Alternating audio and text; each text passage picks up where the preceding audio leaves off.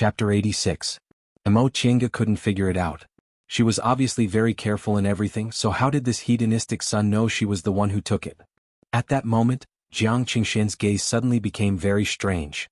His gaze was filled with malice, making Mo Qianga feel like she was a fish on the chopping block, waiting to be slaughtered. Jiang Qingxian looked at her with great interest and said, "Do you know how I found out the recipe for constitution-enhancing pill was in that boy's hands?" A slight frown appeared on Mo Qianga's face as she said, "Senior Marshal Brother Jiang, please speak." Jiang Qingxian, however, didn't care about her attitude. He just laughed arrogantly and proudly said, "There's no harm in telling you now. I'm so lucky. Great-grandfather sent me to the Tiandao sect to do some work so that I can make friends with some famous disciples." Unexpectedly, as soon as he arrived at the Huanshan dock, he saw that lad asking if there were any purple Ganoderma older than 500 years in the store. Naturally, the store didn't have any. At first, I didn't pay much attention to him, but I happened to bump into him in another shop. He was selling constitution-enhancing pills. That store owner is ignorant and doesn't know what it is, but I know what the constitution-enhancing pill is. Then, I asked Junior Brother Chin to pretend to have a conflict with him, to probe his background and figure out if there was an expert behind him. So that was how it was. Presumably, this individual cultivator hadn't heard about the commotion caused by the constitution-enhancing pill, so he'd used the constitution-enhancing pill to exchange for spirit stones to buy materials. As a result, he'd attracted a disaster and lost his life. That's right, purple Ganoderma. She could more or less guess how she was discovered. At the Tiandao sect's Hu clan, did you arrive at the auction early and saw me buying the purple Ganoderma? Jiang Qingxian burst into laughter. You don't know, do you? When I came to the Tiandao sect, I went to the Hu clan to handle some matters. I also became friends with the Hu clan, so I was already in the room next to the counter. I heard that someone was buying a purple Ganoderma, so I went to take a look out of curiosity. I didn't expect to see you again. The more I looked at you, the more familiar you seemed. Later, I finally remembered that you were also a disciple of Yunwu sect. After listening up to this point, how could Mo Qianga still not understand? She had underestimated him. Now that she thought about it, the only time she saw Jiang Qingxian's behavior was when she first entered Yunwu sect and saw him beating up Jiang Shanghong on the road. How could she be certain that Jiang Qingxian was an idiot just because of that? Besides, even if he beat up Jiang Shanghong, could it prove that he was incompetent? Since Jiang Qingxian grew up in a big clan and had a core formation cultivator as a direct descendant, even if he was originally a waste, he could still be taught to be a schemer. However, it was too late now. She knew what mistake she had made, but it was a mistake that could not be made up for. Jiang Qingxian continued, "Fortunately at that time I didn't dare to make a move in Hu clan's territory and went to the Huanshan dock. Sure enough, the innkeeper confirmed that you did not go back that night. Then I found someone who seemed to know you." At this point he deliberately paused, but Mo Qianga's whole body turned cold. "Tianxiao." She gritted her teeth and asked, What did you do to Tianxiao? What happened?" At this moment, Jiang Qingxian finally couldn't hold back his complacency and burst into loud laughter. His eyes were clearly filled with evilness that would make anyone who saw him feel nauseous.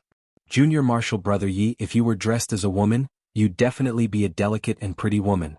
Why do you have to dress like this?" Her secret was suddenly exposed, but Mo Qianga just stood there in a daze and didn't say anything for a long time. She felt very desperate. She didn't know whether it was because of Tianxiao or because of herself. Jiang Qingxian sized her up, seemingly already considering where to start. He said, "Junior Marshal Brother Yi, you mustn't misunderstand your good sister. She would rather die than say anything. That's why I killed her husband in front of her and searched her soul. Only then did I realize that you're really not simple." Soul searching. This word caused Mo Qianga's eyes to widen. She clenched her fists so tightly that her nails almost embedded into her palms. Soul searching could be said to be the cruelest spell in the cultivation world.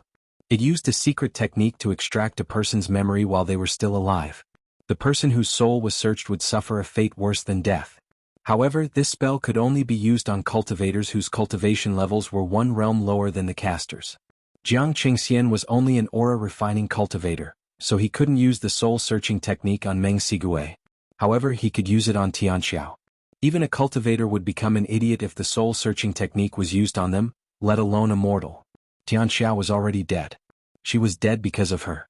Mo Qianga took a deep breath and felt extremely calm.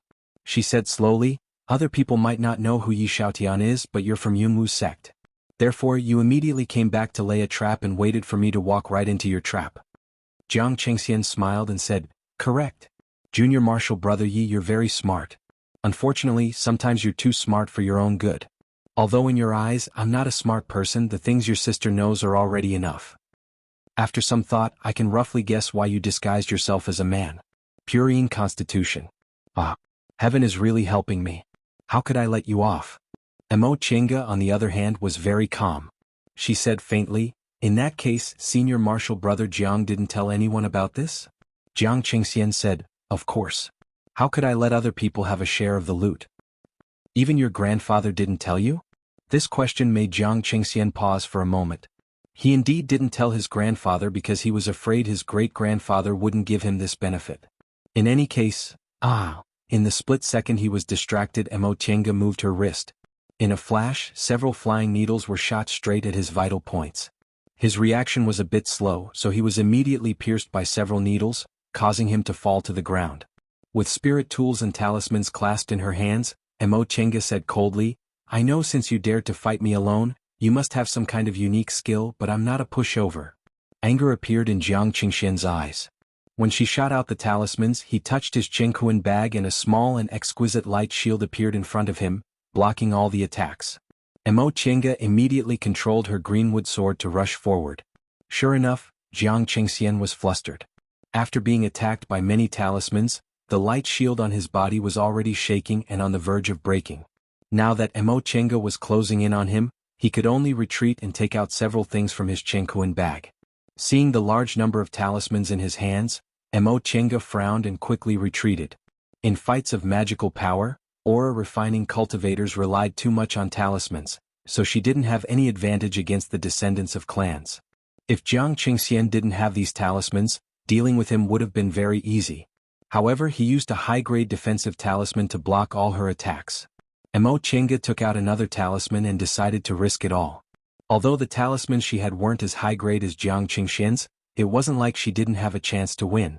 However, Jiang Qingxian once again searched his Qingkuan bag and threw something out. Mo Chinga quickly dodged it and threw an earth-splitting talisman. Jiang Qingxian once again slapped a defensive talisman on his body.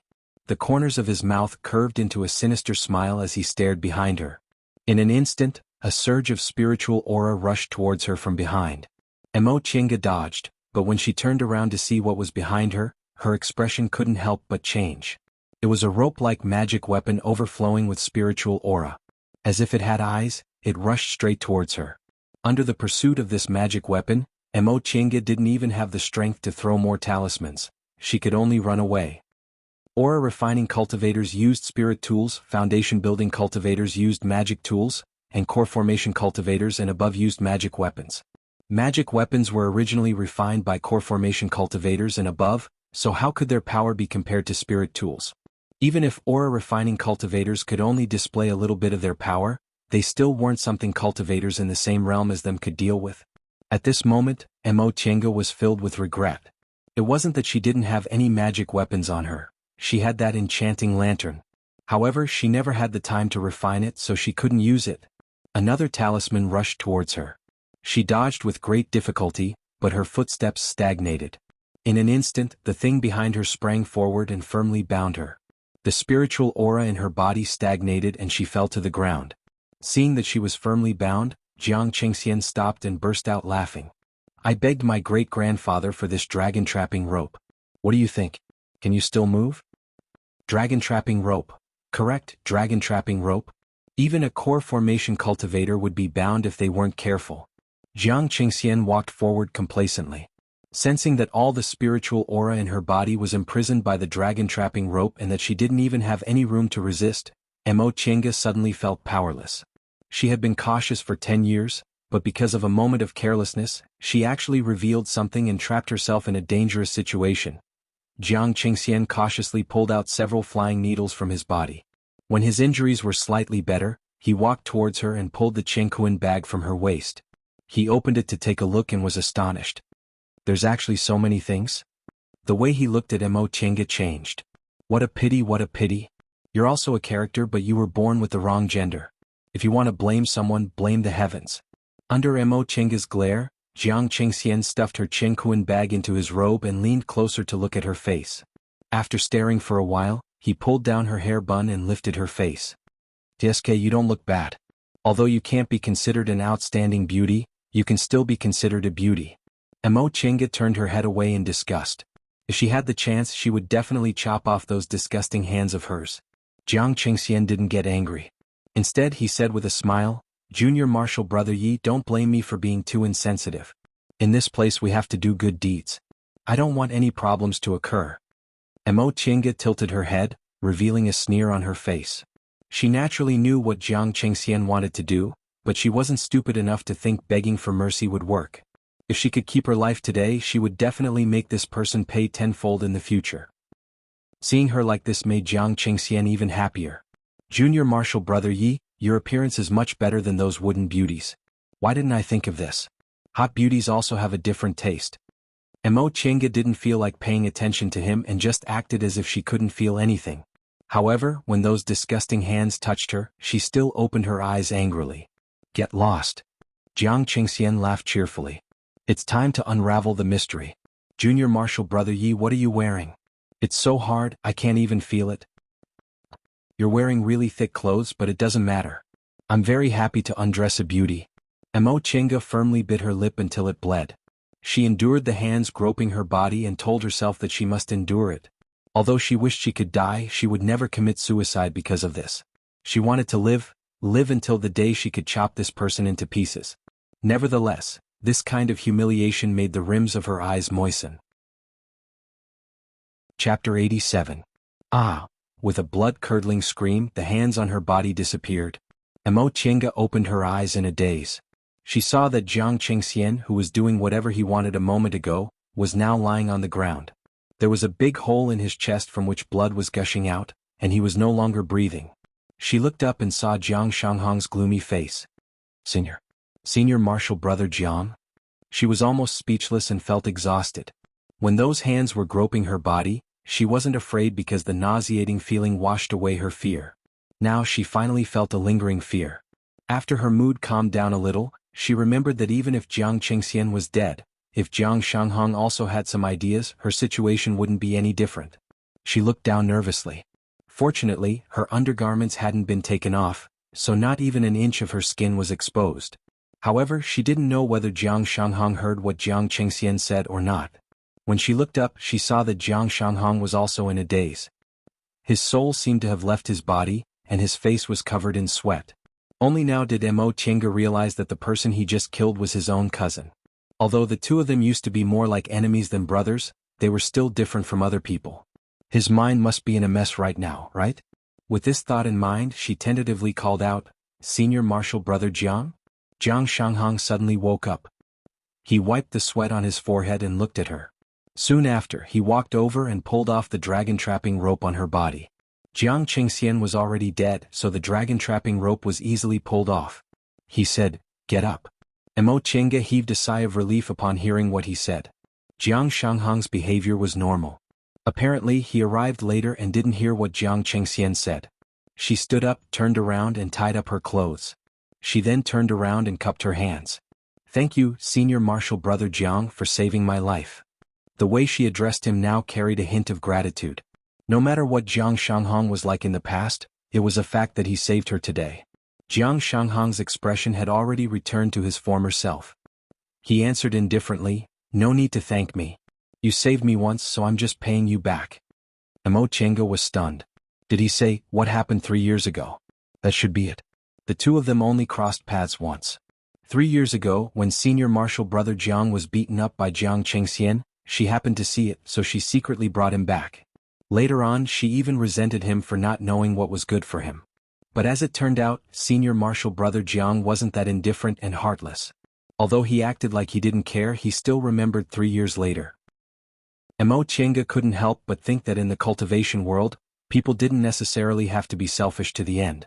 When considering things for themselves, helping others out a bit more might be the same as planting good karma for themselves. In the cycle of karma, there were not only evil consequences but also good ones.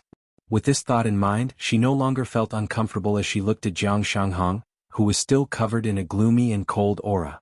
Honestly speaking, Jiang Shanghong simply didn't like being with them. His words weren't pleasant to hear and his attitude was cold, but there wasn't anything bad about him.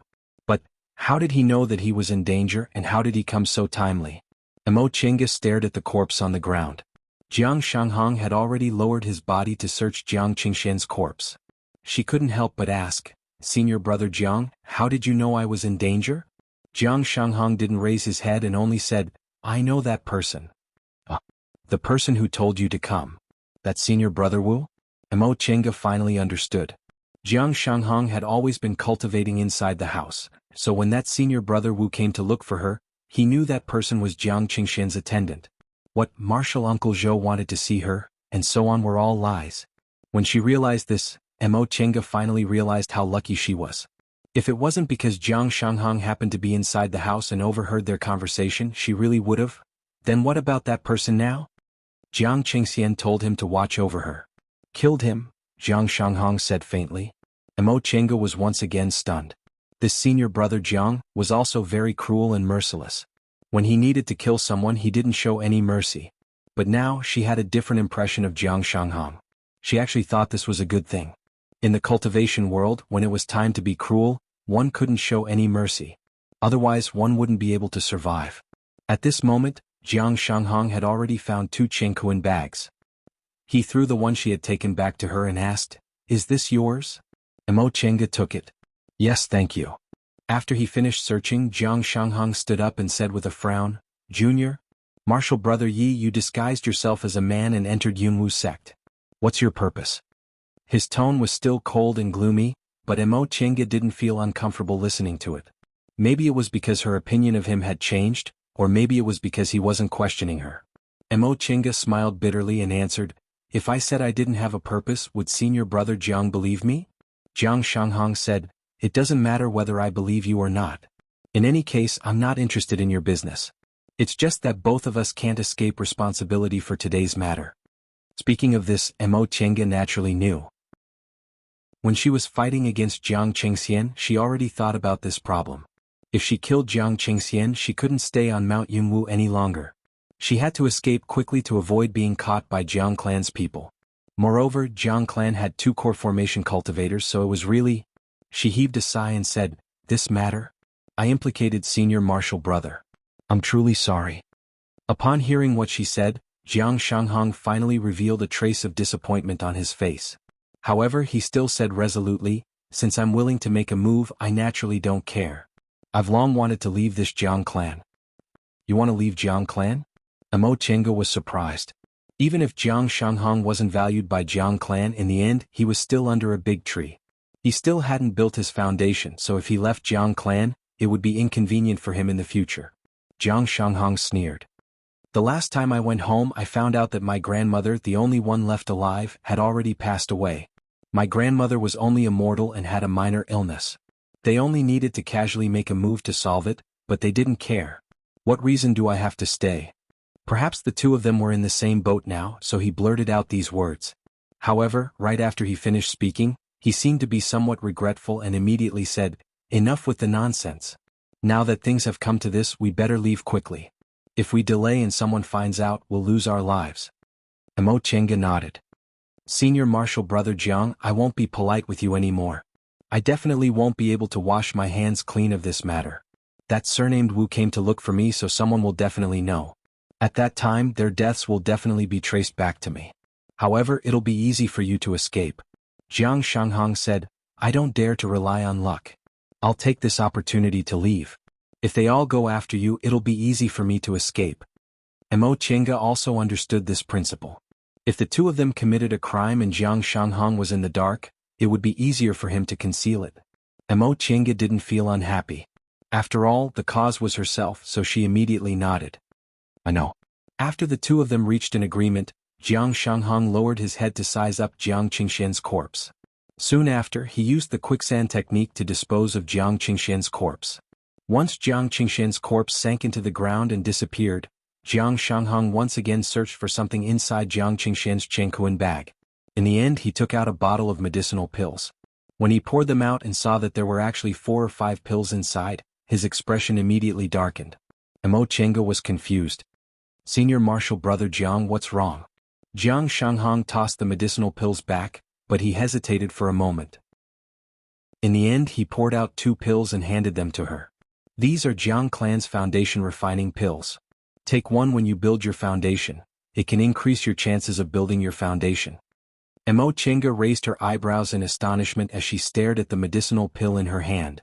She had long heard that Jiang Clan had medicinal pills that could assist in building the foundation, but Jiang Shanghong didn't get any. No wonder he had that kind of expression a moment ago. He'd already obtained foundation building pills and was about to build his foundation, but he hadn't even seen a single one. Now, however, he actually found 5 pills on Jiang Qingshan's body. How biased was Jiang Clan? At this moment, she already felt that it was a good thing that Jiang Shanghong left the Jiang Clan. They usually bullied him, ignored him and his family, and were even biased to such an important matter like building his foundation. Even if he stayed in Jiang Clan, he wouldn't get any benefits. Mo Chenga hesitated as she stared at the foundation refining pills in her hand. Senior Marshal Brother Jiang, you still want to give me such a precious thing? Jiang Shanghong said, every time you take a foundation refining pill, its effect will decrease a bit.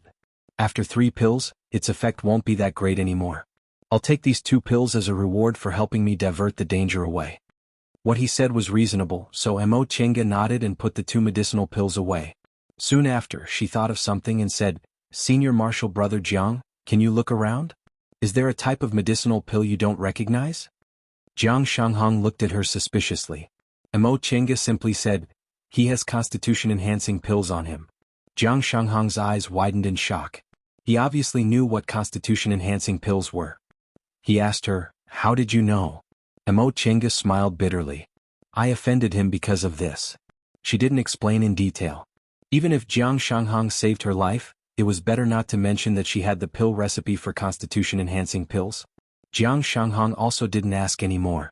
After searching for a while, he indeed found a jade bottle inside Jiang Qingshan's Chengkuan bag. He opened the bottle and saw 2 white medicinal pills with a strong medicinal fragrance.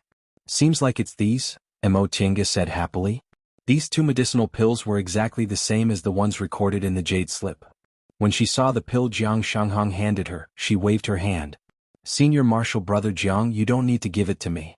Just take it as me repaying Senior Marshal Brother Jiang's kindness. Since she already had the pill recipe for constitution-enhancing pills, why should she fight with Jiang Shanghong over these 2 pills? In any case, he saved her life and gave her 2 foundation-refining pills. She wasn't someone who couldn't tell good from bad. Jiang Shanghong didn't suspect anything and directly put the medicinal pills away. Constitution-enhancing pills were indeed rare, but they could only show their value after taking a lot of other medicinal pills for a long time. These 2 pills really couldn't be considered much. They weren't even as valuable as foundation-refining pills. After they finished dividing the spoils, Jiang Shanghong said, all right, we can't delay any longer. Junior Marshal Brother Yi, let's run for our lives. Mo Chenga naturally knew that time was precious, so she didn't say anything unnecessary. She just cupped her hands and said, take care, Senior Marshal Brother Jiang. We'll meet again if fate allows it. She then turned around and walked away. A voice came from behind her. Junior Marshal Brother Yi. Mo Chenga turned around. Jiang Shanghong, however, raised the corners of his mouth and pointed at his own head.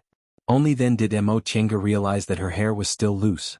She hastily picked up the hairpin on the ground and tied it into a Taoist bun. After saying their goodbyes once again, Mo Chenga walked down the mountain. She couldn't help but feel absurd.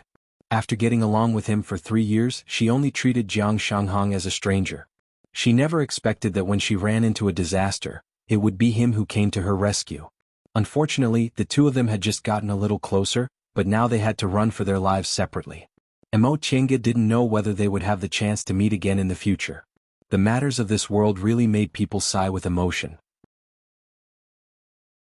Chapter 88. After saying goodbye to Jiang Shanghong, Mo Chenga didn't immediately go down the mountain. Instead, she turned into a colonel. After checking that there was no one around, she laid a simple concealment formation and quickly changed her clothes. Although she was only an aura-refining disciple in the sect, if she went down the mountain without any disguise, Jiang Clan would easily find her whereabouts. Fortunately, Jiang Qingxian didn't tell anyone about her.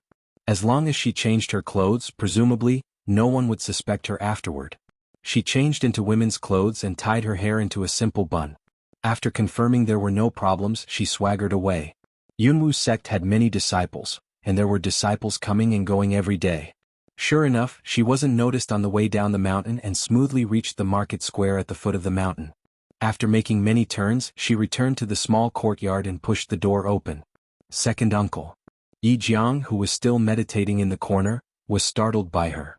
"You, Xiaotian? Why did you change back into women's clothes?" Mo Chenga said anxiously, "Second uncle, let's go. I've caused trouble." "What? I killed the direct descendant of the sect's core formation grandmaster." These words shocked Yi Jiang. "What's going on?" Mo Chenga said anxiously, "I'll tell you on the way. Second uncle, let's go first." Yi Jiang thought for a moment. This child never exaggerated things, so he immediately propped himself up. "Okay. Quickly take the things you need to take with you. We'll go now." The uncle and nephew pair moved very fast. In less than a quarter of an hour, they had packed all the things they needed to take with them. After walking out of the market square on Mount Yunwu, Yi Jiang took out a horsetail whisk magic tool and the two of them rode it to leave Mount Yunwu. "Second uncle, can you hold on?" Mo Chenga couldn't help but feel guilty when she saw her pale second uncle, who hadn't traveled for a long time, controlling the magic tool. Second uncle didn't have much time left, but he was forced to flee because of her. If there was an accident on the way, Yi Jiang shook his head with a calm expression. "It's nothing. It won't consume much spiritual aura to travel. Tell me what happened first." Mo Chenga told him everything that happened today. When she finished, she asked, "Second uncle, can we escape?" As he listened to her story, Yi Jiang's expression was solemn. At this time he didn't speak for a long time. In the end he only sighed and said, Do you know what you did wrong now?" Mo Chenga lowered her head. "I was too arrogant. I didn't take other people seriously." Yi Jiang said, "It's good that you understand. A fall into the pit, a gain in your wit. Don't do it again in the future. A few days ago you said that you met an old friend. Why didn't you tell me that you revealed your secret?" Ashamed, Mo Chenga said, I forgot." This answer caused Yi Jiang to frown slightly.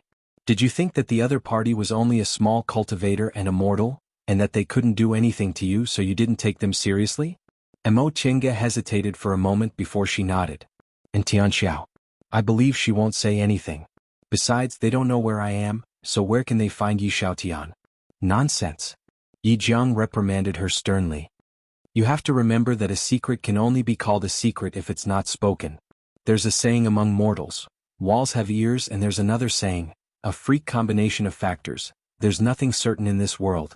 What you thought was indeed correct. Under normal circumstances, even if the two of them had bad intentions, they still couldn't do anything to you. However, you also didn't expect that this secret would be discovered by someone who knew who Yi Xiaotian was, did you?" Mo Chenga silently received his scolding. She then listened to second uncle saying, "In the past few years, second uncle hasn't been by your side all the time. I didn't expect that I'd actually let you develop such an arrogant temper. You're a bit smart, but how many cultivators aren't smart? Do you think you're amazing just because you've fought a few battles and can defeat most cultivators in the same realm as you? If you have this kind of idea, you might as well go back and seek death." After he finished speaking, Yi Jiang suddenly felt dizzy. His lifespan was almost up and he was seriously injured. Although he was still a foundation-building cultivator, his body was a lot weaker.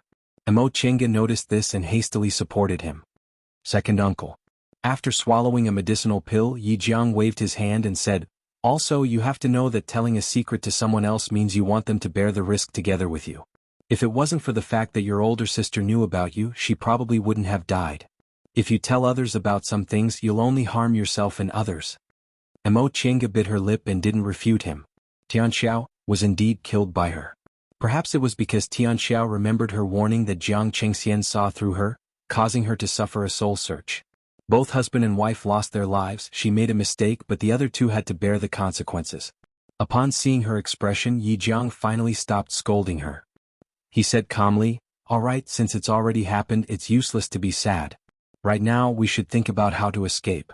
I reckon we only have 1 or 2 days. After that, the other party will probably catch up to us." Mo Chenga was silent for a long time before she finally asked, "Second uncle, can we really escape?" Yi Jiang glanced at her then said solemnly, "You've made another mistake by saying this. You have to remember that no matter what kind of situation you're in, you can't give up.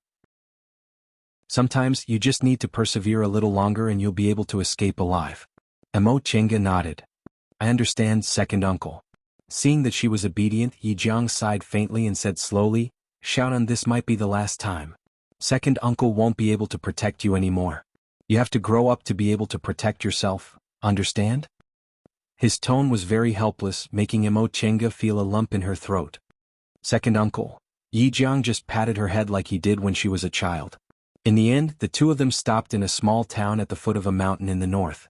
They concealed their breaths, pretending to be a grandfather and granddaughter whose cultivation levels were only in the third or fourth layer of the aura refining realm, and entered the town's inn. If the other party's core formation cultivators personally attack us, we won't be able to escape no matter what. It'd be better to hide in the crowd, Yi Jiang said. Emo Chenga didn't have any objections. The older the ginger, the spicier it was. Second uncle's way of handling things was more appropriate than hers. Besides, second uncle's current body really wasn't suitable for long journeys. After staying in this small town for 2 days, Emo Chenga indeed noticed that there were a lot of foundation building cultivators flying in the sky. This place was very close to Mount Yunwu, so those were probably Yunwu Mountain's foundation building disciples who came because of her. She felt apprehensive. If they found her, second uncle's strength would be damaged and she hadn't built her foundation yet, so she practically wouldn't have any room to resist. Xiaodan. Ha! Emo Chenga turned around and looked at second uncle, who was meditating on the bed. Yi Jiang looked at her leaning against the window and said faintly, It's useless to look. Sit down and cultivate. But she really couldn't calm down. Yi Jiang stared deeply at her then sighed. His sigh made Emo Chenga feel ashamed. It seemed she was too disappointing and let second uncle down. Yi Jiang stared at her for a long time before he finally said, Come here. Second uncle wants to talk to you about something. Emo Chenga obediently walked over, sat on the stool in front of the bed and said softly, Second uncle, tell me.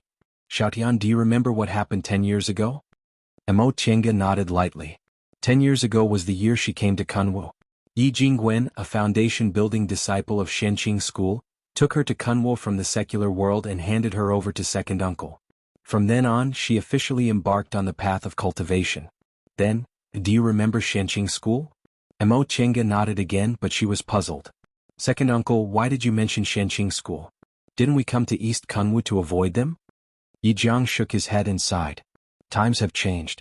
I've been thinking about it these past 2 days. You should go to Shenqing School. Emo Chenga was shocked. Second uncle? Yi Jiang chuckled softly. His expression was calm as if he'd already made up his mind. Shenqing School is the second biggest cultivation group in the Celestial Pole.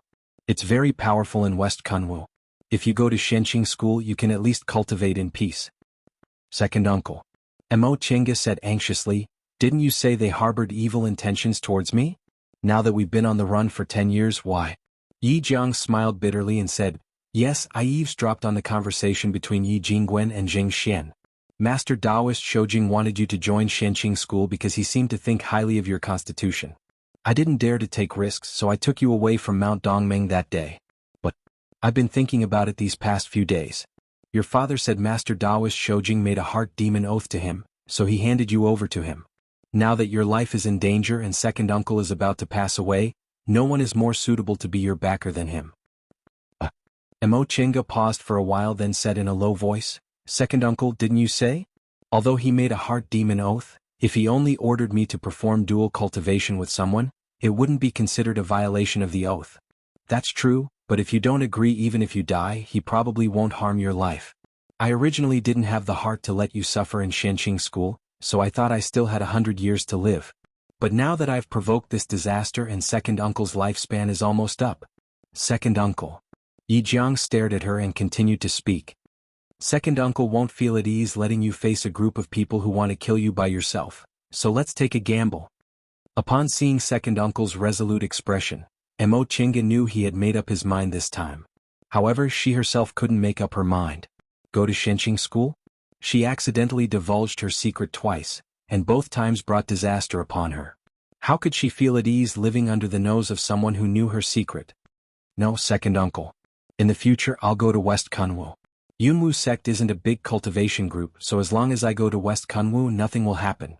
But what if your secret is divulged again? Can you escape every single time? There won't be a future. she practically shouted. Yi Jiang just shook his head resolutely. You can't guarantee that.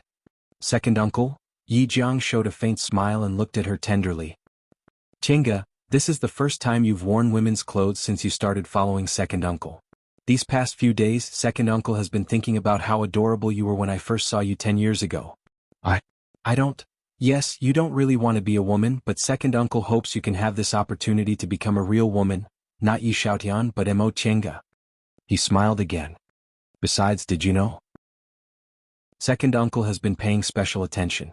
In the past few years, no one from Shenqing school came to catch us, which means, perhaps Master Daoist Shoujing is trustworthy. Facing second uncle's aged face, Mo Chenga was silent. She knew second uncle wouldn't harm her, but she also knew second uncle had no other choice. Because if second uncle wasn't here, she definitely wouldn't be able to escape by herself. Chapter 89. Noises came from outside the door. Someone ran upstairs and knocked heavily on the door of an unknown room. Someone even shouted noisily, "Open the door! Open the door!" After a while, the doors of several rooms opened one after another. Someone said unkindly, "Who are you? Why are you disturbing my peace?" Someone said very respectfully, "Senior, what's your order?" An arrogant voice answered, "Wuxia sect is searching for traitors. Come out." Someone disobeyed, "This isn't Wuxia sect's territory. How can you be so arrogant?" A heavy humph was the answer. Soon after, a foundation building cultivator's spiritual aura pressure spread out. Mo Chenga was startled and turned to look at second uncle. At that moment, Yi Jiang also opened his eyes and frowned. Second uncle? Mo Chenga called in a low voice. Searching for traitors. Currently, the three groups under Wuxia sect didn't have any chaos, so they were most likely coming for her. Yi Jiang shook his head. Don't be nervous. There's only one early-stage foundation building cultivator and several aura refining cultivators outside. If they're really coming for us, we can just run away. Mo Chenga nodded, but she still felt uneasy. Although she dressed as a woman and second uncle rarely appeared in front of people, it wouldn't be difficult to recognize her if they were really sent by Yunwu sect to catch her. Open the door! Open the door! Someone finally knocked on their room. Under second uncle's signal, Mo Chenga pretended to be annoyed at being disturbed and went to open the door. It was so rude. As soon as she opened the door, she saw a Yunwu sect disciple dressed in black. Since Yunwu sect no longer existed, they called themselves Wuxia sect. Mo Chenga stared at the aura refining disciple and said coldly, "Fellow Taoist, what brings you here?" The aura refining disciple who knocked on their door was about to speak, but the leading foundation building cultivator said, "Junior, we're disciples of Mount Yunwu of Wuxia sect. We were ordered by the sect to search for traitors. Please inform your master to avoid any misunderstandings." This person spoke politely, but his tone was arrogant. Obviously, he didn't search them by force because there was a foundation building cultivator here. When Mo Chenga saw him, she pretended to be respectful and cupped her hands before returning to her room to report to her elders. Who would have thought that as soon as she returned to the room, second uncle's eyes would flash. He immediately pulled her hand and broke the window. Second uncle. Mo Chenga was shocked. Right after they moved, those Yunwu sect disciples rushed over. When the foundation building cultivator saw the two of them clearly, he immediately let out a humph and used his flying magic tool to chase after them. Second uncle, what's wrong? She didn't understand. These people clearly hadn't noticed. Yi Jiang said indifferently, "You're dressed as a woman, but you haven't changed your salutation." Mo Chenga was stunned and immediately regretted it. Usually, only men would greet them with cupped hands. If others thought about it, their status would undoubtedly fall. "Don't be in a daze," Yi Jiang shouted. Carrying Mo Chenga, he steered his flying magic tool towards the west. The foundation building cultivator chased after them for a while, but couldn't catch up to them. He stopped in annoyance, took out several summoning talismans and sent them out before catching up again. With one chasing and the other fleeing, they flew out of the small town in an instant. Yi Jiang clenched his teeth, swallowed a small reversion pill and flew away at full speed. Mo Chenga looked at him nervously, then looked behind her. Although second uncle was in the middle stage of the foundation building realm and his cultivation level was slightly higher, he was still injured and on the verge of passing away, so his cultivation level was reduced. Compared to this early stage foundation building cultivator, he didn't have much of an advantage. Moreover, his flying magic tool didn't rely on speed to win. An hour later, Mo Chenga nervously discovered that the distance between them was gradually closing. Yi Jiang exerted his strength again, but he felt a pain in his chest and his whole body went numb. He took a deep breath and swallowed another medicinal pill. Second uncle, you don't talk. Yi Jiang stuffed a talisman into her hands. This is a mountain stabilizing talisman. When the fight starts, put it on your body and hide. Mo Chenga grasped the talisman in her hand. She understood that second uncle planned to fight head-on. If they continued to chase like this, they would be caught sooner or later. It would be better to kill them directly and hide their tracks again. She clenched her fists. She couldn't tell how much she hated herself in her heart. She finally realized that compared to second uncle, she was too inferior. Without strength, what use was a little cleverness? She was still too far away from true wisdom. Right now, she couldn't do anything but let second uncle fight with his life on the line while he was injured. 2 flight lights flashed by. The one in front finally landed while the one behind stopped for a moment before following it. Yi Jiang stopped in an open space in the forest. He pushed Mo Chenga behind a rock and coldly stared at the cultivator who followed him. This cultivator looked to be in his 30s and had an arrogant expression on his face. Apparently, he was a proud figure in his cultivation group. Once he landed, he raised his chin and said, "Are you that Yi Xiaoyan's elder?" Yi Jiang didn't answer. He just waved his hand and took out a palm-sized jade plate. Upon seeing his reaction, the cultivator's expression changed. He snorted coldly and said, "Your Excellency, do you want to become enemies with Zixia sect?" Yi Jiang said, "Your Excellency was ordered to capture someone, so I definitely won't let a junior be captured. What else is there to say?" Yi Jiang's unyielding attitude made the cultivator very unhappy. He sneered and said, "Your Excellency, do you know who Yi Xiaotian offended? You're just a foundation-building cultivator and you're already so old. Could it be that you want to risk your life against a core formation senior?" Yi Jiang said faintly, "Enough nonsense. If you want to stop us, just go ahead and attack." Right after he finished speaking, his hand trembled and the jade plate flew into the air. At the same time, he fumbled in his Chenkuan bag and a thin flying knife quietly flew out. The jade plate immediately swelled up. Yi Jiang cast several spiritual arts on it. The jade plate started to spin at lightning speed and immediately emitted a formidable spiritual aura pressure. Seeing that Yi Jiang attacked without any hesitation and that he used several techniques seamlessly, the cultivator immediately realized that his opponent was very experienced in fights of magical power. Individual cultivators were either poor and couldn't withstand a single blow, or their techniques were swift and fierce, far surpassing their peers. The person in front of him was obviously the latter. Once this thought crossed his mind, the cultivator immediately became flustered. Yi Jiang certainly wouldn't show any mercy. He cast the last spiritual art. That jade plate, which had already swelled up to the size of a mat and was glistening, flew towards the cultivator with a loud boom. The cultivator hastily dodged, but he was only able to dodge the attack by a powerful spiritual aura pressure. Immediately he felt a great pain in his lungs. Yi Jiang's attack was successful, but he wasn't much better off. His complexion became even paler, and his old face gradually turned ashen. He suddenly spat out a mouthful of blood. Second uncle. Mo Chenga hastily stepped forward to support his tottering body. Taking advantage of this opportunity, the cultivator regained his composure. A murderous intent flashed across his face, and his flying sword flew towards the two of them. Yi Jiang opened his eyes and used the last of his strength to push Mo Chenga away. The jade plate returned to his hand to block the attack. The two spiritual auras tangled together and started fighting against each other. Blood continuously flowed from the corners of his mouth. Yi Jiang looked at his ferocious opponent and resisted with difficulty. At that moment, Mo Chenga couldn't afford to hide anymore. She took out all the talismans she had and threw them at the cultivator. But it was useless. The other party only propped up a protective cover. All of her attacks were useless. This was the difference between the aura refining realm and the foundation building realm. She couldn't help him at all. He spat out another mouthful of blood. The jade plate made a crisp sound and broke into pieces along with the opponent's flying sword. The fragments of the jade plate and the flying sword tumbled down. At the same time, Yi Jiang was also exhausted. Seeing this, the opponent took out another flying sword and was about to kill him. However, just as he was about to release the flying sword, he lowered his head in disbelief and looked at his chest. Just now, when he wasn't paying attention, a flying knife entered his chest and took his life. The two of them fell to the ground at the same time. Second uncle. Mo Chenga rushed forward, took out some healing medicinal pills in a panic and fed them to him. Yi Jiang swallowed the medicinal pills with difficulty, but he spat out another mouthful of blood. Second uncle, hold on a little longer. There's still medicine here and, after a long time, Yi Jiang finally stopped vomiting blood and said with difficulty, quick, let's go. Mo Chenga nodded with tears streaming down her face. She cleaned up the scene and temporarily covered up the traces of the fight. She then helped second uncle up and staggered down the mountain. Several hours later, Mo Chenga and second uncle arrived at the small village at the foot of the mountain. There were many mortals living in this small village.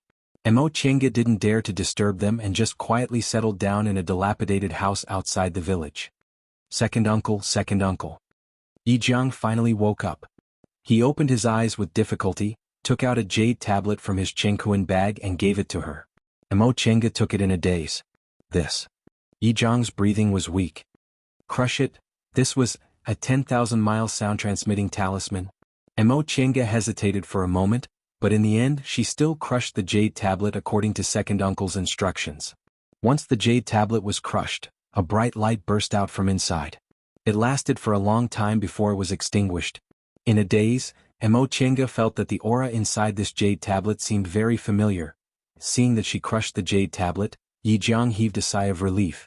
With her help, he sat up and swallowed a medicinal pill to heal his injuries.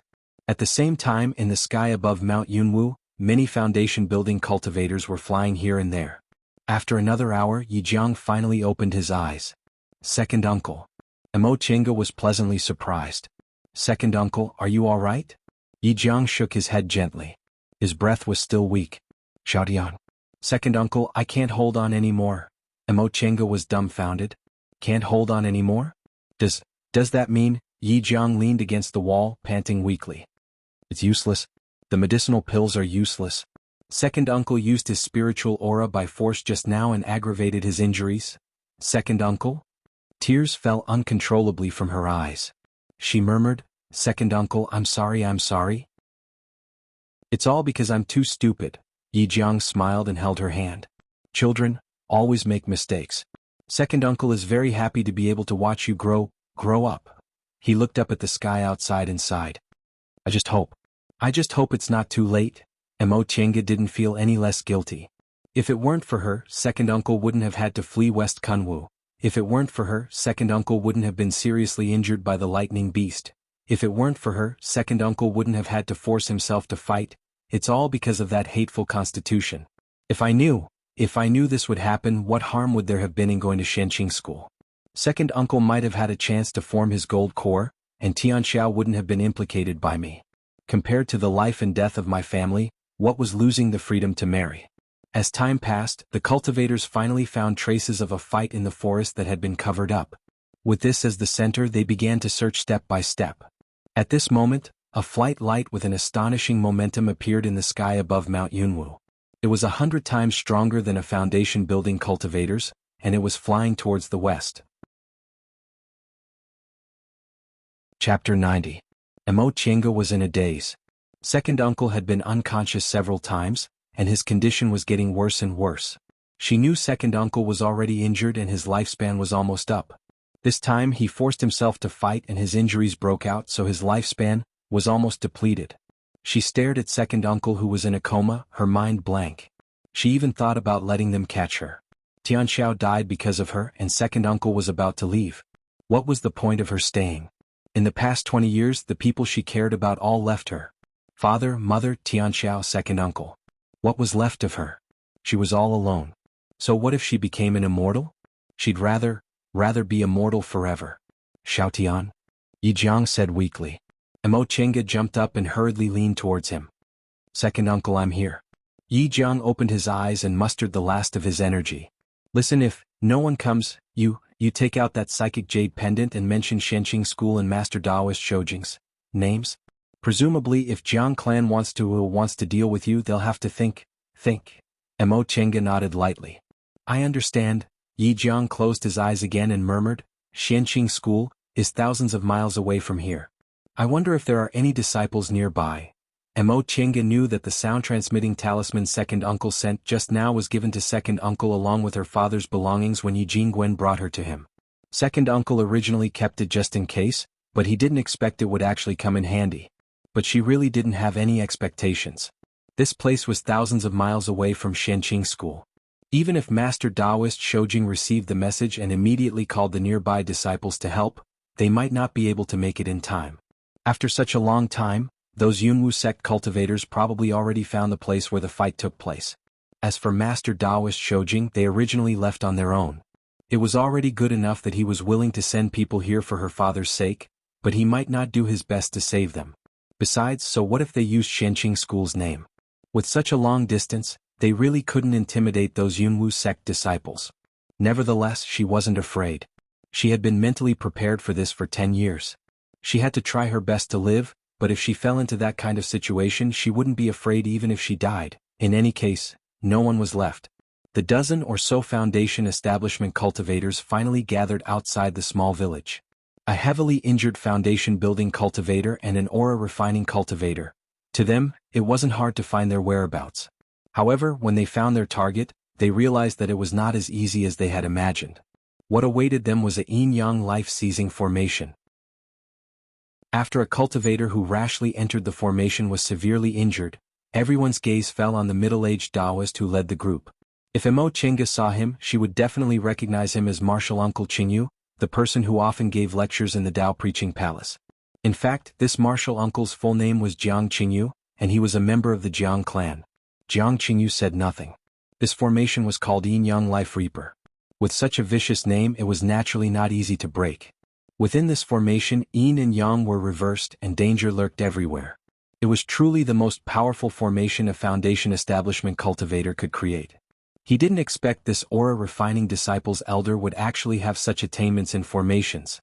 Even in the school, this elder would be one of the best.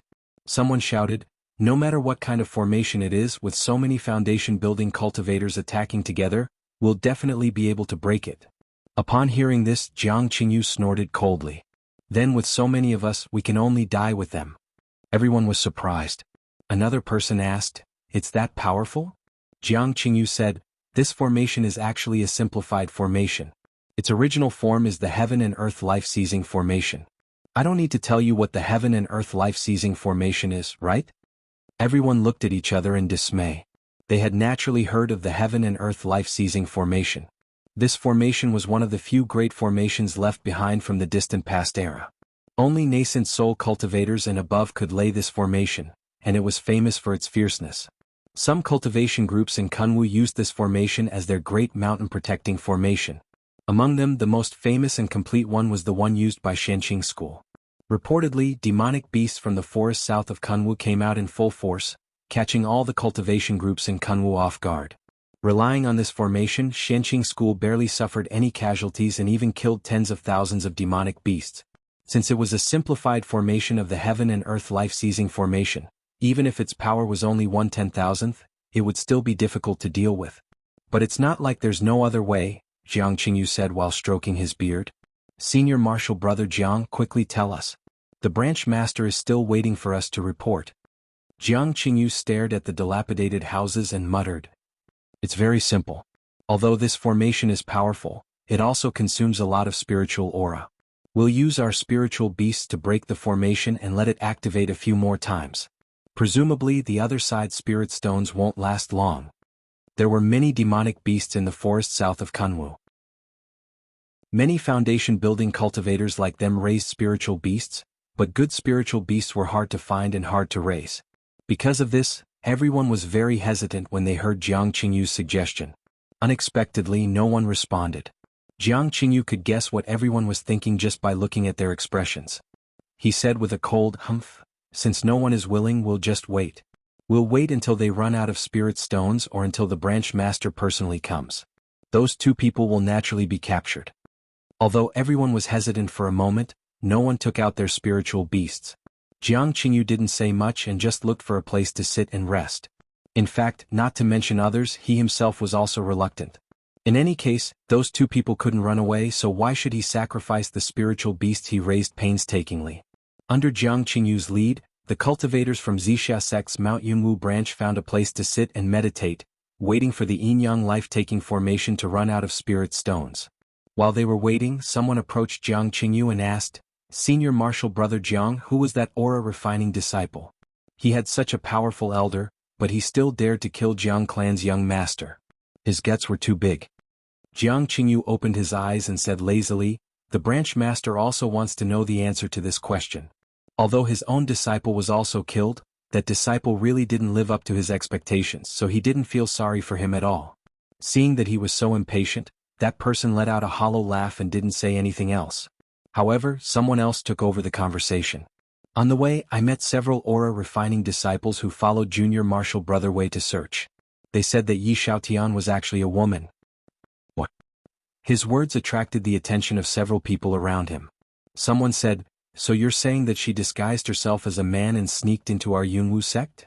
The person who spoke earlier coughed and reminded him, Junior Martial Brother Zhao were now in Mount Yunwu's branch.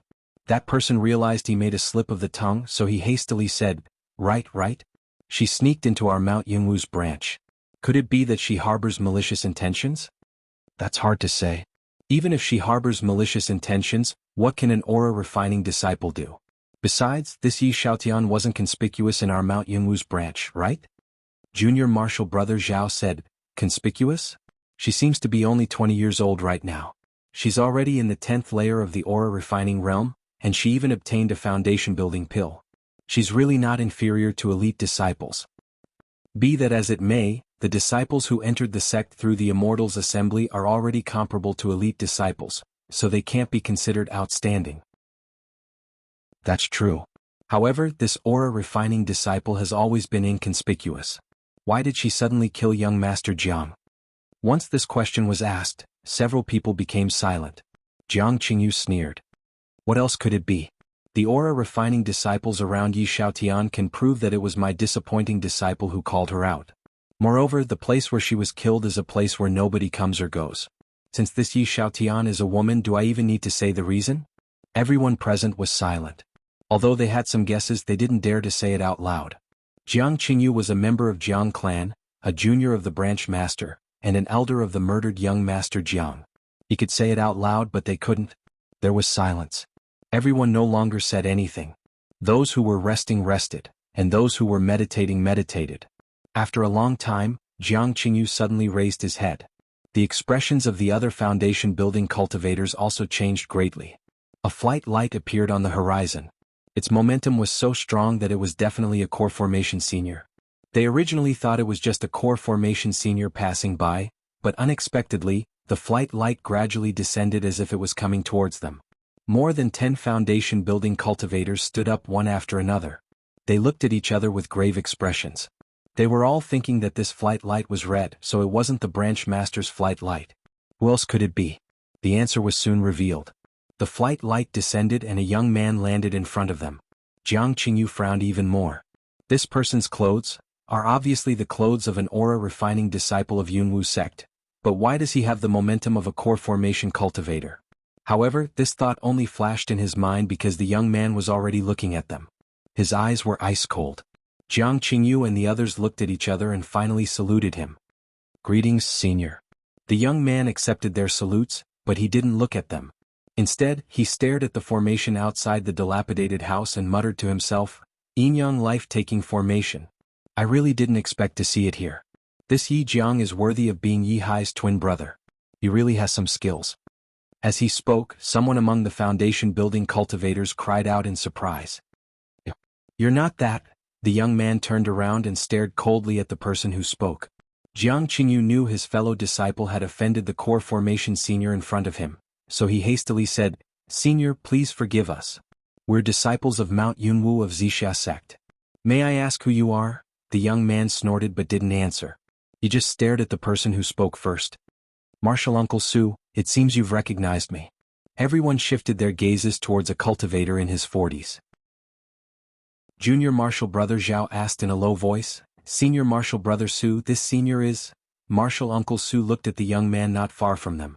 Seeing that he didn't intend to stop them, he answered in a low voice, "I once saw this senior in Junior Martial Brother Luo's concocting room. But at that time he was only an ordinary aura-refining disciple." Everyone's expressions changed one after another. Judging from his aura, this senior was indeed a core formation cultivator.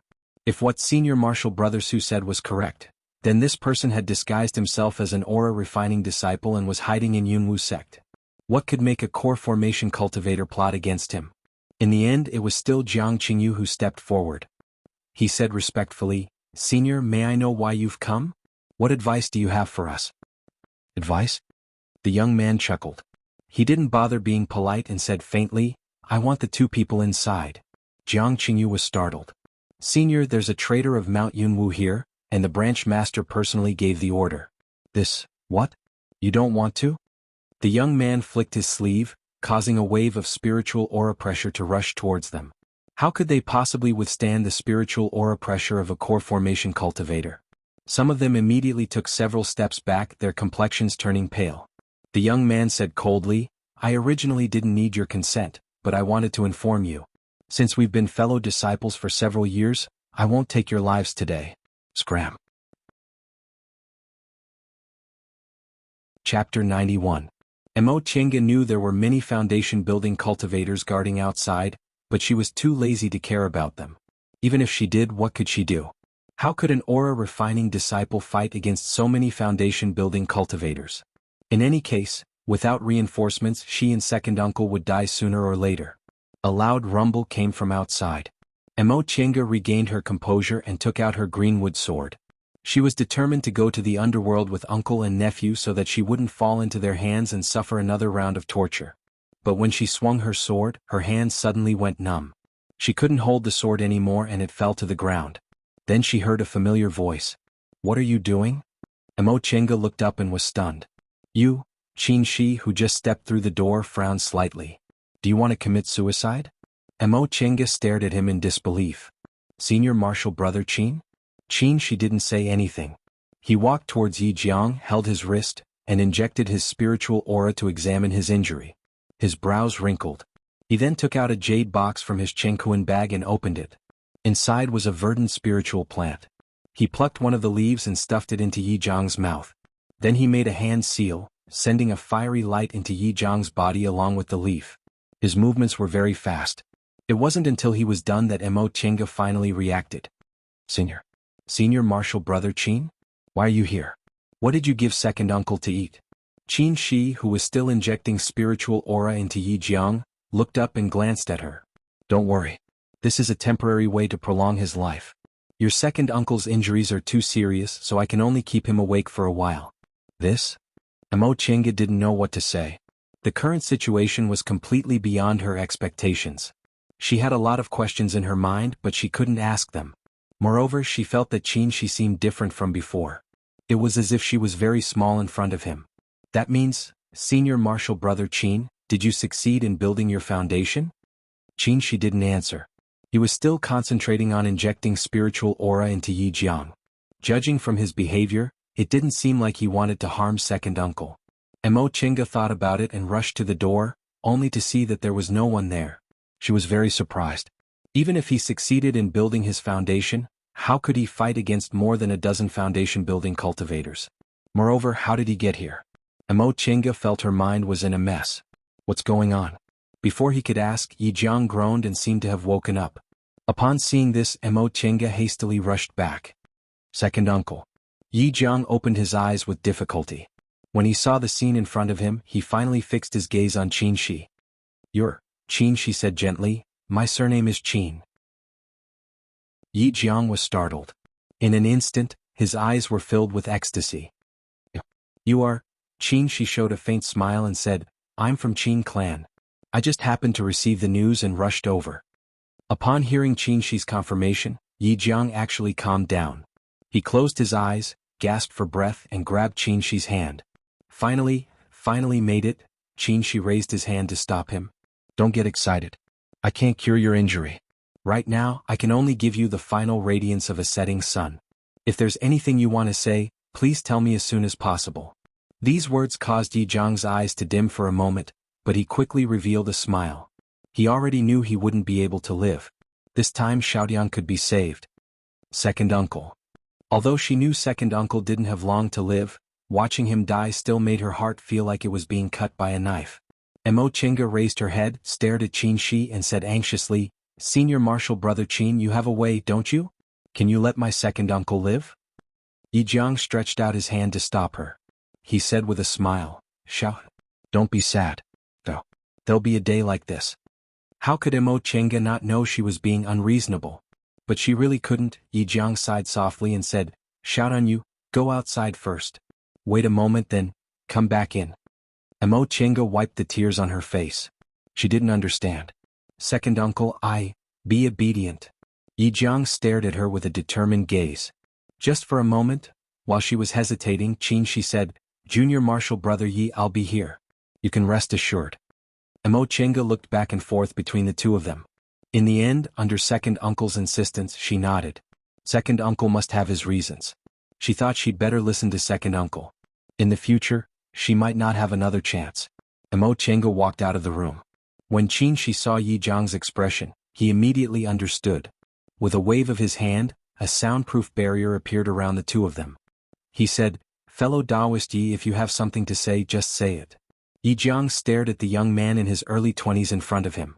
He seemed to be examining him. "I don't dare to call senior. Fellow Taoist. I think senior should be Master Taoist Shojing, right?" She lowered his gaze and asked calmly, "How did you know?" Yi Jiang took a deep breath, but he still smiled. "Although my cultivation level isn't inferior to seniors, I have some experience. Senior suppressed your cultivation level to the foundation building realm, but your technique is actually something only core formation seniors can do." Seeing how difficult it was for him to speak, she once again transferred a bit of spiritual aura into Yi Jiang's meridians. He said, "Your brother is my friend in times of adversity. Since you're his younger brother, you don't need to call me senior." Upon hearing this, Yi Jiang slightly relaxed, but he still didn't change the way he addressed Shi. "So, senior doesn't mind what happened in the past?" Shi just smiled. "I can understand what you're thinking. Besides, why would I bicker with juniors over such trivial matters?" Yi Jiang finally felt relieved after receiving confirmation. He closed his eyes and gasped for breath for a while. When he calmed down, he once again said, "Please forgive Junior's rudeness. Does Senior have a good impression of Xiaotian?" Once Yi Jiang said this, a hint of sharpness appeared in Shi's eyes, but he still said calmly, "What do you mean?" How could Yi Jiang not know Shi was slightly angry? However, he didn't panic. He still said slowly, "Senior, don't misunderstand. The good impression I'm talking about isn't love. It's just that Senior doesn't want Xiaotian to know your identity. Junior can feel that Senior treats Xiaotian differently." After speaking for such a long time, Yi Jiang once again couldn't breathe. Shi once again poured spiritual aura into his body. He said faintly, but he didn't directly answer, "If you want to feel at ease, I'll agree. After today, I'll take her back to Xianqing school and protect her until she has the ability to protect herself." Yi Jiang showed a happy smile. In the end, he didn't gamble wrongly. "There's another matter. If Junior doesn't ask clearly, I won't feel at ease." As soon as he spoke, she understood. "You're talking about her constitution?" Yi Jiang nodded with difficulty. "Junior knows my request is a bit excessive. However, if I don't say it, I won't be able to die in peace." This time, she was silent for a long time before he finally said, "All right, I'll also agree to your request.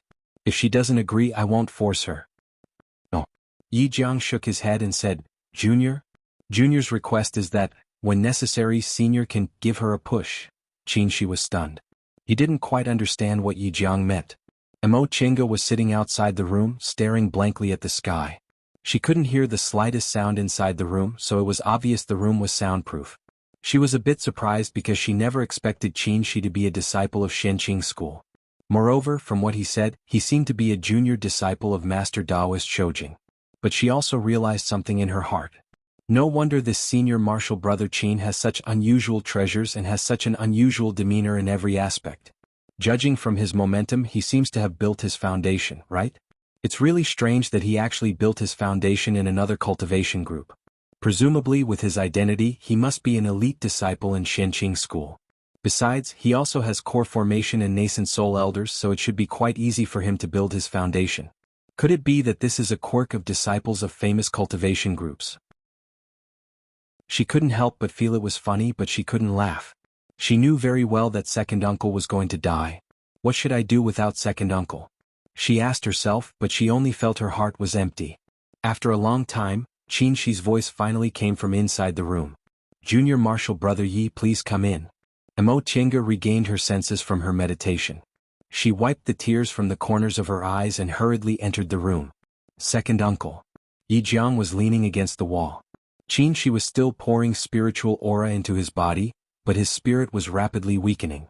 Even his eyes were almost unable to open. Xiaotian. He stretched out his hand with difficulty. Emo Chenga hastily grasped his hand and knelt in front of him. Second uncle, I'm here.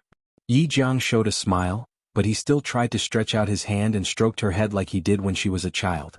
This action, full of love, made Emo Chenga blink her eyes, and tears started to fall down her cheeks. Xiaotian. Chenga, don't cry.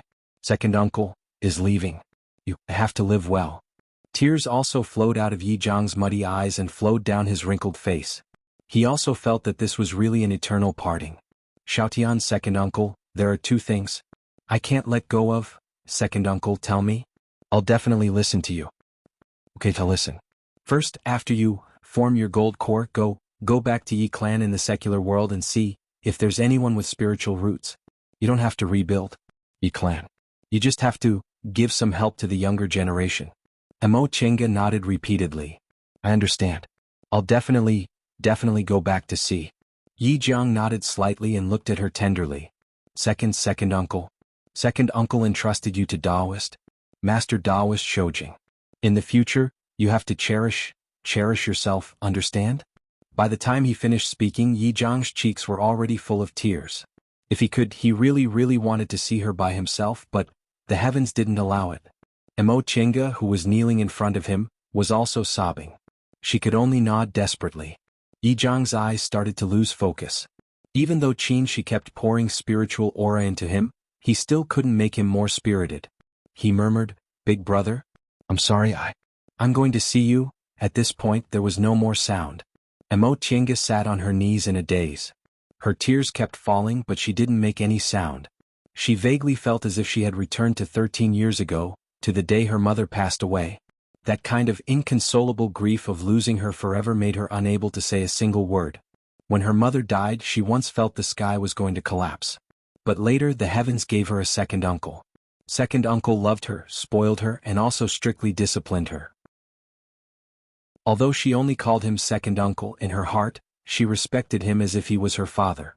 Sometimes she also thought how good it would be if her father was still alive. But every time she thought about it, she would scold herself for being greedy. Second uncle had already given her everything he could, including his life. What else could she ask for? Having second uncle was enough. But second uncle still left, leaving her behind. It was as if the sky had collapsed once again. Junior Marshal Brother Yi. In the midst of her blurriness, someone shouted, Do you want to die? She opened her eyes in confusion, but she couldn't see clearly. She felt someone holding her shoulder and shaking her hard. Breathe. A force hit her back. She couldn't help but cough, and the sound of crying also leaked out. She laid her head on her lap and wailed like a child, letting her tears drown her. Although she had learned the law of immortality and was no longer weak at this moment, she still felt that she was the little girl from 13 years ago. Second uncle said that losing was for growing up. But she'd rather not grow up. Someone sighed softly and pulled her up, letting her lean on his shoulder, but he didn't say anything. Chapter 92. Near evening, a man was sitting on the hillside looking at the sky. Qin Shi leaned against the door of the dilapidated house and watched the man looking at the sky. The weather today was very good. The sky was clear and blue, with light clouds and a gentle breeze. If it was in the secular world, it would be a day for scholars to go for an outing. But cultivators rarely had this kind of interest. Whether it was sunny or thunderous, it was the same in their eyes. Therefore, he knew this man's attention wasn't on the scenery. But after watching for a long time, he sighed because he felt he might have accepted a big trouble. A cultivator with too many emotions. He didn't think she had any future, but since he already agreed, he couldn't go back on his word. In fact, Yi Jiang was right. He really thought highly of this child and thought she had the potential to become a high-level cultivator even though her aptitude wasn't good. For example, she could endure loneliness and wasn't afraid of hard cultivation. She wasn't greedy but had the heart to improve. She was smart and good at using tricks. Moreover, she didn't hesitate when she needed to be ruthless and could make quick decisions. If a cultivator had these qualities, they only lacked fated chances. but he actually found out she was addicted to emotions. Cultivation wasn't just about advancing one's cultivation level. One's heart had to be strong enough to grasp power. A cultivator who was addicted to emotions would have a hard time achieving great things. So he was a bit distressed now. How should he deal with this person? He felt it was a pity to indulge her, but he wasn't in the mood to teach her. Junior Marshal Brother Yi. Mo Chenga tilted her head and saw Qin Shi walking towards her. Senior Marshal Brother Qin, what's the matter? Her voice was very calm, so calm that Qin Shi was surprised.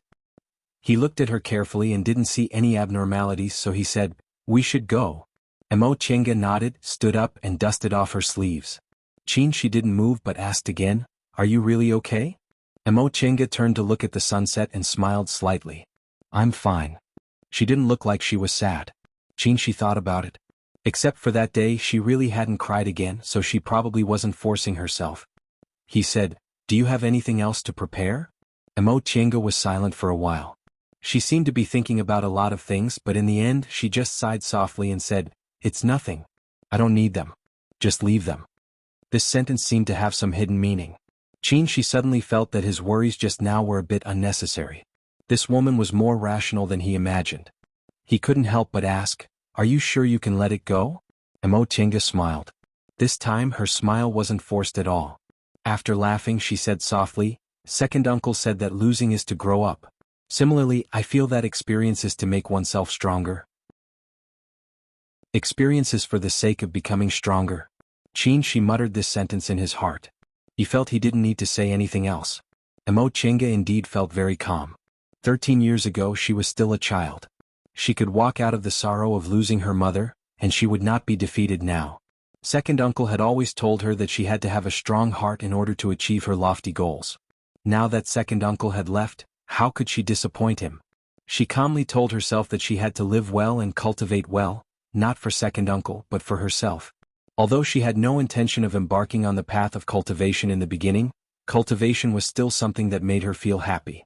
Learning a spell, making a realm breakthrough, becoming stronger, defeating enemies, all of these things made her feel happy. In that case she'd just keep walking like this. She'd do what she liked and resolutely walk down this path. She followed Qin Shi and stepped onto the flying sword. The two of them rode the wind on their swords and set foot on the road. This flying sword was another magic weapon. Mo Chenga no longer felt jealous or envious. Since this senior martial brother Qin had a great background, it was normal for him to have a lot of treasures. However, after flying for a while, Mo Chenga felt a bit strange. "Senior martial brother Qin, why are we going east?" East was the way back to Mount Yunwu. Qin Shi glanced at her, but he was still riding the flying sword. He answered, "There are some things I need to deal with." Oh, maybe he still has some unfinished business.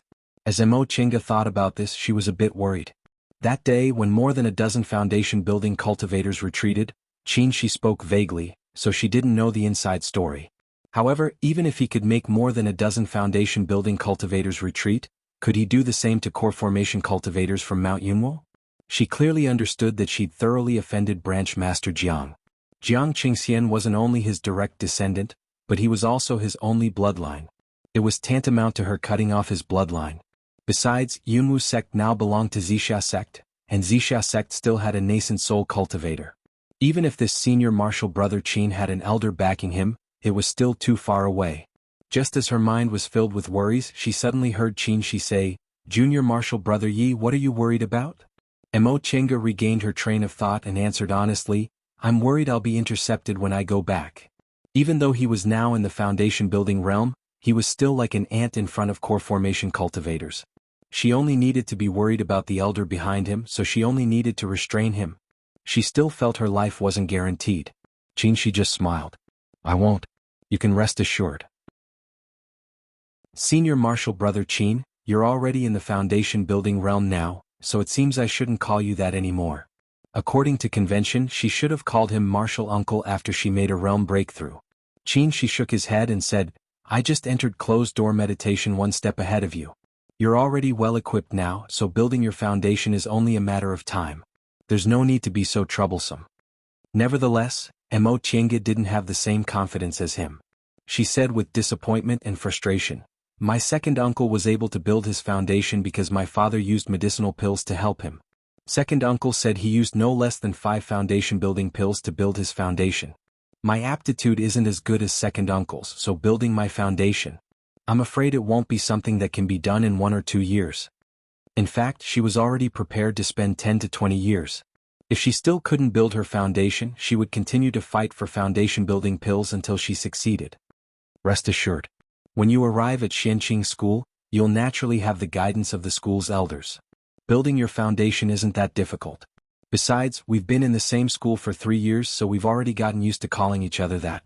There's no need to change it.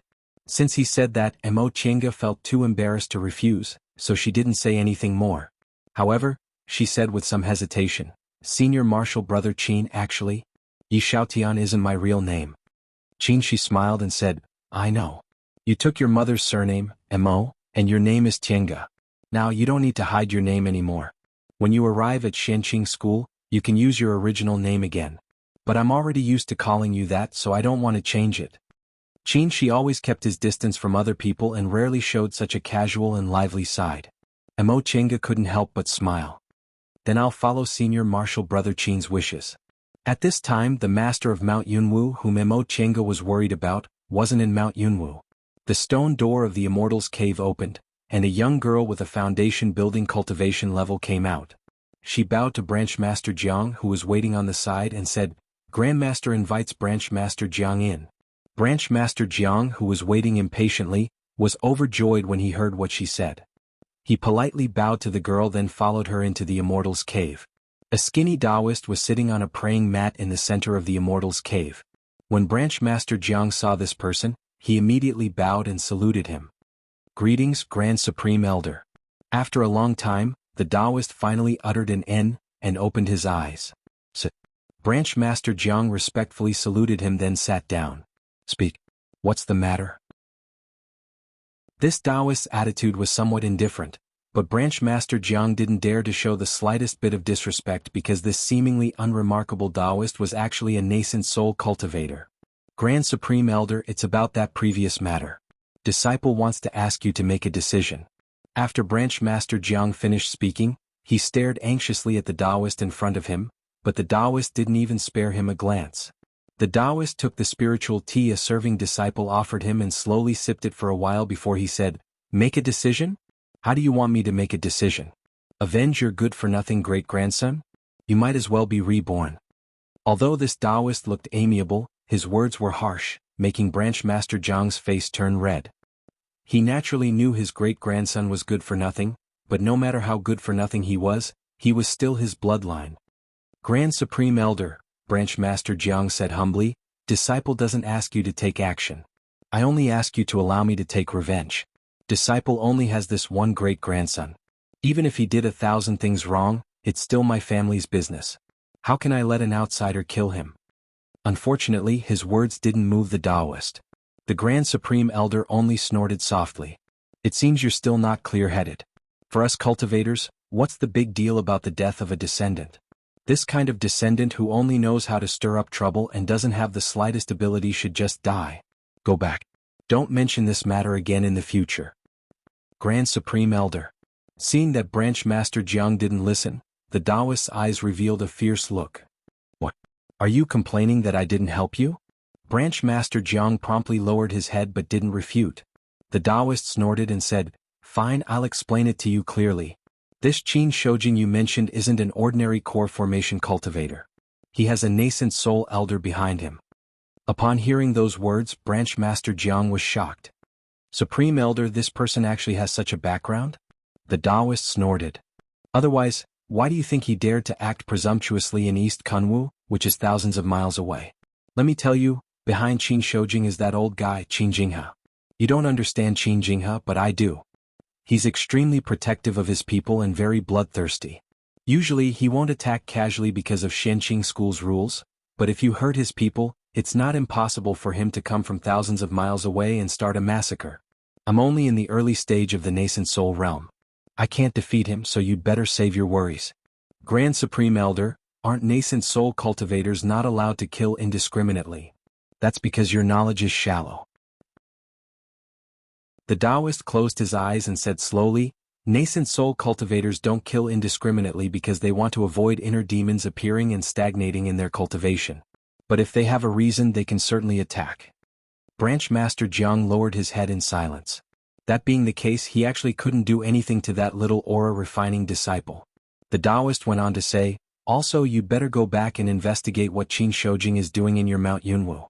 Xianqing School is one of the biggest cultivation groups in the Celestial Pole. They have everything they want, but they just had to sneak into a small cultivation group and even stayed for 3 years. I'm afraid they're plotting something big. Chapter 93. By the time they landed on the boundary of Mount Yunwu, it was already nighttime. Mo Chenga looked at the familiar scenery and was a bit hesitant, but when she thought of Second Uncle, she straightened her back. Second Uncle was indirectly forced to die by them, and Mount Yunwu had a great hatred for her. How could she be weak and afraid when she had a great hatred? But the strange thing was that after Qin Shi brought her down, no one came to ask about it. The two of them just swaggered into the mountain gate. After walking for a while, Mo Chenga asked in confusion, Senior Marshal Brother Qin, aren't we going to 10,000 Laws Pavilion? They weren't going to the South Peak or the North Peak. This path only led to 10,000 Laws Pavilion and had no other destination. Qin Shi didn't deny it and just made a gesture to keep quiet. Mo Chenga didn't say much and followed him. When they arrived at the entrance of 10,000 Laws Pavilion, they used their identity tablets to open the formation and entered the cave. Mo Chenga walked behind Qin Shi. She didn't know what Qin Shi did, but when she entered, she saw that all the disciples guarding 10,000 Laws Pavilion were asleep.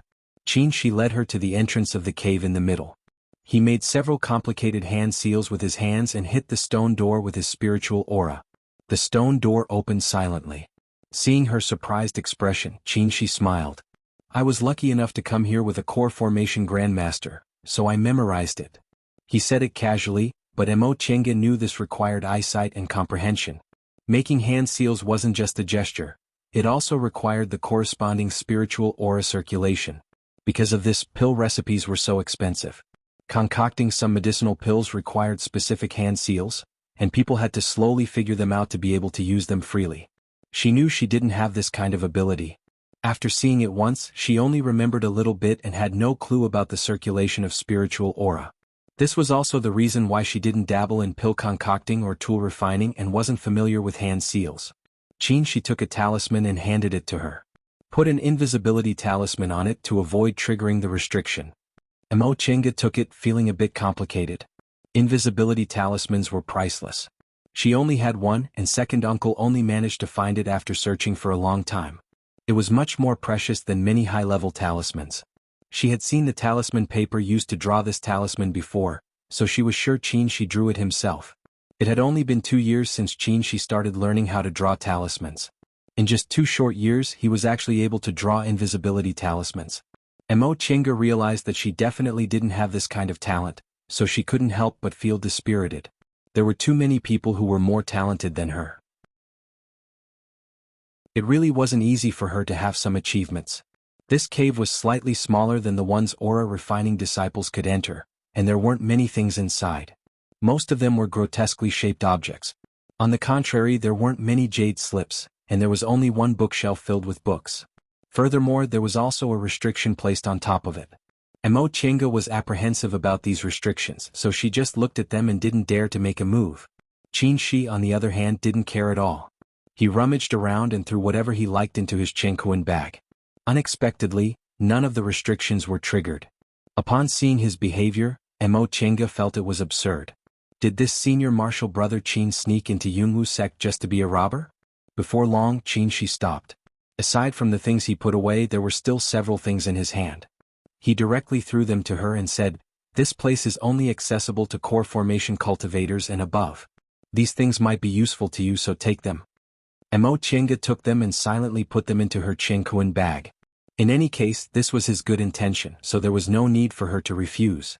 After erasing all kinds of traces, the two of them quietly left 10,000 Laws Pavilion. As for those disciples guarding 10,000 Laws Pavilion, they were in a trance for a moment. They never expected that while they were in a trance, the library cave that could only be opened by core formation cultivators in the sect was stolen. Without mentioning these disciples guarding the cave, Qin Shi took Mo Chenga and continued to walk on the unknown path. Mo Chenga only knew this path led to the North Peak. However, judging from Qin Shi's familiar appearance, he should have taken this path often. After walking for a while, the two of them finally entered the North Peak. Facing the North Peak's formation within a formation, Qin Shi only took out an identity tablet and safely led her inside. After several turns, when a building finally appeared in front of them, Mo Chenga couldn't tell north from south anymore. Qin Shi still quietly broke the restriction and led her into a garden. Once they entered, their nostrils were filled with the fragrance of medicinal herbs and their bodies were overflowing with spiritual aura. As it turned out, this place was actually a medicinal garden. Qin Shi still asked her to stand on the side, but this time he didn't look around. Instead, he picked several spiritual fruits or spiritual plants with a specific target before he took her out of this medicinal garden. Mo Chenga finally understood. This senior martial brother Qin was simply here to steal something in passing. He wasn't familiar with 10,000 Laws Pavilion, but he was familiar with this medicinal garden. Several years ago, he received the appreciation of a foundation building cultivator in the North Peak and got a job in the concocting room. He must have taken a liking to these spiritual plants long ago and seized the opportunity to steal them. This made her very speechless. The image of the cold but gentlemanly senior martial brother Qin had completely collapsed. After picking the spiritual plants, Mo Chenga silently followed him and continued walking, wondering which unlucky places he had taken a liking to. A quarter of an hour later she was dumbfounded. Although she was mentally prepared, she still didn't expect that the next place would be Guiyuan Hall. What kind of place was Guiyuan Hall? It was the residence of Yunwu sect's sect head. Every generation of sect heads lived in Guiyuan Hall when they were in power. The last sect head, Fang Dingyue, was killed in Wuxia sect, so Branch Master Jiang lived here now. She never expected Qin Shi would be so bold. Now she could only brace herself and quietly follow him into Guiyuan Hall. Inside Guiyuan Hall there were restrictions everywhere. She didn't know how he did it, but as they walked, these restrictions seemed to exist in name only. They weren't triggered at all. Moreover, they weren't discovered by the disciples guarding the hall. She knew Qin Shi must have done something, but these methods were usually secret techniques, so she didn't ask him about it. The two of them walked back and forth in Guiyuan Hall, avoiding several groups of disciples guarding the hall. In the end, they unexpectedly entered a stone passage through a restriction. Even if Mo Chenga didn't know much about Guiyuan Hall, she knew this kind of protection was definitely an important place. However, she didn't think about it anymore. Although Qin Shi was bold and reckless, he was also capable. She couldn't see what kind of restriction it was, but it was easily solved by him. The stone passage behind the restriction was winding for an unknown length. The two of them walked for a long time, but they still didn't reach the end. Occasionally they came across one or two stone rooms with some treasures inside, but Qin Shi didn't even spare them a glance. Mo Chenga suddenly realized that he must be going for a certain treasure. These things weren't his goal. After walking for a while, they finally arrived in front of a stone room. Qin Shi suddenly raised his hand to stop her. Then he took out a peach branch from his Chengkuan bag. The green leaves on the peach branch looked like they were new, and the peach blossoms looked like they had just been plucked from the tree. He muttered a few words, then waved his hand. The peach branch stood on the ground, emitting a burst of fragrance. Then, a barrier slowly appeared around the two of them. "Senior Martial Brother Qin?" Mo Chenga called out in a low voice. Qin Shi just raised his index finger, signaling her not to speak. The two of them stood in the passageway of the stone room for a while. Then, Mo Chenga heard voices coming from the stone room. "Senior Martial Brother Lin, what do you think of this Nine Dragons Cauldron?" This voice is Branch Master Jiang. Mo Chenga raised her head to look at Qin Shi, hoping he could explain what he was doing. Branch Master Jiang was here, and there seemed to be another core formation cultivator. Were they courting death by squatting here? However, Qin Shi just shook his head at her without saying anything. After a moment of silence, they heard another voice. This person said bluntly, "What do you want?" Branch Master Jiang let out a hollow laugh and said, "Senior Martial Brother Lin, you're now the Branch Master of Jindao School, and I'm the Master of Mount Yunwu. We're in the same situation, so we should be more intimate." The other person snorted. "This old Taoist doesn't dare to be mentioned in the same breath as Branch Master Jiang. You're the great hero of Wuxia sects merging with Mount Yunwu. I, Lin, am just an old Taoist who doesn't know how many years I have left to live. I'm afraid I'll shorten my lifespan if I get too close to you." His words were sarcastic. Mo Chenga felt that this voice and attitude seemed a bit familiar. Right, wasn't the Taoist who led Jingdao School's team during the foundation building pill trial the branch master of Jingdao School? Mo Qianga also heard some gossip about this matter later. This Taoist Lin was the former head of Jingdao School. Later, when his lifespan was about to end, he passed on the position of head to school head Jin. Unexpectedly, Jingdao School suffered a great disaster due to the change in Wuxia sect, and school head Jin and several core formation cultivators died. Jingdao School was really weak and couldn't compete with Wuxia sect, so the former head could only plead with Wuxia sect. Jingdao School voluntarily joined Wuxia sect and asked them to stop the purge. Later, Wuxia sect felt that his reputation was high enough and his lifespan was about to end.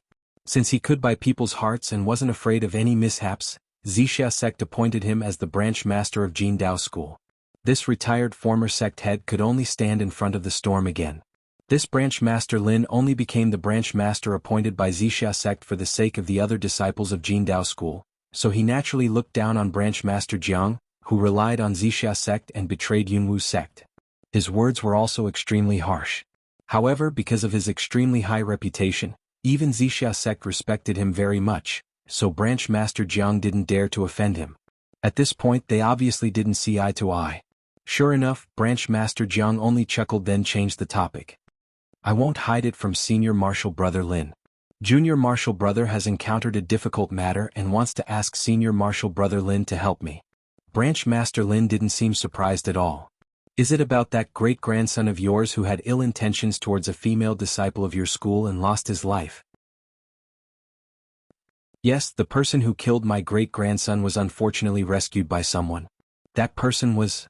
When she heard this, Mo Qianga suddenly felt her head go numb and her body went limp. She gently propped her up against the stone wall and heard Branch Master Lin's voice coming from inside the stone room. Branch Master Jiang, I can't accept this 9 dragons cauldron of yours. Branch Master Jiang hastily said, Senior Marshal Brother Lin, I'm not asking you to kill that person. I just want you to trap him so I can have a chance to take revenge. Branch Master Lin only snorted coldly. There's no need to mention this matter again. Even if I have that ability, I won't do it. Do you think I don't know that there's a nascent soul cultivator behind this person? Senior Marshal Brother Lin Shenqing School is thousands of miles away. Branch Master Jiang. Branch Master Lin suddenly shouted fiercely, You should take revenge on your own. Do you want to bring calamity upon my Jingdao School? I can't accept this 9 dragons cauldron. We don't see eye to eye, so let's call it a day. There's no need to see us off. Not long after he finished speaking, the stone room's door was suddenly opened. An old Taoist angrily walked out, followed by Branch Master Jiang. He was angry but didn't dare to turn hostile. The two of them left as if they couldn't see Qin Shi and Mo Qianga, who were stuck against the stone wall. However, before Branch Master Lin left, he seemed to cast a glance in their direction. After a while, Branch Master Jiang turned around with an angry expression on his face. However, when he stepped into the stone room, he discovered that a young man was already standing inside. With an aghast expression, he immediately took out his magic weapon and shouted, Who are you? The young man showed a faint smile but didn't answer. He leisurely took out a sword from his Chenkuan bag and unsheathed it. The sword was completely golden, and flames were dancing on its blade. Its momentum was astonishing. 3 Young Real Fire Sword. Here. Chapter 94. When she woke up, Mo Qianga was a bit confused. She slowly recalled what happened before she fainted and jumped up in shock, looking around nervously. This seemed to be a room in an inn. The furniture was simple, the floor was gray, and the quilt had a slightly moldy smell. Junior Marshal Brother Yi, you're awake? Mo Qianga turned her head and looked in the direction of the voice. Qin Shi was sitting at the table in the outer room. He seemed to be drawing talismans with his back to her and didn't look back. Seeing this scene, she felt a bit relieved. Qin Shi looked so relaxed, which meant they should be fine. However, she was a bit confused. Senior Marshal Brother Qin, were we discovered? Qin Shi put down the brush, burned the broken talisman paper and answered, No, I knocked you out. She was even more confused. He didn't explain. He put away the paper and brush on the table and said, Since you're awake, let's go in a bit. Mo Qianga nodded in bewilderment. She thought that since he was able to escape from 2 core formation cultivators, he probably used some kind of secret technique, so it wasn't convenient for him to tell her. However, she always felt that Qin Shi was very strange. He could always do things she thought were basically impossible, but his attitude was too calm. It made her want to doubt him, but she also felt that she was being too paranoid. Maybe it's because he has a high-level cultivator elder, so he has too many treasures? Alright. She took out several things from his Chengkuan bag and threw them to her. I got these yesterday. Take them. Mo Chenga took them. They were soft armor and a jade ruler. These are the heaven and earth cloud silk armor and the land fleeing ruler. The former is a defensive item. When worn, it can withstand several attacks from cultivators in the same realm. As for the land fleeing ruler, it's a good thing. If you use it to escape, you'll be hundreds of miles away. Mo Chenga was shocked. She knew how precious these two things were. Although they weren't magic weapons, they weren't far off. Why are you giving them to me? She said, I don't need them, but I thought it would be a waste not to take them, so of course I'm giving them to you. But, before she could say anything, she interrupted her. No buts. You're usually very straightforward.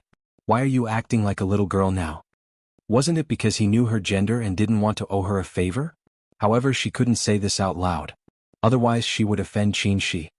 He had saved her when she was in danger, so it could be said that she owed him a favor. She still wanted to keep some distance, but if he knew, he would think that she didn't know what was good for her. Alright, I won't say anything unnecessary. Anyway, I owe you too much, one more won't make a difference. She smiled. This is how junior martial brother Yi should be. Oh, I'll go out first. You can tidy up a bit and come out when you're done. Okay, got it. A moment later the two of them walked out of the inn. Mo Chenga discovered that they were still at the foot of Mount Yunwu. She thought to herself that this senior martial brother Qin really came from a prestigious family, and his courage was too big. Before he left, he turned around to look at Mount Yunwu. The north and south peaks towered into the clouds and were surrounded by lingering spiritual aura. Once upon a time, this was the place she had strived to enter, but now she was desperately trying to escape.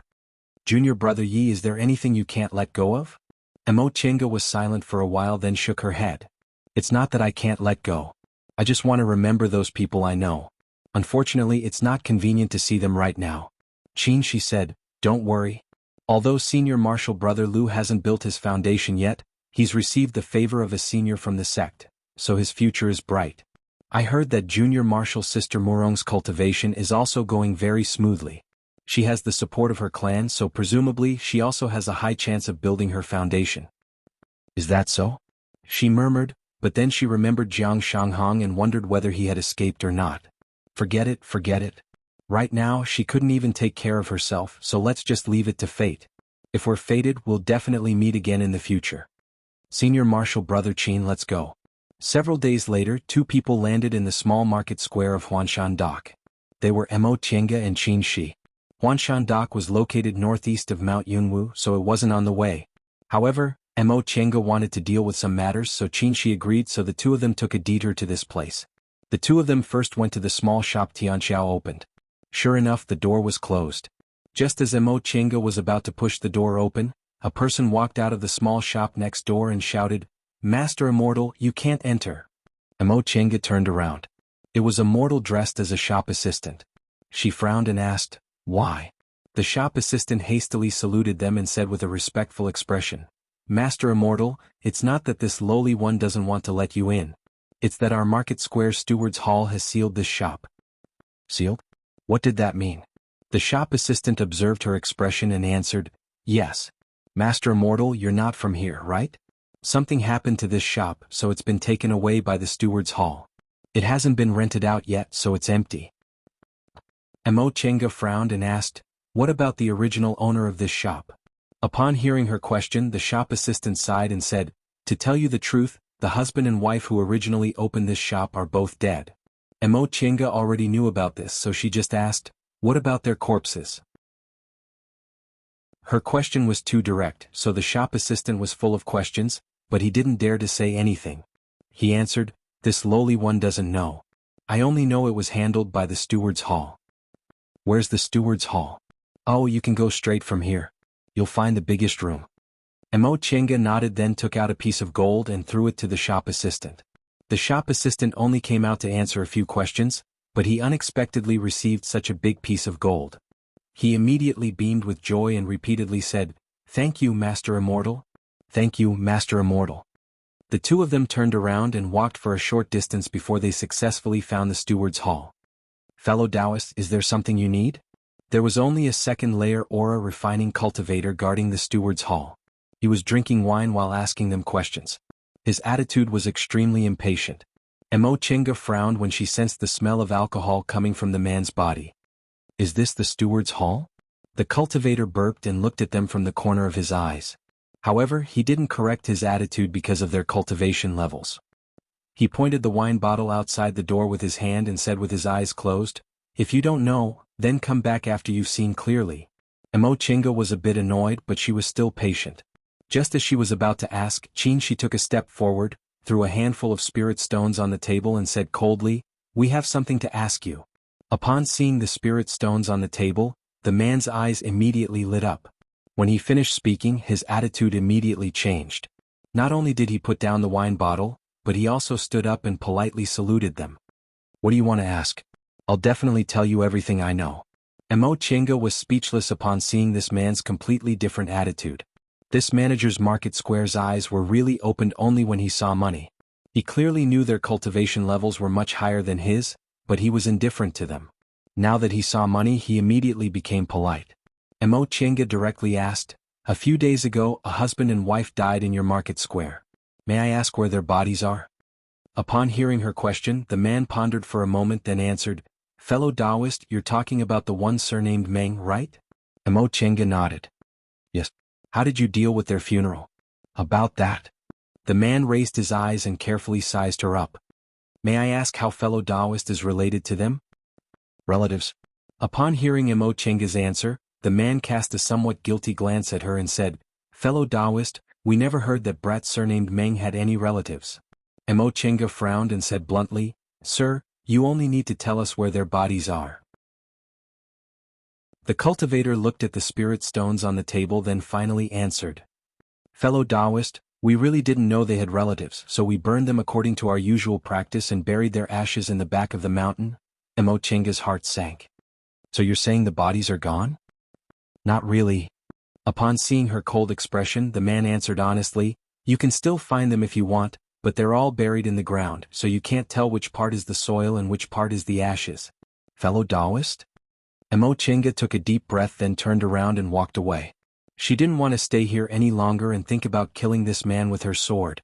She caught up to her and called out, "Junior Marshal Brother Yi." Mo Chinga paused for a moment to calm her anger. She just wanted to deal with Tianxiao's funeral and bring her husband's ashes back to Mo family's village if she had a chance in the future. "Junior Marshal Brother Yi, who are you looking for in the end?" Mo Chinga was silent for a while, then answered, "My cousin.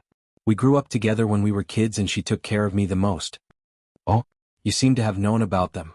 Mo Chinga smiled bitterly. "Of course I knew. They were implicated by me." "Implicated?" Mo Chinga nodded and lowered her head with a gloomy expression. If she hadn't taken the pill recipe for the constitution-enhancing pill, Jiang Qingxian wouldn't have noticed her.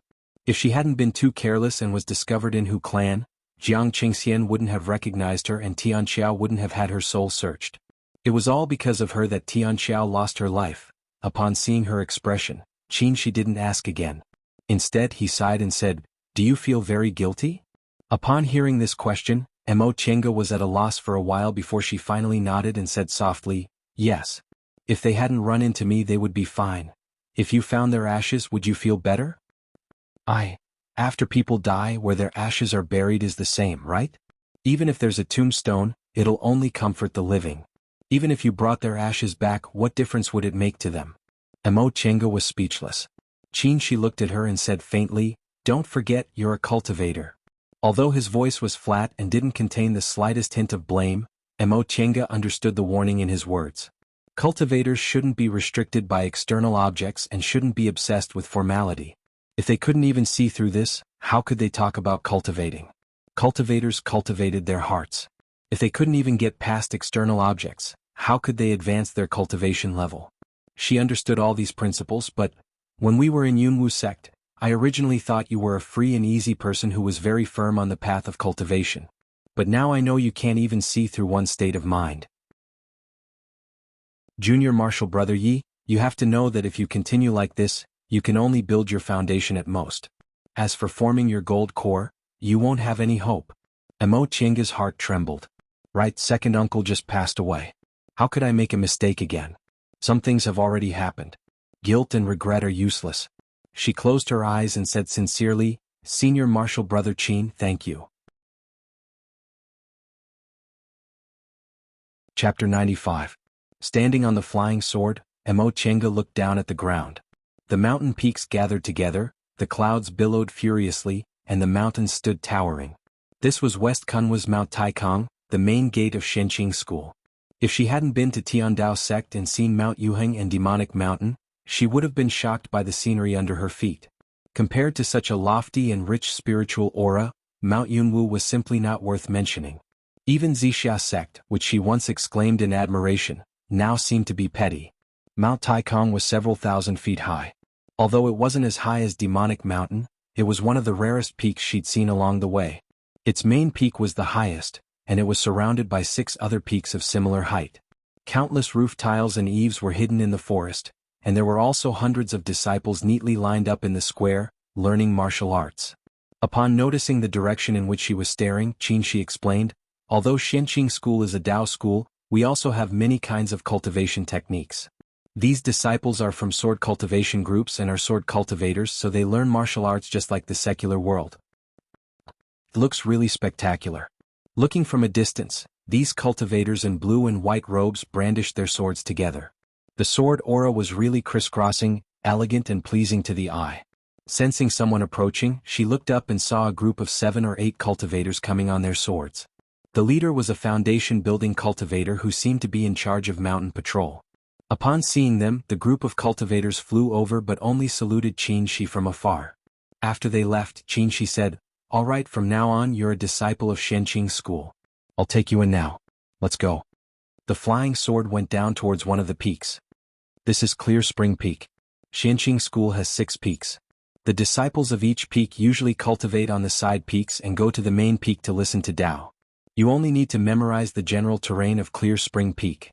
We only go to the main peak occasionally. After Qin finished speaking, the 2 of them landed in front of a main hall. She was still looking around when a female cultivator came out of the main hall. As soon as she saw them, she looked pleasantly surprised and was about to call out, "Fengxue, come here." The female cultivator swallowed the words she was about to say back into her stomach. Full of questions, she walked over and bowed. Qin first said to Mo Chenga, "This is our Clear Spring Peak supervising disciple and also Martial Uncle Xuanin's inner disciple, Luo Fengxue." Right after he said that, he said to Luo Fengxue, "It's been 3 years but you still haven't built your foundation?" Upon seeing his expression, Luo Fengxue blinked her eyes, then very cleverly called out, "Martial Uncle." Qin showed a faint smile and said, "Yes, now you have to call me Martial Uncle." Oh. Luo Fengxue's eyes wandered back and forth. She then said with a smile, "Martial Uncle, why did it take you so long to come back? Grandmaster misses you very much." Qin didn't answer. Instead, he pointed at Mo Chenga and said, "This is the junior martial sister who just entered the school. Take her to the register first. Later we'll make arrangements." "Oh, I see." Luo Fengxue looked at Mo Chenga with doubt on her face. In the end, she just smiled and said, "Junior martial sister, what's your name?" This was the first time someone called her junior martial sister, and Luo Fengxue happened to be wearing men's clothes. For a moment, Mo Chenga didn't know how to greet her. In the end, she could only answer first. "Senior martial sister Luo, my name is Mo Chenga." "Chenga?" Luo Fengxue called her name. She immediately pulled Mo Chenga's hand affectionately and said, "Don't call me senior martial sister. Everyone calls me by my name. You can also call me Fengxue." Seeing that Mo Chenga was completely at a loss when faced with Luo Fengxue's enthusiasm, Qin couldn't help but smile. He said, "Junior martial brother Yi, I'll report your matter to Grandmaster first. You can go with Fengxue." He then said to Luo Fengxue, "Fengxue, I'll leave her to you. You have to do your job well." Luo Fengxue smiled and said playfully, "I know. Martial Uncle, you haven't come back for a long time. You should go and pay your respects to Grandmaster first. I'll take good care of her." Facing the lively Luo Fengxue, Qin seemed to be somewhat helpless. Without saying anything, he waved his hand and left. Mo Chenga watched as his figure disappeared. He didn't say anything else to her and didn't look at her again. Mo Chenga's mood was a bit complicated. The journey from Mount Yunwu to Shenqing School was almost across the entire Kunwu mountain range. They walked for 2 whole months. During these 2 months, the two of them had become many times closer. Perhaps it was because Qin Shi had been taught by a famous teacher since he was a child, but his knowledge was extensive. Not only did he tell her a lot of cultivation insights, but he also talked about a lot of things he had seen. In fact, his temperament wasn't as cold as it was when they first met. On the contrary, he was gentle and polite. When he talked, he made people feel like they were bathing in a spring breeze. Moreover, he helped her a lot. When she realized that she was starting to rely on him, she realized that the situation wasn't good. She made a prompt decision and distanced herself from him. Qin Shi came from a prestigious school and he also had a high-level elder. Even if they performed dual cultivation together with her aptitude, she definitely wouldn't have any hope, so why should she be delusional? Therefore, when she realized that she was a bit moved, she rationally cut it off. This was the first time she developed a different kind of feeling towards a person. Even she herself was surprised that she could make such a rational decision. However, she didn't feel like she was struggling because she never had such firm confidence that she would go further on the path of cultivation. Qin Shi approached the highest Immortal's Cave on Clear Spring Peak. Although it was called an Immortal's Cave, it would be better to call it a palace. Although it was located in the belly of the mountain, the entrance was completely palace-like. When the disciple guarding the entrance saw him, he called out in surprise, "Martial Uncle Shoujing, you're back." He nodded and asked, "Is Grandmaster here?" The disciple answered, "He's here. Please come in." After stepping through the entrance, they saw that the ground inside was paved with spirit jades and the walls were made of strange stones. Although it wasn't dazzling with gold and jade, it had an indescribable air of nobility. Inside the main hall, a middle-aged man wearing a golden crown and a king's robe was reclining on a dragon-carved bed. A woman was massaging his legs while another woman was peeling grapes for him. This middle-aged man who looked like a secular emperor was actually a nascent soul cultivator. After he swallowed the grapes the beauty brought to his mouth, he finally took the time to look at Qin Shi. "Where did you go this time? You actually didn't come back for 3 years. You recovered your cultivation level?" Qin Shi ignored the man's behavior, which was like that of a secular, incapable emperor. He picked up a chair, sat down and poured himself a cup of tea. "What else could I have done? Of course, I was looking for spiritual medicines to treat injuries. I also took the opportunity to look for some body-refining techniques in preparation for my nascent soul formation." The man raised his eyebrows. "That's more than that, right? You obviously brought back a little girl. What, are you finally tempted by her? Do you think I'm like you?" Qin Shi said bluntly. He then frowned and said, "How did you know she was a woman?" "She clearly. Do you think you can hide from my eyes that have seen countless women just by wearing men's clothes?" "Oh no, it's my divine sense." After talking to himself for a while, the man swallowed another grape and comfortably changed his posture. He stared at Qin Shi and said, "Tell me, since you brought her back, she's definitely not an ordinary woman. What's going on?" Qin Shi didn't argue with him anymore. He thought for a while and said, "Master, if Mo Chenga heard the way he addressed her, she would definitely understand his real identity." Clear Spring Peak was Patriarch Jinghe's cultivation place. Since this middle-aged man was a nascent soul cultivator, he was naturally Qin Jinghe. There were only a few people in the entire Shenqing school who could call him master. "Master, please accept her as our disciple."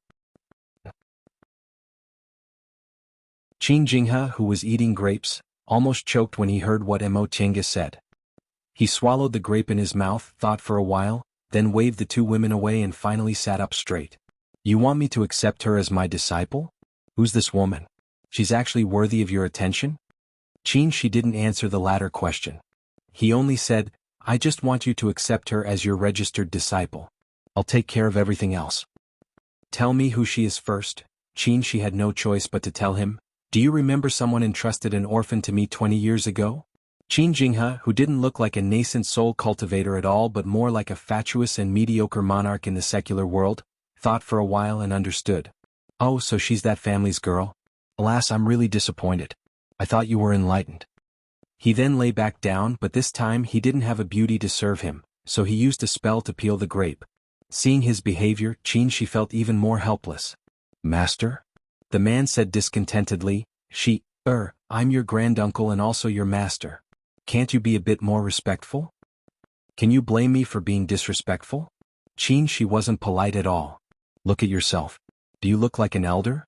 "You brat." The man jumped up.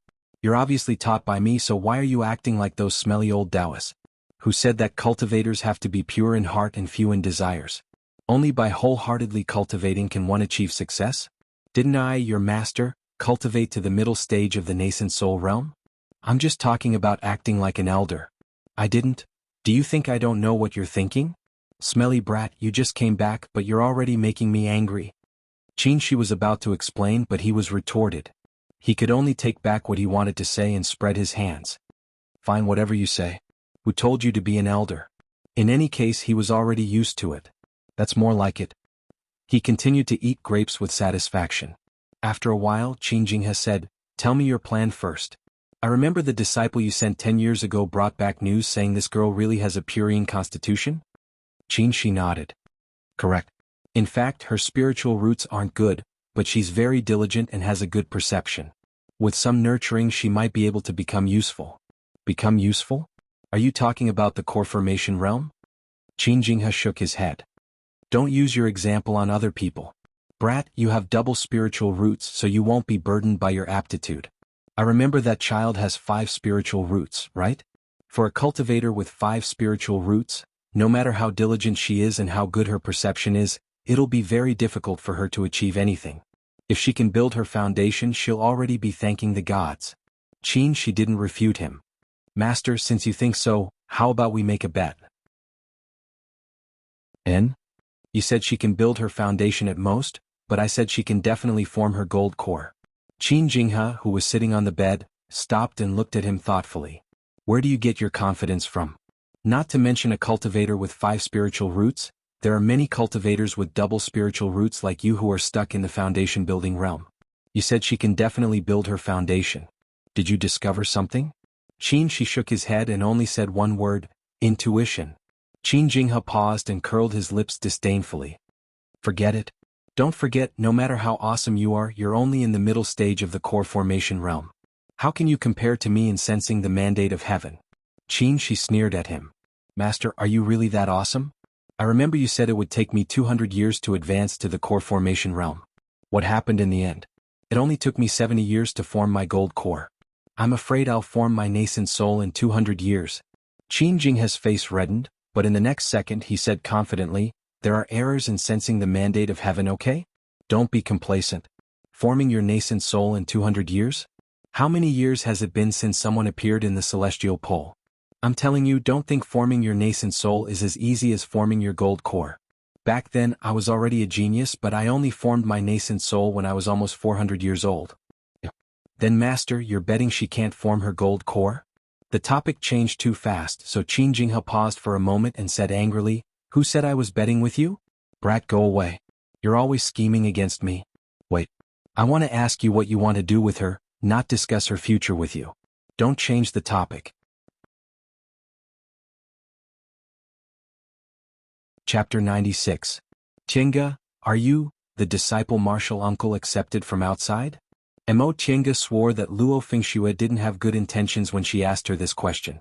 However, Luo Fengshue's bad intentions were too open, so she didn't seem malicious at all. Instead, it seemed like she was just playing around with friends. Mo Tienge didn't know what to do.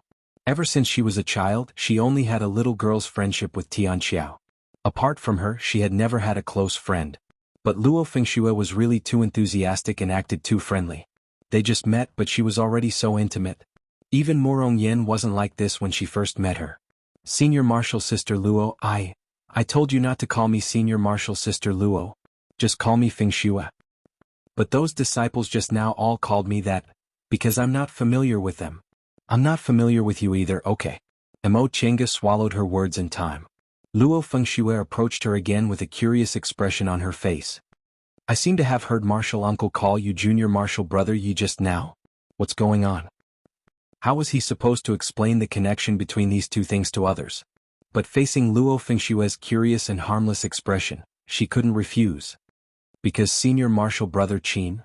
Luo Fengxue screamed, startling Mo Tienge so much that she almost dropped the sect identity tablet she just received. Luo Fengxue grabbed her and shouted, Senior Martial Brother Qin? Her voice was so loud that the people passing by all turned to look at her. Luo Fengxue pulled her to a corner and whispered, Did Martial Uncle go to some cultivation group? Mo Tienge nodded. Seeing Luo Fengshue's reaction, she carefully worded her words. I was originally in East Kunwu. I entered a cultivation group through the Immortals Assembly and met Senior Martial Brother Qin there. Oh. Luo Fengshue calmed down a bit and asked again, Martial Uncle called you Junior Martial Brother? Have you been pretending to be a man? There was nothing to hide. In Xianqing School, there was Master Daoist Shoujing who knew most of her secrets and Qin Shi who heard about her experiences. These things would be known sooner or later. Luo Fengshue thought about it and temporarily accepted this explanation. Then, why did Martial Uncle bring you back? Because, Senior Sister Luo, it's a bit complicated. Can we talk about it later? Luo Fengshue was stunned. Once she saw Mo Chenga's expression, she chuckled and said, I almost forgot. You came from afar, so I should let you rest after you finished your business. We're done with the registration. Let's go get some clothes and ask where you'll be staying. Let's go. Mo Chenga secretly heaved a sigh of relief. She really would not associate with such an overly enthusiastic person, and she felt that there was something wrong with this. However, although this senior sister Luo was a bit naggy, she was quite capable. Following behind her, the matter of entering the sect was handled properly. It was no wonder that she could become a deacon disciple. These are your clothes. We aura refining disciples must wear it. However, aren't you going to build your foundation soon? After reaching the foundation establishment realm, one could receive a new design or make their own, as long as the sect's totem was embroidered on it. Of course, if you form your gold core one day, you can wear whatever you want. Mo Chenga took the clothes and listened to Luo Fengshue's endless chatter. Xianqing School was an orthodox Dao school, so the sect's clothes were naturally Taoist robes. The white robes and blue coats were very simple and tidy. However, she didn't know what kind of material it was made of. It felt soft and smooth, but it was also very tough and had a faint spiritual aura. Compared to Yunwu sect's black robes, it looked more like a spirit tool. Our Xianqing School's Taoist robes are woven from Mount Taikong's unique cloud brocade.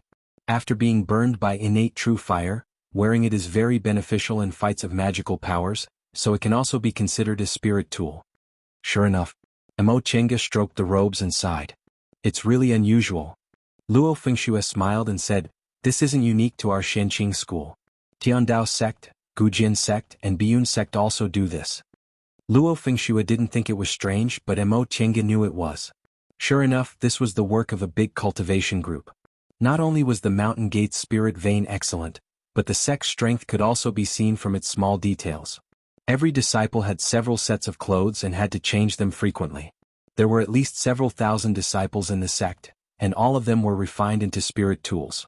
How could ordinary cultivation groups afford this? After they finished collecting their belongings, Luo Fengshue was just about to take Mo Chenga to ask about her living arrangements when someone came to send her a message. Fengshue, Martial Uncle Xianin wants you to go and take your new junior martial sister. The person who came to pass the message was a 17 or 18-year-old youngster. Sure enough, he directly called her by her name. Got it? Luo Fengshue turned around and said, it seems Martial Uncle has already reported to Grandmaster and decided how to arrange you. Let's go. Mo Chenga answered, feeling a bit nervous. Seeing her like this, Luo Fengshue comforted her. Don't worry. My master is Grandmaster's #1 disciple now. If he wants to see you, he obviously values you very much. At the very least, he'll let you become an inner disciple. What she said made sense. Mo Chenga thought for a moment, then asked, Senior Martial Sister Luo, is Master Daoist Shoujing also at Clear Spring Peak? Luo Fengshue's expression became a bit strange when she asked this question, but she soon smiled and said, of course. Martial Uncle Shoujing is Grandmaster's blood-related junior and also a direct disciple, so he's naturally at Clear Spring Peak. Why do you want to know this? Mo Chenga said, Senior Martial Brother Qin can take me to Xianqing School because my late father has some relationship with Master Daoist Shoujing. Oh, I see. Luo Fengshue rolled her eyes and said, however, you might not be able to see Martial Uncle Shoujing right now. There are so many Martial Uncles in Clear Spring Peak, but Martial Uncle Shoujing is the most hardworking in his cultivation. He rarely even comes out to give sermons. If he's not in closed-door meditation, he's wandering outside. Oh no, he's traveling. Even advanced inner disciples of core formation elders like us have a hard time meeting him. Mo Chenga wasn't disappointed. She said, it's good enough that he accepted me into Xianqing School. Whether I can see him or not isn't important. Thank you for telling me, Senior Martial Sister Luo. You're too polite. I already told you to call me Feng Shue. Seeing that Luo Feng Shue was trying to curry favor with her, Mo Chenga hastily said, Senior Martial Sister Luo, why do the core formation grandmasters in the school only call each other by their first names and not their surnames? Luo Feng Shue was puzzled for a moment before she finally understood. She explained with a smile, that's not it. Shenqing School is an orthodox Dao school, so we naturally have to follow Dao school rules. Aura refining disciples and foundation building disciples don't have titles before they succeed in their cultivation. However, once they form their gold cores, the school will grant them a Taoist name. In the future, they'll be called by their Taoist name. Only people close to them can call them by their real names. For example, my master's Taoist name is Xianin. His original surname is Ma, so people call him Ma Xianin. As for his real name, no one knows for a long time. I see. Also, core formation cultivators are called Master Taoist, but if they advance into the nascent soul realm, they'll be called Lord Taoist. My master's name in the outside world is Master Taoist Xianin, while my grandmaster is Lord Taoist Jinghe. Mo Chenga had never heard of such a form of address before, so she asked, if I form my gold core one day, won't I still be called Mo Chenga? A hint of amazement flashed in Luo Fengshue's eyes. She smiled and said, if you form your gold core, the elders in the school will grant you a Taoist name. From then on, the disciples in the school will call you by your Taoist name. However, Chenga, since you're really confident, you must be extraordinarily talented, right? Mo Chenga shook her head. It's just an example.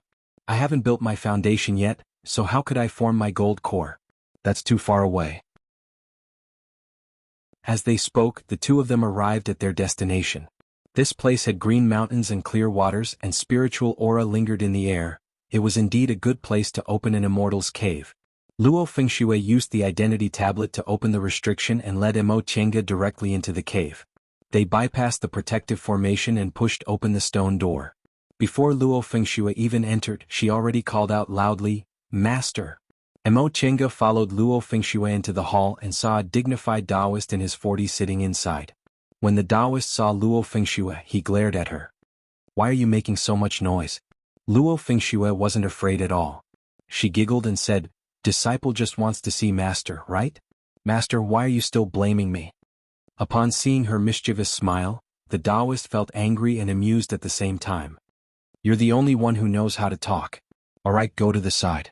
With proper business in front of them, Luo Fengshue didn't dare to cause trouble. She obediently stood to the side and reported, Master, this is the new junior martial sister Mo Chenga. Did you ask me to bring her here because you want to accept her as your disciple? The Taoist didn't answer and just shifted his gaze to Mo Chenga. Mo Chenga knew the person in front of her was Master Taoist Xianin, so she bowed and saluted him. Junior Mo Chenga greets Senior Xianin. No need to be so polite. Master Taoist Xianin was very good-natured. He said gently, Come here. Although this wasn't her first time seeing a core formation senior, it was her first time facing him directly. Mo Chenga was a bit nervous, but she still calmly walked towards him. Master Taoist Xianin reached out and grabbed her wrist. A gentle but thick spiritual aura immediately poured into her meridians. A moment later, Master Taoist Xianin was slightly surprised. Your spiritual roots? Mo Chenga's heart skipped a beat. Could it be that because my spiritual roots aren't good, he doesn't plan to accept me as a disciple? 5 spiritual roots and all of them are equally strong and weak. Could this be the rumored spiritual roots of the origin? Mo Chenga's heart skipped a beat. Master Taoist Xianin knows about the spiritual roots of the origin? Upon seeing her expression, Master Taoist Xianin showed a faint smile and let go of her hand. It seems you know about the uniqueness of your spiritual roots. Can you tell me where you learned about them? Although Master Taoist Xianin's attitude was cordial, he was a core formation cultivator after all, so Mo Chenga didn't dare to deceive him. Several thousand years ago, a cultivator also appeared in Junior's clan. That ancestor cultivated until the nascent soul realm, but his lifespan was exhausted and he still couldn't advance to the next realm. Thus, before he passed away, he left a wisp of his primordial spirit in the clan. Junior has spiritual roots, so the restriction my ancestor left behind was triggered. Junior then passed on the cultivation technique and told Junior that my spiritual roots are the spiritual roots of the origin. So that's what happened. Master Taoist Xianin stroked his beard and nodded. Your ancestor lived several thousand years ago, so it's no wonder he knows about the spiritual roots of the origin. Mo Tiange carefully observed Master Daoist Xuanin's expression. After pondering for a moment, she asked, "Ever since Junior set foot on the path of immortality, I've always wanted to know about the spiritual roots of the origin. Since Senior knows this is the spiritual roots of the origin, do you know about its mysteries?" Master Daoist Xuanin stared at her and shook his head regretfully. "Many years ago, my master mentioned the spiritual roots of the origin by chance. It seems there's something special about it, but I don't know what it is." Mo Tiange couldn't help but feel disappointed when she didn't get an answer. Master Daoist Xuanin smiled and said, "Let's not talk about this first. Mo Tiange, I asked Feng Shui to call you here because I wanted to talk about you entering the school." Upon hearing him mentioning business, Mo Tiange immediately adjusted her mood and said respectfully, "Senior, please speak." Master Daoist Xuanin's expression became serious. He stared at her and asked solemnly, "Mo Tiange, since you entered Xianqing School, Lord Daoist Jinghe of Clear Spring Peak wants to accept you as his registered disciple. Are you willing?" "Ah." The one who cried out involuntarily was Luo Fengshui, who had been standing on the side. She stared at Mo Tiange in astonishment. She always thought since Mo Tiange was brought back by martial uncle Shoujing, she would most likely be accepted as a disciple by one of the martial uncles. She never expected it would actually be Grandmaster. Mo Tiange was even more astonished. She was originally just an ordinary little cultivator. Not to mention a nascent soul cultivator's registered disciple, she never thought she'd be an elite disciple. On this trip to Xianqing School, out of respect for Master Daoist Shoujing, Xianqing School was already very kind to accept her. She never expected. Could it be that Xianqing School still had ulterior motives towards her? Mo Tiange, Junior is here. She calmed herself down, but she still couldn't hide her nervousness. Upon seeing her expression, Master Daoist Xuanin smiled and said gently, "Don't think too much. Master only accepted you as a registered disciple out of respect for junior martial brother Shoujing. Before you form your gold core, you'll be taught by me and your seniority will be the same as mine. If you form your gold core one day, Master will officially accept you as his inner disciple." This explanation calmed Mo Tiange down. Her identity was the same as Luo Fengshui's. Master only gave her a brighter future. In the future, if she really formed her gold core, it would be very normal for a nascent soul cultivator to accept her as a disciple. However, she also knew that being a nascent soul cultivator's registered disciple was currently an enormous honor for a small aura-refining disciple like her. She immediately brushed off her robes, knelt down and said respectfully, "Senior is accepting me as a disciple on behalf of Master. Please accept this Junior's Master-Disciple ceremony." Master Daoist Xuanin watched with a smile. It was only after Mo Tiange respectfully kowtowed 3 times that he helped her up. "From now on you'll be with Feng Shui. As for how to address me, you can call me Martial Uncle. I hope one day you can call me Senior Martial Brother."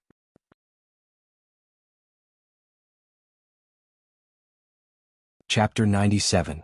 Tiange, you're really lucky. Luo Fengshui was half envious and half joking. She looked at the sky and sighed. "Grandmaster's registered disciple. Why can't I be this lucky?" Mo Tiange just smiled without showing any joy. "Aren't I the same as you now? I'll have to ask Senior Martial Sister Luo to take care of me in the future." Martial Uncle Xuanin said she'd be with Senior Martial Sister Luo in the future, so she'd have to take care of Senior Martial Sister Luo, who was very popular and capable. Luo Fengshui just said it casually, so she didn't take it seriously. She smiled and said, "Of course. You'll become my martial uncle in the future, so of course I have to take advantage of this opportunity to please you." The two of them chatted for a while before Luo Fengshui took her to settle down. Cultivation group disciples were divided into several categories. The general categories were part-time disciples, formal disciples, and elite disciples. When Mo Tiange was in Yunwu sect, she was only a formal disciple, which was above part-time disciples. She was also the most common disciple in the sect. She didn't have a master, so she could only listen to a senior's lecture together with hundreds or even thousands of people. As for elite disciples, they were disciples who had a master. Although seniority was determined by cultivation level in the cultivation world, the seniority of a real master was strictly regulated and wouldn't change with the change of cultivation level. Therefore, although Luo Fengshui was in the aura refining realm like her, she could call a senior in the core formation realm martial uncle. Disciples with a master were divided into several categories. Those with the lowest status were registered disciples. Registered disciples couldn't be regarded as real disciples because masters wouldn't teach them personally. Therefore, Mo Qianga could only be with Luo Fengxue now, which made her one generation lower. However, because the one who accepted her as a registered disciple was a nascent soul cultivator, her status was naturally different. Even Master Taoist Xuanyin had to be polite to her. The most common ones were inner disciples. Those who were accepted by high-level cultivators were inner disciples and could receive guidance from their master. If their master was satisfied with their cultivation level, they would be promoted to an advanced disciple. Once they became an advanced disciple, their master would teach them some secret techniques and divine abilities, and they would be ranked in the sect. Master Taoist Xuanyin was ranked first among Lord Taoist Jinghe's advanced disciples, so he was called the first disciple. Finally, the closest to him were his direct disciples. Direct disciples could obtain their master's true teachings, and they were also their master's successors. Generally, there would only be one or two direct disciples among all the disciples. Right now, Mo Qianga was only a registered disciple. However, because her master had an extraordinary identity and status, Luo Fengxue arranged for Mo Qianga to live next to Master Taoist Xuanyin's Immortals Cave together with her fellow martial sisters. Originally, Luo Fengxue wanted to introduce Master Taoist Xuanyin's several martial sisters to Mo Qianga, but they were either out or in closed-door meditation, so she had no choice but to drop the matter. Since Luo Fengxue was on duty today, she let Mo Qianga rest by herself. By the time Luo Fengxue left, Mo Qianga was already very tired, but she couldn't help but smile. She originally thought it would be hard for a large cultivation group like Shenqing School, where the relationships in the school were complicated and the disciples were arrogant, to adapt. Unexpectedly, the first person she came into contact with, Luo Fengxue, was kind and enthusiastic. Furthermore, this Grandmaster Jinghe also accepted her as a registered disciple. All of this was going too smoothly for her, making her feel as if it wasn't real. Ever since she stepped onto the path of immortality, she had always been struggling bitterly. She had never had such a bright future. She also wondered whether they had ulterior motives, just like her ancestor Mo Yaoqing. It was only after she formed her gold core that she discovered the school had already decided her future. However, after thinking about it carefully, she felt there was nothing to worry about right now. Let alone the fact that she was only an aura-refining disciple. Even if Grandmaster Jinghe really harbored evil intentions, he could just use his cultivation level to force her. Why did he have to arrange these things? With this thought in mind, she settled down in a relaxed manner. Elite disciples were indeed elite disciples. The treatment they received was completely different from that of ordinary disciples. This place was very close to Master Taoist Xuanyin's Immortals Cave. It was full of spiritual aura and had a quiet and beautiful environment. The people living in the vicinity were all female disciples of his school. Each of them had a small Immortals Cave, and each small Immortals Cave had several rooms. There was a lounge, a cultivation room, a pill concocting room, a spiritual beast room, and so on. The furnishings of the tables and chairs were all made of green jade. This was indeed an eye-opener for Mo Qianga. As far as she knew, even Yunwu sect's foundation building cultivators didn't have such a good Immortals Cave. This Shenqing school was indeed worthy of being one of the biggest cultivation groups in the Celestial Pole. The pleasant surprise of obtaining a good Immortals Cave made her forget her exhaustion, and she began to arrange it slowly. The lounge was the simplest.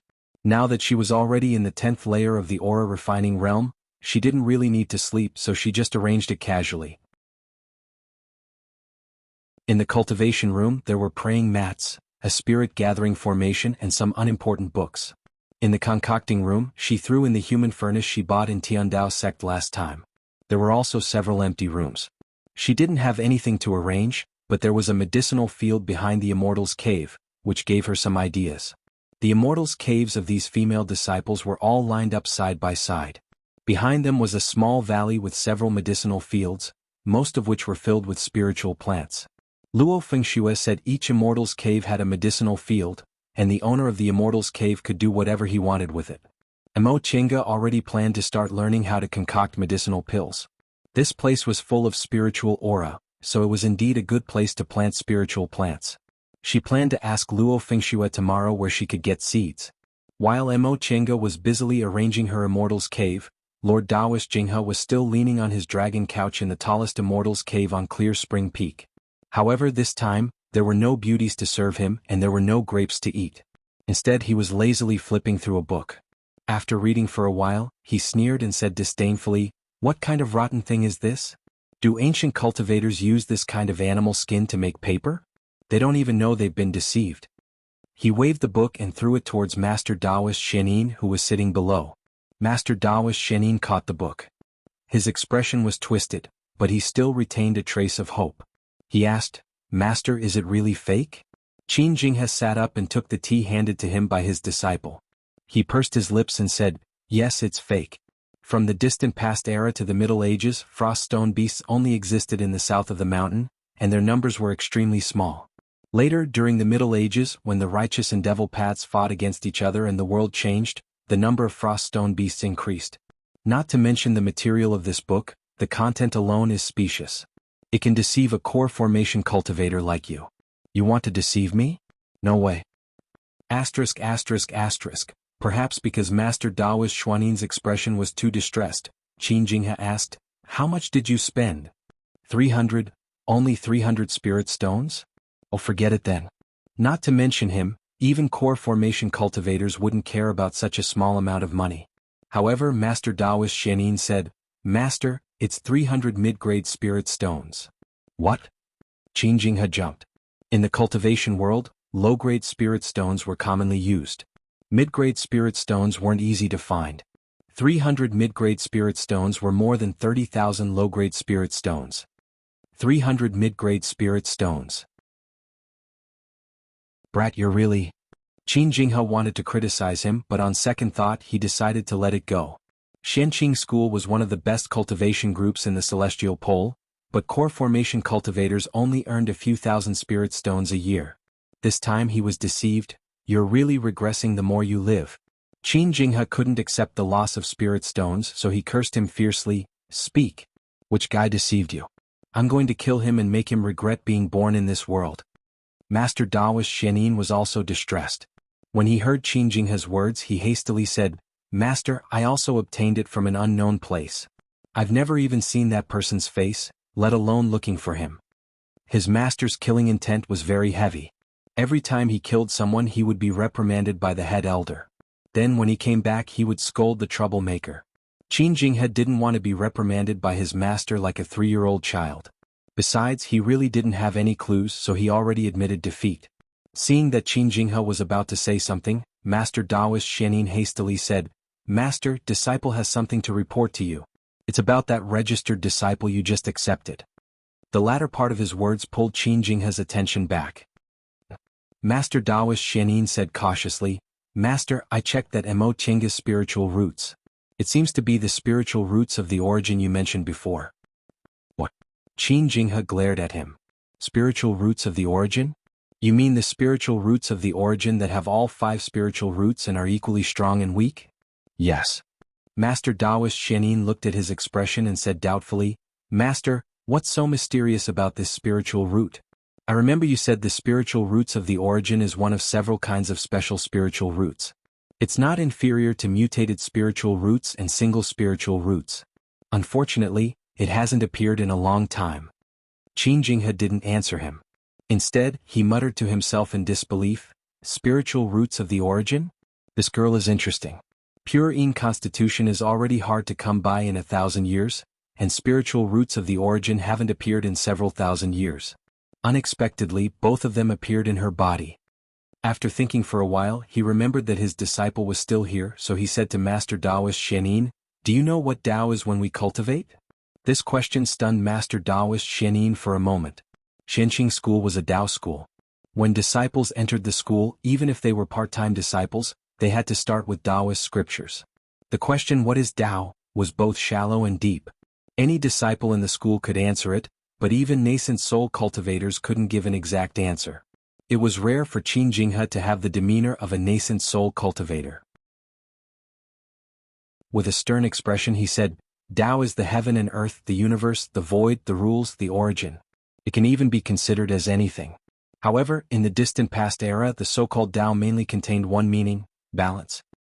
The so-called balance is balance, checks and balances, as well as permanence and eternity. With balance the world can exist. With checks and balances the rules can be maintained. Only in this way can the world be eternal.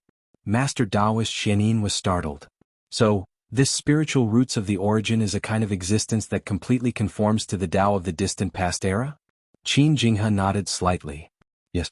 With our current cultivation method, the fewer spiritual roots we have, the better it is because the spiritual aura entering the body counteracts each other. However, in the distant past era, there was another cultivation method. This?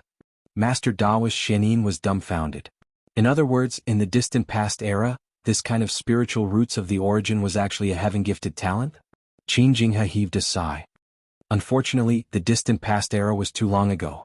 In the Middle Ages era, the cultivation method was already changed. Nowadays, it's impossible to know the cultivation method of balance. This child.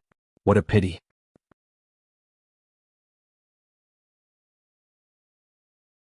Chapter 98. A muffled sound came from inside the furnace. Mo Chenga stopped the fire in her dantian and opened the furnace. The medicinal fragrance had already turned into a burnt smell, and the spiritual plants had also become a pile of dregs. She shook her head and poured away the dregs.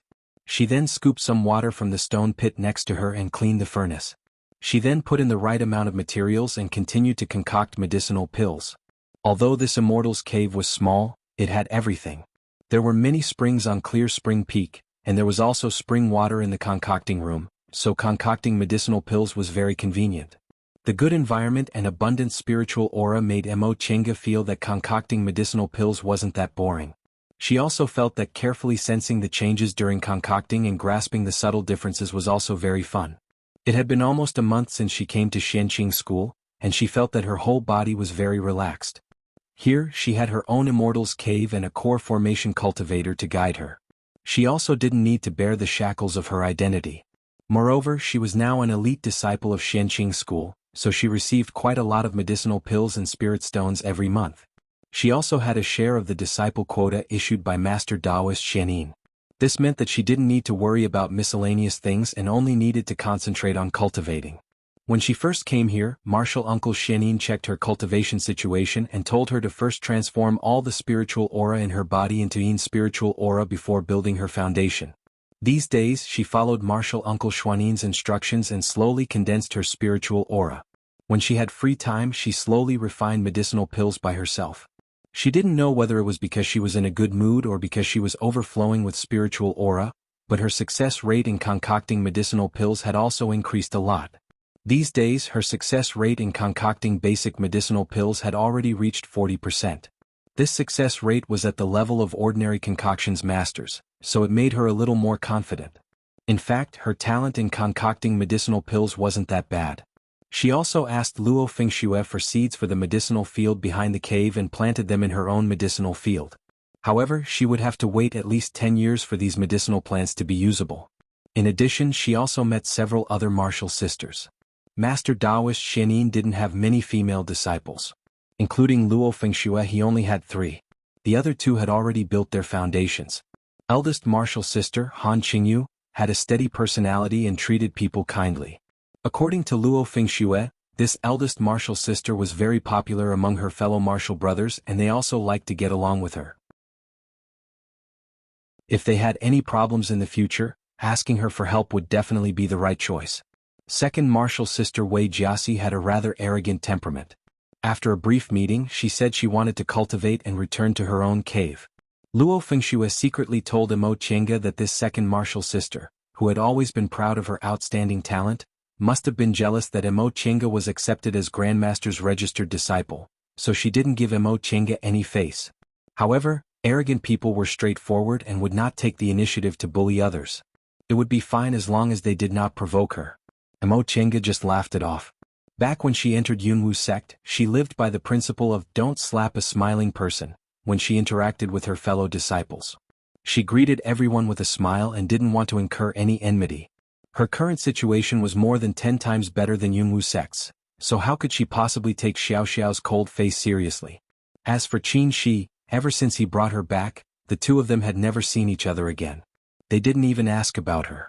Mo Chenga asked Luo Fengxue about Qin Shi's situation, but Luo Fengxue only told her that martial uncle was doing well and that he entered closed-door meditation right after he came back. Apparently, Luo Fengxue wasn't willing to say anything else. This news made Mo Chenga feel a bit sour in her heart. She naturally knew that Xianqing School was his real sect and that the people here were closer to him than she was. It was just that, on the other hand, she also felt relieved. Even though she was now accepted as Grandmaster Jinghe's registered disciple, the difference between her and Qin Shi's status was still like heaven and earth. If they didn't meet again in the future, she could easily suppress her emotional fluctuations to avoid them becoming an inner demon in the future.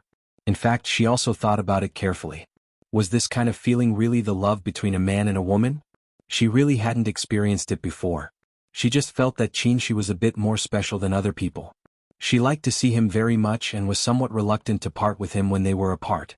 But on second thought, she also felt that if he didn't exist and she didn't see him again, it wouldn't be so hard to bear. In the end, even she herself was confused. Maybe she was just worrying too much. Maybe she was just very grateful because he saved her in a desperate situation. Besides, when she was in pain from losing second uncle, he was by her side. Maybe she just transferred her feelings for second uncle to him. Inside the concocting room, the medicinal fragrance gradually became stronger. Mo Chenga sensed that the medicinal pills inside the furnace had already taken shape, so she withdrew her thoughts. She silently calculated in her heart and opened the furnace the moment she got the right control. Several light-colored medicinal pills lay at the bottom of the furnace, each of them clear and transparent. She picked up these medicinal pills, fiddled with them for a while, then poured them into the prepared jade bottle with satisfaction. The raw materials she bought in Tiandao sect were all used now, and her pill concocting skills also improved rapidly. Concocting these basic medicinal pills was no longer a problem, so she could try to concoct higher-level medicinal pills. She stopped concocting and adjusted her breath for a while in the concocting room, preparing to go out for a trip after she was done. Aside from the small town at the foot of the mountain, Xianqing School also had a small market square specially prepared for disciples. All the shops were opened by the school, and the people who came here were all disciples. The things they sold were of good quality and cheap. More importantly, it was very safe to do business here. Before she finished adjusting her breath, the formation outside the cave fluctuated and a sound-transmitting talisman flew in. Mo Chenga took it. The talisman burned without fire, and a familiar voice rang in her ears, "Junior Marshal Brother Yi, I'm outside." Her heart skipped a beat, but she didn't feel happy. Instead, she frowned. She really didn't want to see Qin Shi right now. But he was already at the door, so how could she not see him? She sighed, stood up, straightened her clothes, and tried to show a normal smile. When she felt her mood didn't fluctuate, she went to the entrance of the cave. The stone door opened, and a person with his hands clasped behind his back appeared with his back facing her.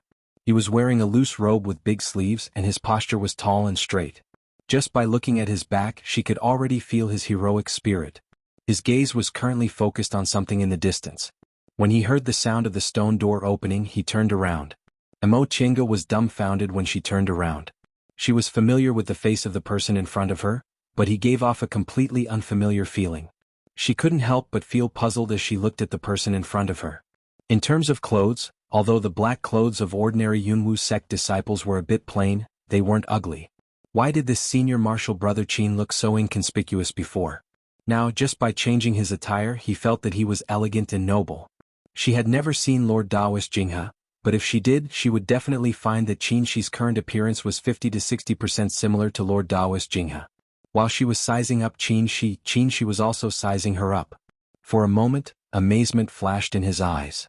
He didn't expect that this junior martial brother Yi, who didn't seem to have any makeup, would actually be so elegant and beautiful after changing into women's clothes. In fact, he also saw her wearing women's clothes several months ago, but at that time she was too disheveled, so she quickly changed back into men's clothes so he couldn't remember what she looked like afterwards. However, it only lasted for a moment before he reacted. He smiled naturally and said, "Junior martial brother Yi, you look much better in women's clothes than before." Qin Shi's praise was too magnanimous, making Mo Chenga feel a bit ashamed of her own thoughts. Whether it was his attitude or the way they got along, Qin Shi still treated her as junior martial brother Yi. Compared to him like this, she felt she wasn't sincere enough. Therefore, she also adjusted her mentality and teased him with a smile. "Senior martial brother Qin's appearance is also very different today. I'm curious. Senior martial brother, why do you pretend to be a waiter in Yunwu sect?" Qin Shi was stunned, but he couldn't help but laugh. "Waiter? This is a good metaphor." Once he finished laughing, he shook his head and said, "Junior martial brother Yi, you're still as quick-witted as ever. I'm relieved now. Mo Chenga was stunned by his words, but a warm feeling slowly welled up in her heart. She could feel that Qin Shi's mind was magnanimous. What he said had nothing to do with the feelings between a man and a woman. This was a kind of concern without any ulterior motives, so it made her feel even more warm. She couldn't help but wonder whether this kind of feeling was better than the feelings between a man and a woman she expected. Junior Marshal Brother Yi? Upon hearing his voice, Mo Chenga finally realized the two of them had been standing at the door. She hastily moved to the side and said, "Sorry, Senior Marshal Brother Qin. Come in and take a seat." "Oh." Qin Shi looked around and said implicitly, "I came to deliver something." Several Senior Marshal sisters lived here, so Mo Chenga understood he wanted to avoid arousing suspicion, so she didn't force him. She just smiled and said, "Senior Marshal Brother Qin, do you have any treasures to give me?" Qin Shi took out a half-foot square box inlaid with gold and jade from his Chengkuan bag and handed it to her. "I went into closed-door meditation to stabilize my realm after I came back, so I never thought about it. Now that I'm out of closed-door meditation, I finally remembered that your identity is different now and you might need these things." His expression was very strange, and his eyes seemed to be wandering, as if he was embarrassed. Mo Chenga felt even more baffled. She took the box suspiciously, opened the lid and was stunned. Qin Shi coughed and said, "These aren't treasures. These are just gifts from the secular world's Qin clan. Gold, silver, and jewelry are useless to us cultivators, so we've been throwing them away. But presumably you female cultivators still need them." Mo Chenga picked up a hairpin from the box. It was made of light green warm jade and had a bright luster. There were no unnecessary carvings on it. It was simple, elegant, and exquisite. She never thought someone would actually give her something to dress up after she regained her female body. She was excited, but she just slowly exhaled and closed the box. She then looked up and said with a smile, "Thank you. I've never used such precious things." Seeing her calm reaction, Qin Shi heaved a sigh of relief and also smiled. "What precious? They're just some mundane things. It's good if you have some use for them." "How is it not precious? This is the first time I've received jewelry." Mo Chenga suddenly stopped talking because she felt these words seemed a bit ambiguous. Damn it. Didn't I just want to be frank with him? Why does it seem wrong in the blink of an eye? Qin Shi didn't feel anything and continued to say, "I think so too. Junior Marshal Brother Yi." He paused, shook his head and said with a smile, "No, with your current appearance, it's not appropriate to always call you Junior Marshal Brother. And Junior Marshal Sister Mo?" Mo Chenga was stunned. "This seems a bit strange." "True." Qin Shi raised his head and thought for a moment. "How about we call each other by their names? Xiaotian or Chenga?" "Ha." Seeing her expression, Qin Shi couldn't help but laugh. "It's just a joke, but I really don't know how to call you in the future." This was indeed a problem. In the future he couldn't always call her Junior Marshal Brother Yi. It would make other people feel strange. "Actually, I don't mind calling you by your name." In any case, he also called Fengxue by her name, so it wouldn't be strange if he called her by her name. "Really? Then I'll..." He stopped talking and looked to the side. At that moment, a person came out of the Immortals' cave next to them. She seemed to sense there were people here, so she looked over curiously. It was Second Marshal Sister Wei Jiaxi. Qin Shi calmly turned around and said with a smile, "I'll go back first. Next time you need me, just send me a sound-transmitting talisman." Since there were other people watching from the side, Mo Chenga naturally wouldn't make him stay. She politely said, "Thank you for today. See you later." Qin Shi nodded and walked away. When he was far away, Mo Chenga turned around and greeted Wei Jiaxi with a smile. "Senior Marshal Sister Wei." Wei Jiaxi's expression was a bit strange. There was shock, confusion, and displeasure on her face. In the end, she just gave Mo Chenga a faint glance and entered the Immortals' cave.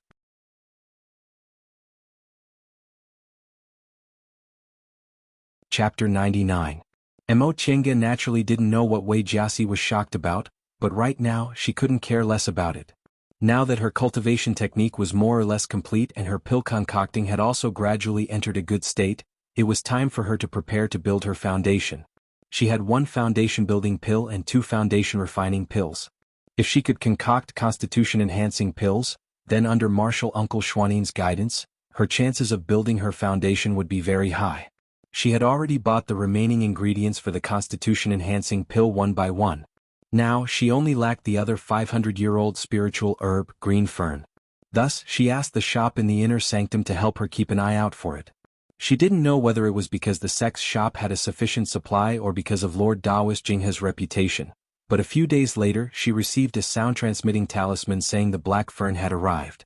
Mo Chinga hurriedly packed her things, then went to the inner school market square. The inner sect market was on the main peak. It wasn't big and only had 2 streets. However, there were many disciples and people coming and going. It was very lively. Most of the shops here were opened by the various peaks, and the disciples of the peaks could get discounts in the shops. In addition, disciples who wanted to sell things could directly set up a small stall on the side of the street. It was very convenient. The law enforcement hall would protect anyone who bought or sold here. If anyone was found to be selling or buying or selling by force, they would be ordered to refund their money. If it was serious, they might even be expelled from the sect. Therefore, the disciples of the sect liked to come here. Once she arrived at this small market square, she didn't stop and directly went to the medicinal pills hall on Clear Spring Peak, which had notified her of the arrival of the goods. This medicinal hall wasn't big, but its business was very good. Aura refining disciples came and went from time to time, and foundation building cultivators were also not uncommon.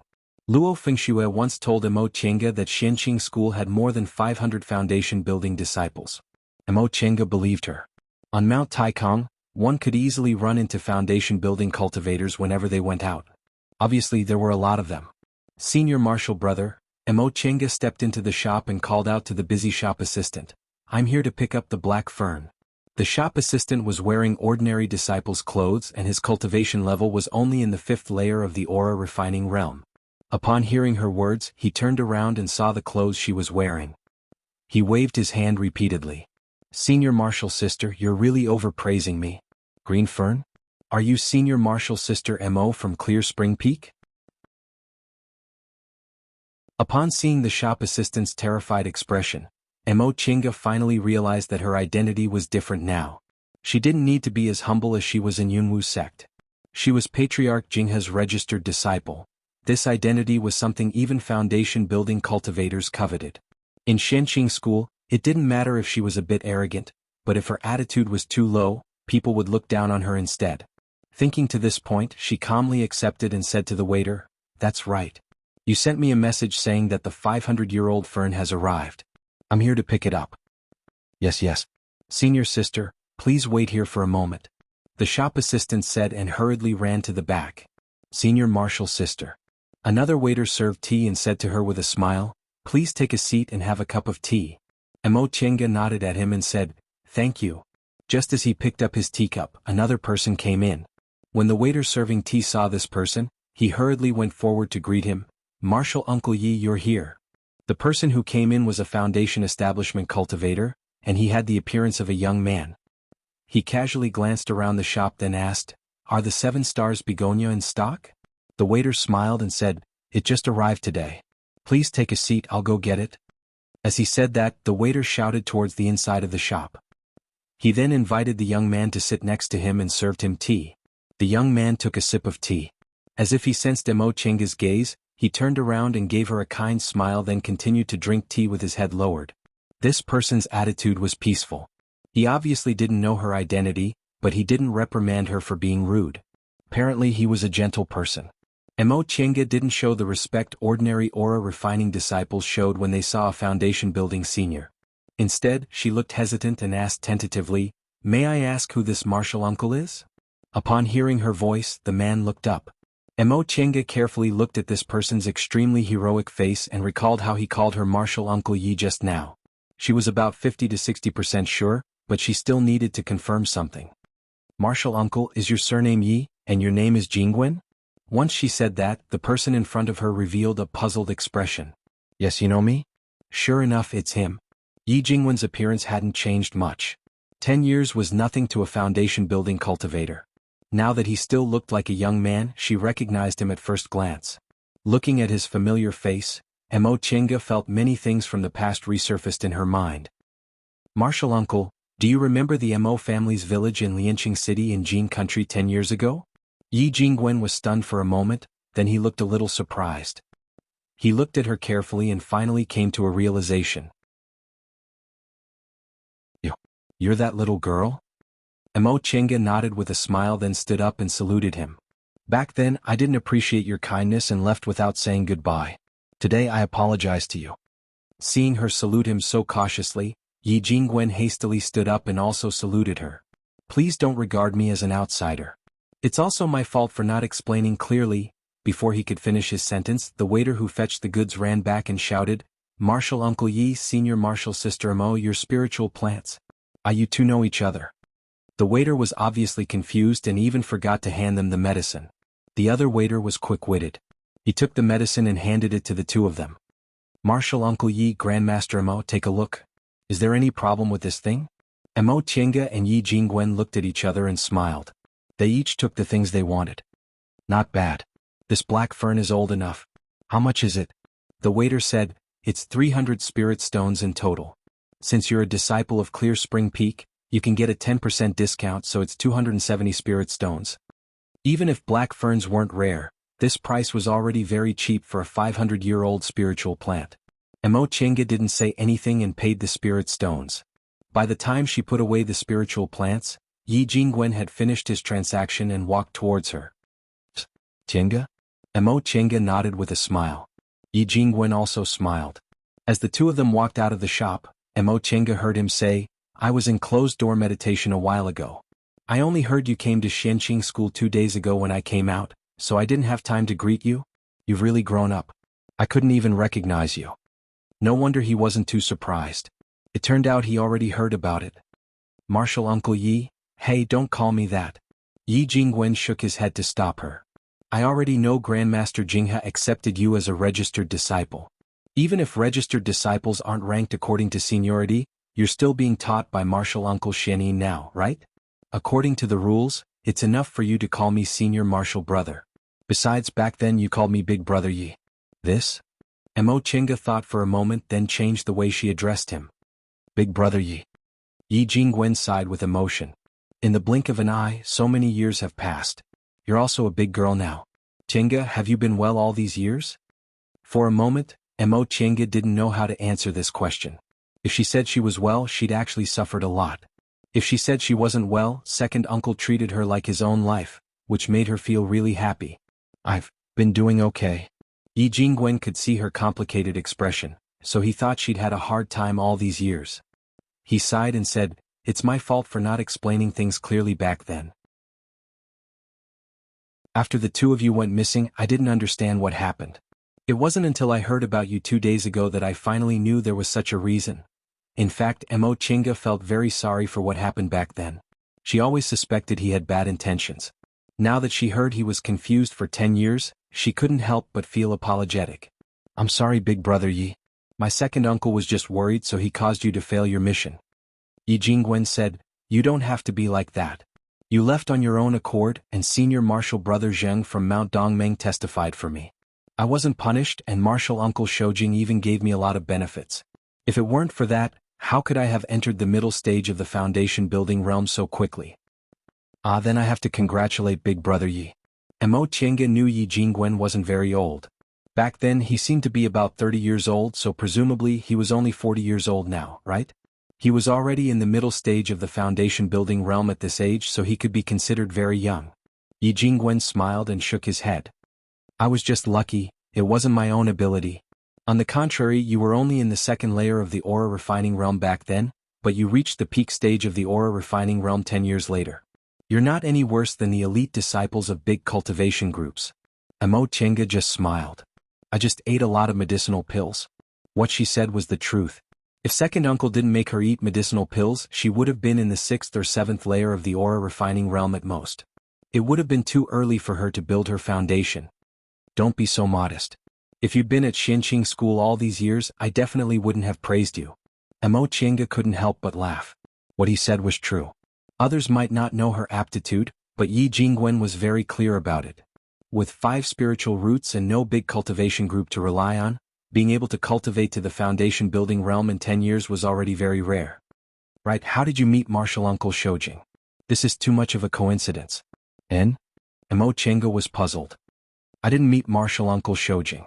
I just met Senior Martial Brother Qinshi. My second uncle used a sound-transmitting talisman to ask Martial Uncle Shoujing for help. Coincidentally, he was nearby, so I was ordered to come and help. Qin Shi. Yi Jingwen was baffled. This name, he'd never heard of it. Although there were many people in Clear Spring Peak, since this person could make martial uncle Shoujing entrust this kind of thing to him, he should at least be an advanced inner disciple like them. Yes, big brother Yi, do you know him? Senior martial brother Qin is martial uncle Shoujing's blood-related junior, so he should be in the same generation as you. Blood-related junior? Although Yi Jingwen still didn't understand what was going on, his intuition told him that there must be something wrong. In fact, he also didn't know what martial uncle Shoujing's real name was. Could it be? With that thought in mind, Yi Jingwen asked again, the senior martial brother Qin you mentioned. Is he about the same height as me, doesn't like to talk, has few expressions and only likes to cultivate every day? I see. But it's not like senior martial brother Qin doesn't like to talk.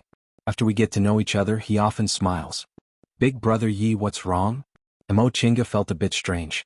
Is senior martial brother Qin not popular? Why does everyone look like this when they know I know senior martial brother Qin? It's nothing. Yi Jingwen wiped the sweat from his face and changed the topic. Are you going to build your foundation now? Mo Chinga nodded. Almost. After some time, I'll finish my preparations and enter closed-door meditation to build my foundation. And being well prepared is only good for building your foundation. There's no harm in doing so. If there's anything you need my help with, don't hesitate to tell me. Seeing how serious he was, Mo Chinga smiled and said, Thank you.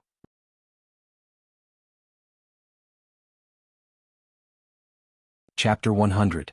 After reuniting with Yi Jingwen, Mo Chinga often received things from him. Sometimes it was some ancient books he collected, and sometimes it was his own experiences, all of which were helpful to her. In fact, if she thought about it carefully, Yi Jingwen might have wanted to curry favor with martial uncle Shoujing when he befriended second uncle and tried to get closer to her. However, Yi Jingwen didn't let them down. Now that he knew she had suffered a lot over the years and that he always looked after her, Mo Chinga only felt grateful towards him. Under martial uncle Xuanin's guidance, Mo Chinga's cultivation was also very smooth. In several months, the spiritual aura in her body had completely transformed into Yin's spiritual aura. Her pill concocting progress was also smooth. Although she wasted a lot of materials, she still managed to concoct constitution-enhancing pills before she ran out of materials. After adjusting her mentality, she reported to martial uncle Xuanin that she was going to enter closed-door meditation to build her foundation. In the hall of Master Taoist Xuanin's Immortal's Cave, Mo Chinga and Luo Fengxue stood together in the center.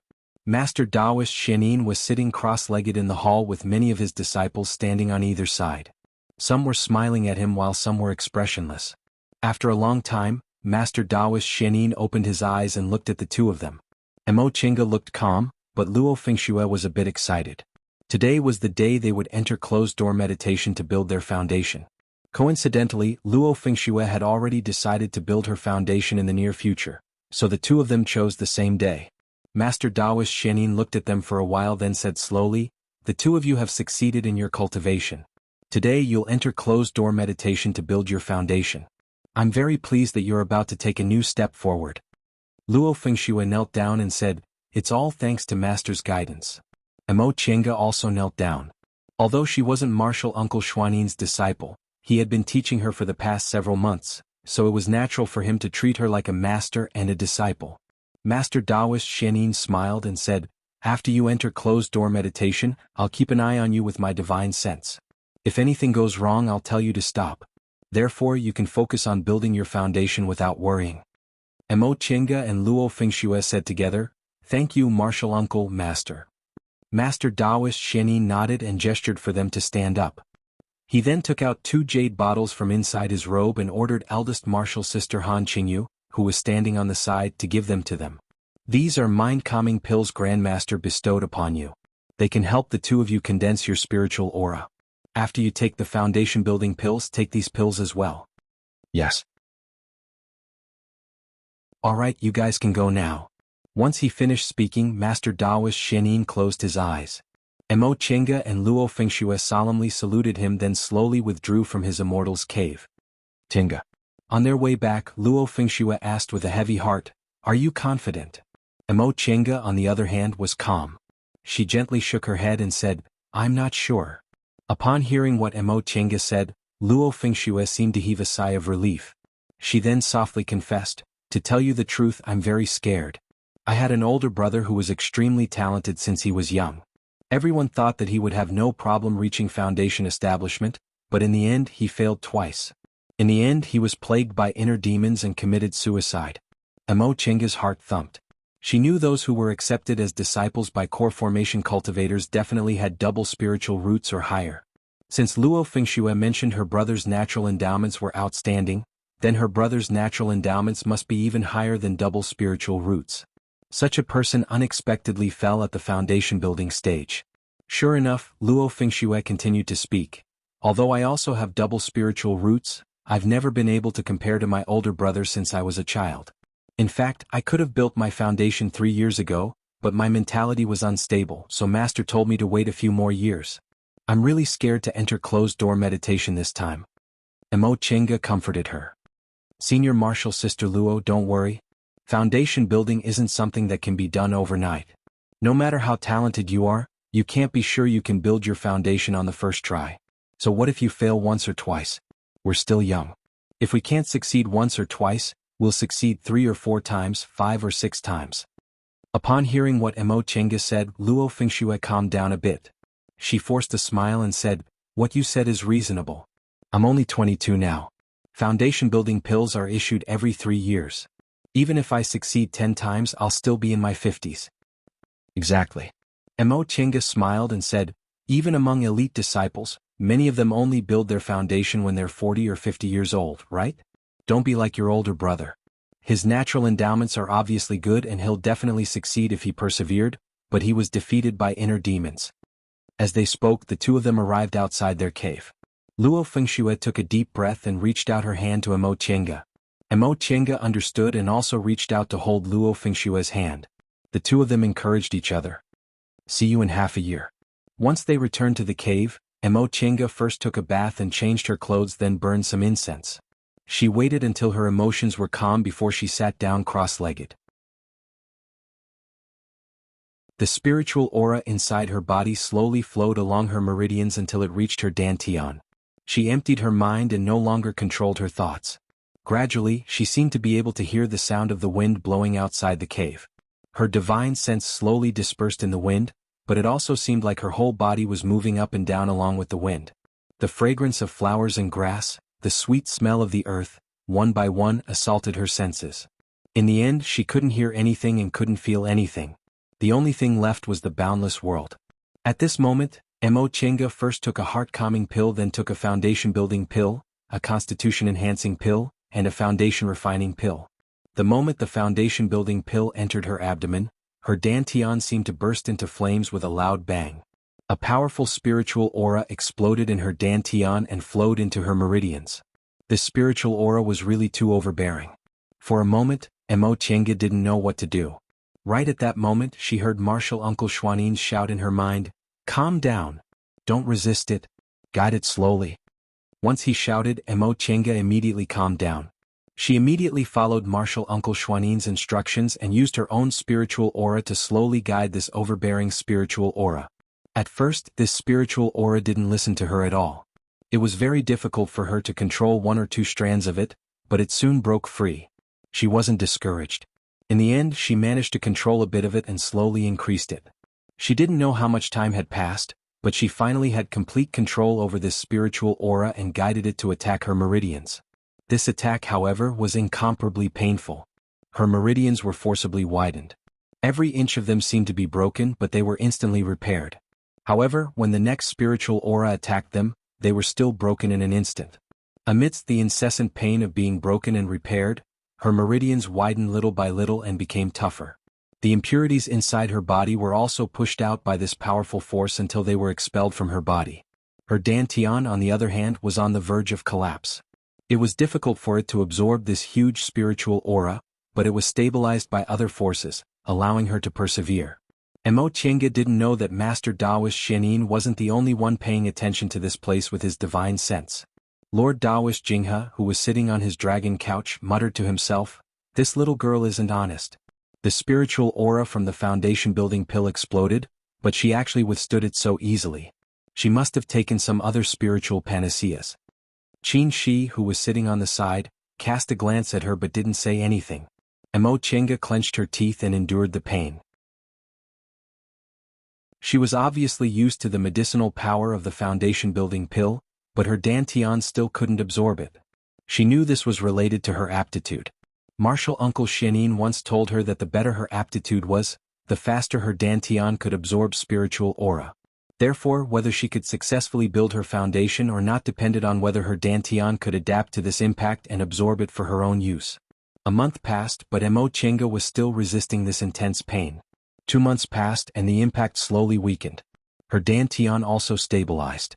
3 months passed, and the medicinal power of the foundation-building pill in Emo Chenga's body slowly subsided. Qin Jinghe sighed softly. It's really a pity.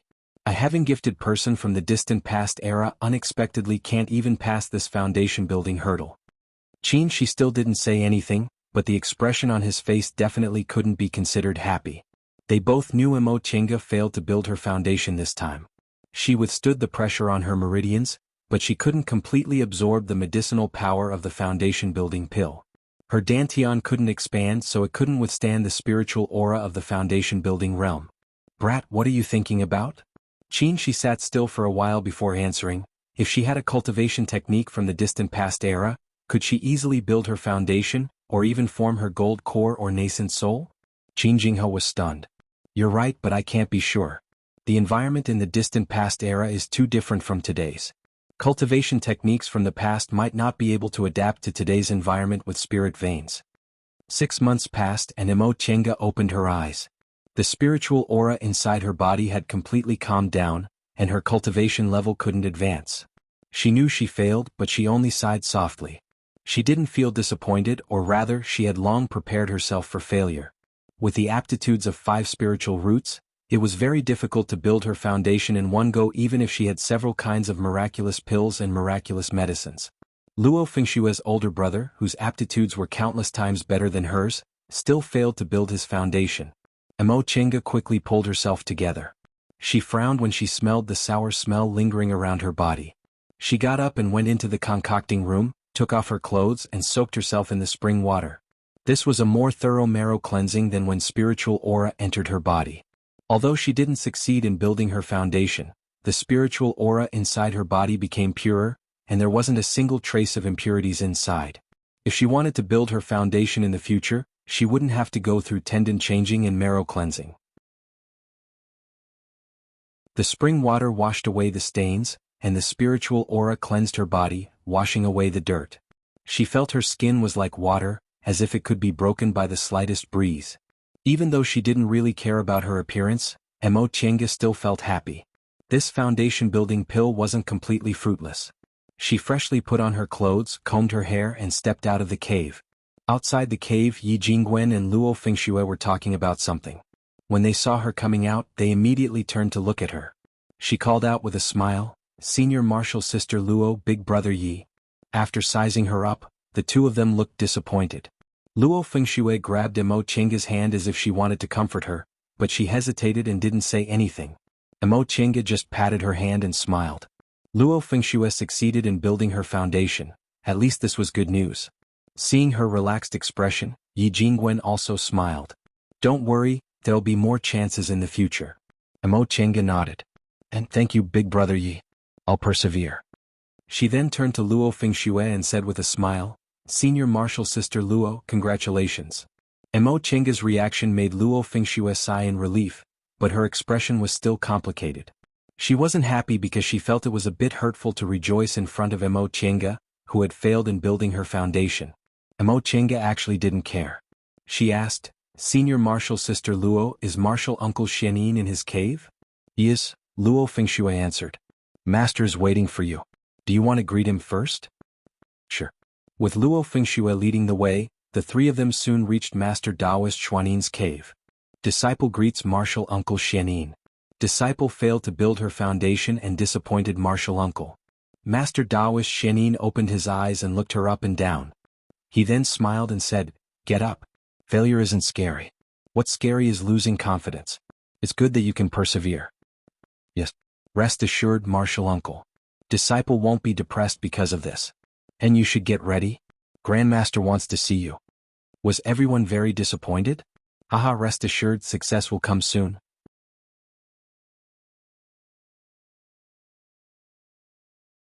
Chapter 101. Mo Chenga stood in the main hall, carefully sizing up this palace-like immortal's cave. Spirit jades were the stairs, strange stones were the pillars, dragons and phoenixes were carved, and immortal aura lingered around it. She was secretly amazed. Compared to this immortal's cave, the Hall of Hu clan, the #1 clan in Tiandao sect, was nothing more than a rich man in the secular world. But what surprised her the most wasn't this palace, but the person sitting, or rather lying on the dragon couch. It was a middle-aged man who looked a bit younger than martial uncle Xianin. He had black hair, a short beard, gentle eyes and a yellow crown and brocade robe, giving off an oppressive air of nobility. His face was about 50 to 60% similar to Qin Shi's, but his lazy and indulgent aura was completely different. At this moment he was leaning on the dragon couch, surrounded by 2 foundation-building maids. One was holding tea while the other was massaging his shoulders. They were quiet and extremely gentle. Mo Chenga was puzzled. Why doesn't this Grandmaster Jinghe look like a nascent soul cultivator? Besides, Shenqing School is a Dao school. How could he have the tranquility and self-discipline of a Dao cultivator? Halfway through her thoughts, Mo Chenga suddenly felt a gaze sweeping over her from the dragon couch. She hastily lowered her head, and obediently brushed off her clothes before kneeling down. Disciple Mo Chenga greets Grandmaster. Qin Jinghe didn't answer. He took the tea from the maid's hands and waved them away. Mo Chenga could feel him sizing her up unhurriedly, so she took a deep breath. She was somewhat worried that this Grandmaster wouldn't be satisfied with her failure in building her foundation this time. If Grandmaster Jinghe no longer recognized her as his registered disciple, her position would definitely be awkward. Her heart was in a mess. After a long time, she heard Grandmaster Jinghe say faintly, "How do you feel about failing to build your foundation?" Mo Chenga paused. Although she just thought of this question, she didn't expect Grandmaster Jinghe would ask so directly. How should she answer?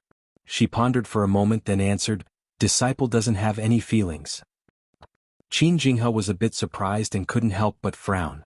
If you don't have any feelings, doesn't that mean you don't have any plans? He frowned and released the power of a nascent soul cultivator. Even if it was unintentional, how could a small aura-refining disciple resist it? Mo Chenga tried her best to stabilize her mind and said, "Disciple didn't make any mistakes in my foundation building process. I only lack talent. Disciple can't control talent, so I have no feelings and can only persevere." After she finished speaking, she felt her body lighten. Qin Jinghe pondered the matter for a moment, feeling rather amused. This little girl was really a bit interesting. She was just a little aura-refining cultivator, yet she was able to remain so calm and collected. Furthermore, she was even able to calmly answer under his spiritual aura pressure. It seemed her willpower was also very firm, that Brat's judgment of people was quite accurate. If she wasn't burdened by her aptitude, this child would definitely have some accomplishments. Qin smiled and said, "Grandmaster, and Qi." Mo Qi and refining Qi and Mo Grandmaster and refining Qi. Qin Jinghe was still looking at her absent-mindedly, while Mo Chenga was obediently lowering her head. Qin Yin Qin. And Mo. And she and Mo Mo's Mo. And Mo. While she was lost in thought, Qin Jinghe suddenly asked, "What medicinal pills did you take when you built your foundation?" His question was simple, but Mo Chenga was shocked. When she built her foundation, aside from the heart-calming pill this Grandmaster gave her, she also took constitution-enhancing pills and foundation-refining pills. This Grandmaster actually asked her this question, so he must have noticed something. Mo Chenga thought quickly and answered, "Grandmaster, disciple took foundation-refining pills and constitution-enhancing pills." Qin Jinghe, who was drinking tea, paused and looked at her. "Foundation-refining pills and constitution-enhancing pills?" "Yes," Mo Chenga answered calmly. In that split second just now, she decided to tell him everything. In front of a nascent soul cultivator, she couldn't hide anything. If she tried to hide this matter and angered this Grandmaster, he might just take her life. So, it was better to be honest. At least, she was Grandmaster Jinghe's registered disciple now.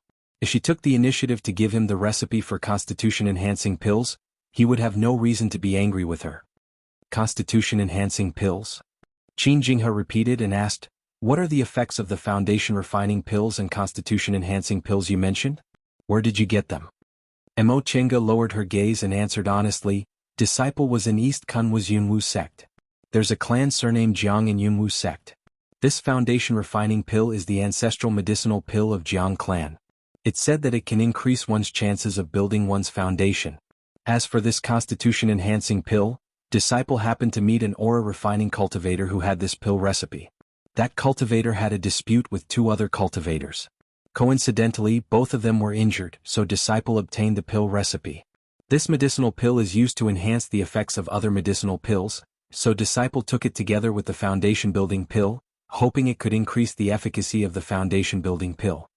After patiently listening to her explanation, Qin Jinghe's eyes lit up. Yes, it was the constitution enhancing pill.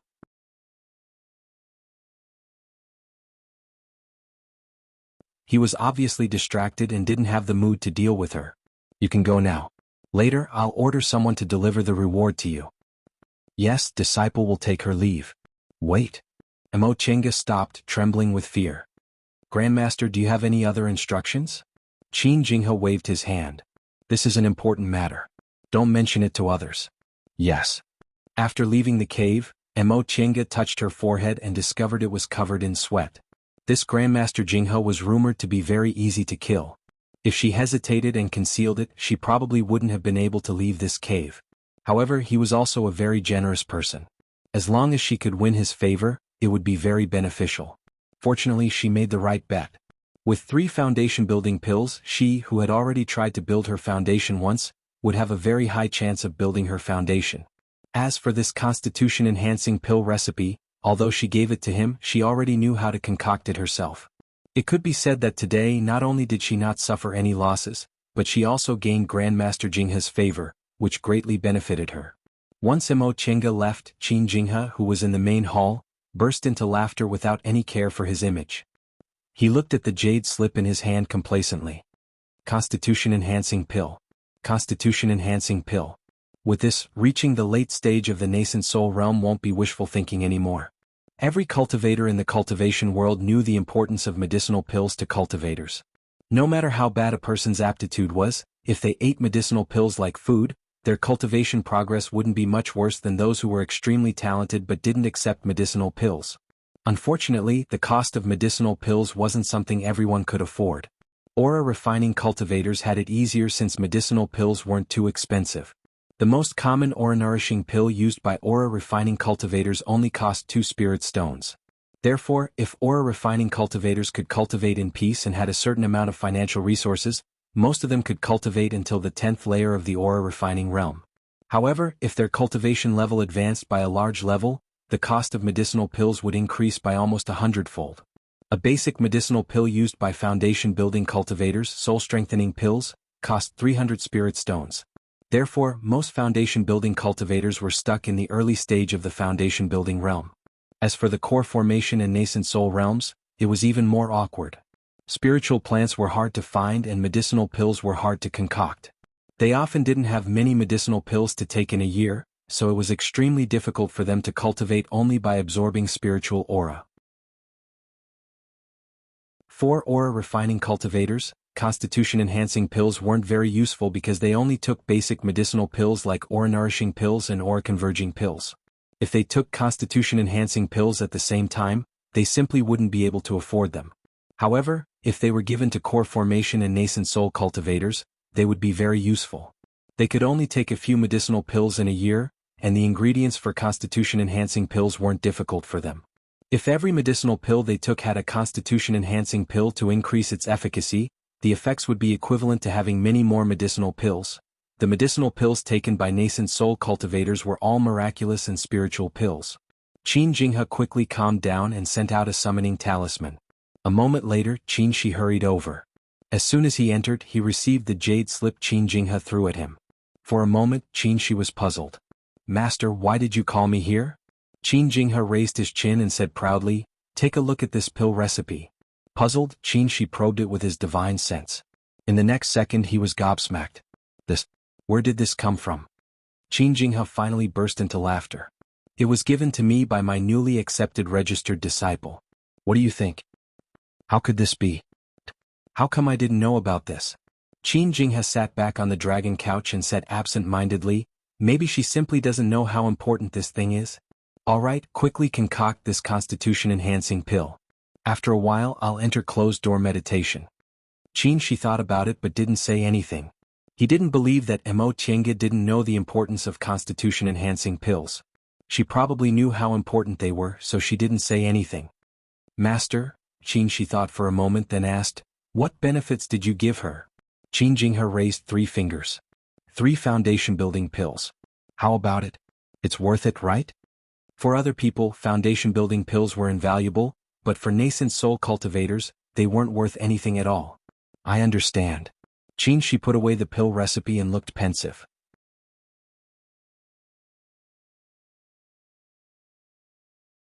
Chapter 102. Mo Tiange stared blankly at the 3 foundation-building pills rolling around on the tray. Soon after she presented the pill recipes, someone sent her a reward. It wasn't just the 3 foundation-building pills she promised, but there were also other treasures, medicinal pills and spirit stones. The next day, another disciple sent her some things, including a bottle of freshly concocted constitution-enhancing pills of much better quality than hers. This time it was an order from Martial Uncle Shoujing. In fact, these 2 rewards were more valuable than all of her belongings, so she didn't feel uncomfortable about the pill recipes being taken away. At least, the 2 people from Qin clan didn't take them by force and treated her really well. After thinking about it for a while, she packed up her things and walked towards Martial Uncle Xuanin's cave.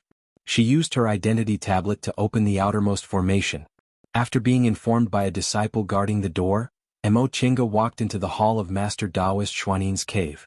Wei Jiaxi was also there, but she was expressionless when she saw her. Mo Tiange didn't mind and saluted Martial Uncle Xuanin.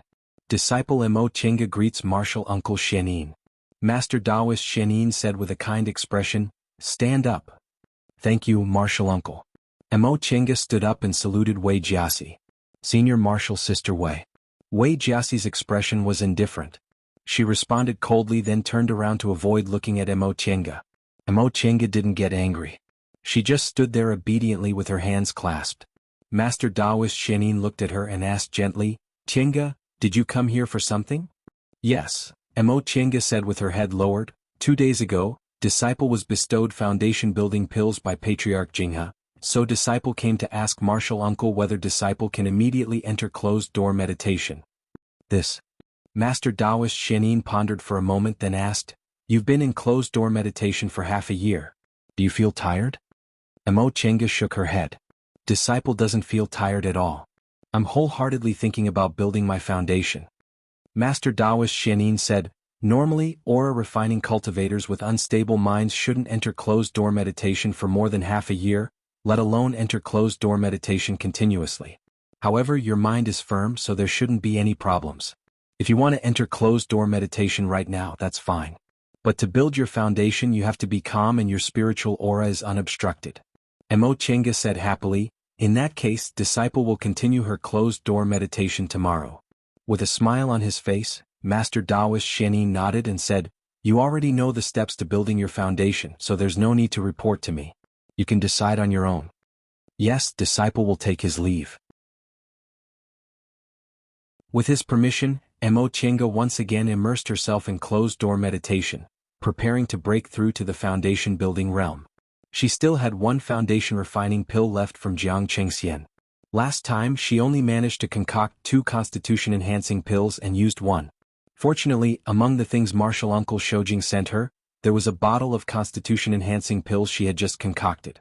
Once everything was ready, Mo Tiange informed Luo Fengxue and Yi Jingwen, who could be considered her friends, that she was going to enter closed-door meditation again.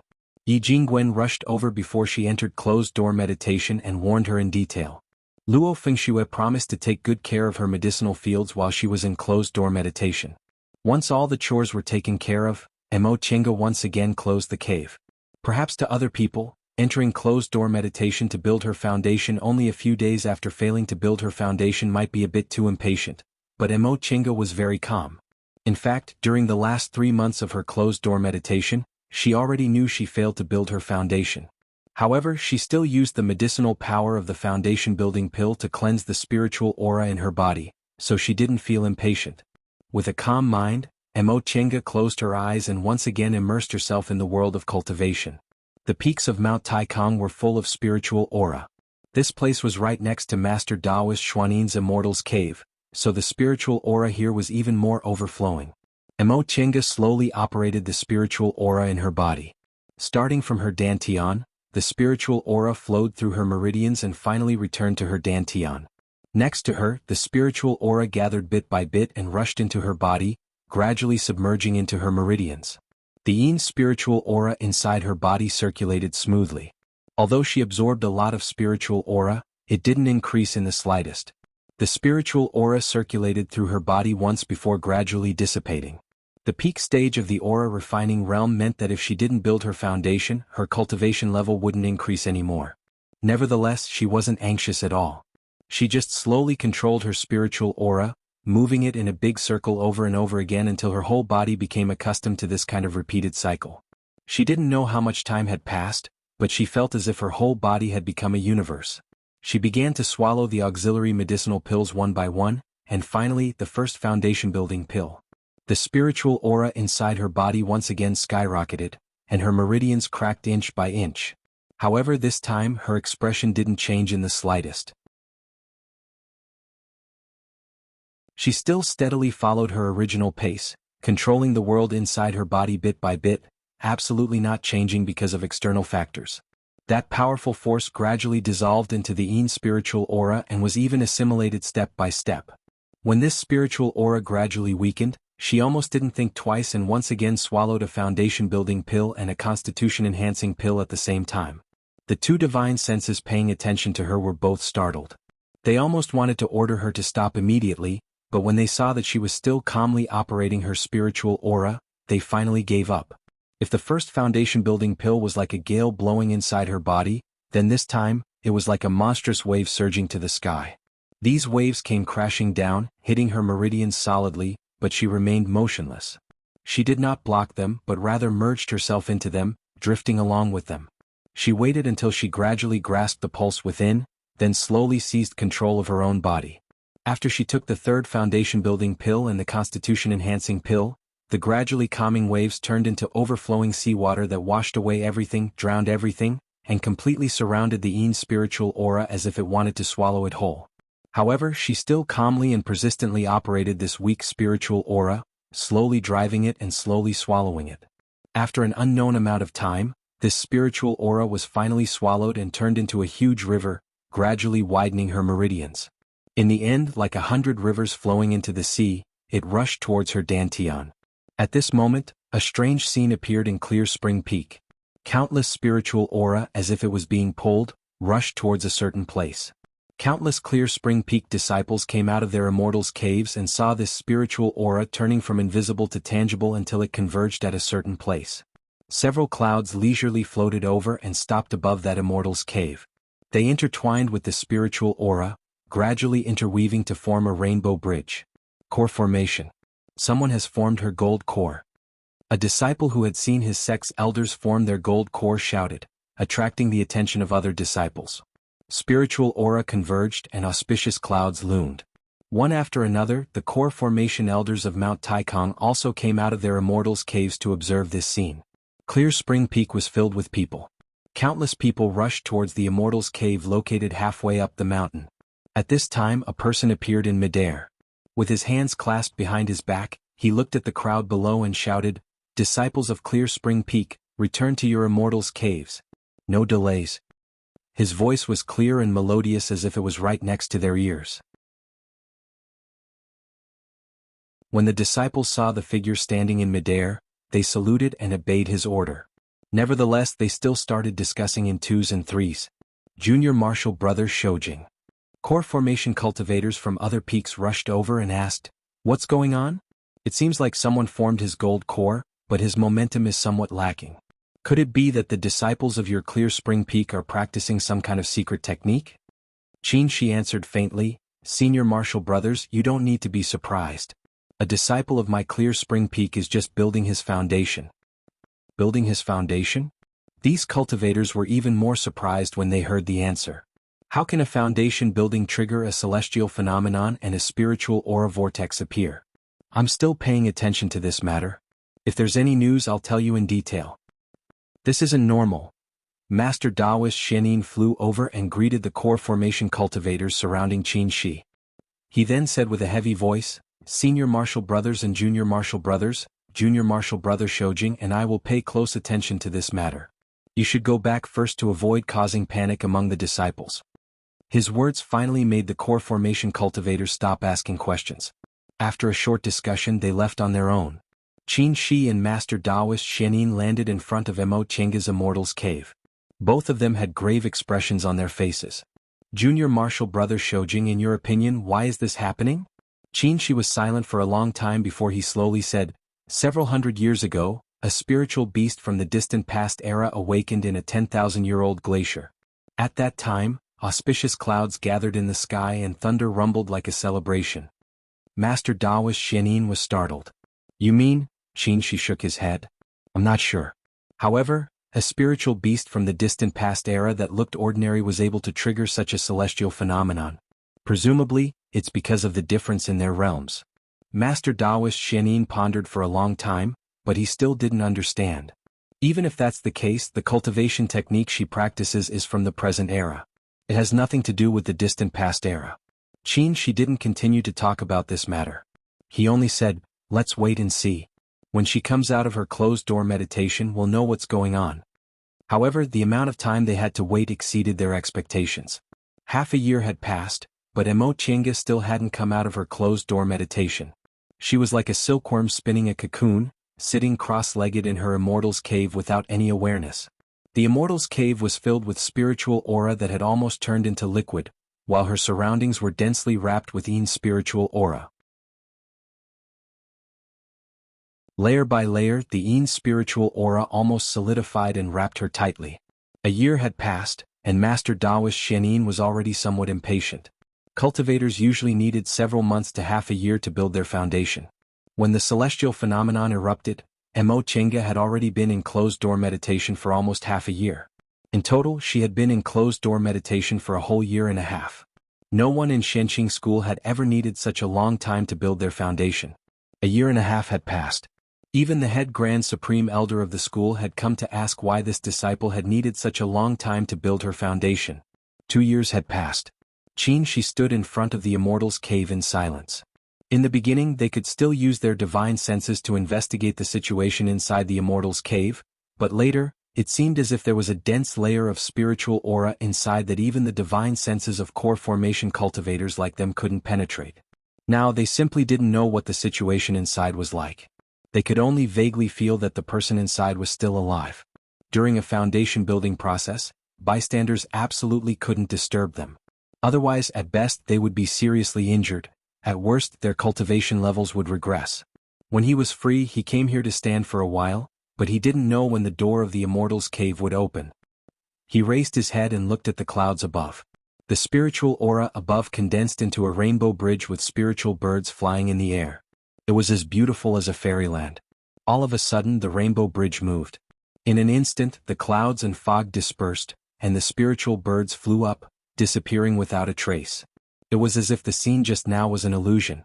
His brows twitched. He turned his head and stared at the stone door in front of him. The spiritual aura inside the Immortal's Cave was also rapidly dissipating. In less than a quarter of an hour, it had completely dispersed. Almost none of the disciples of Clear Spring Peak noticed that the scenery that had been there for more than a year had quietly disappeared. The stone door finally opened. A person slowly walked out with a smile on his face.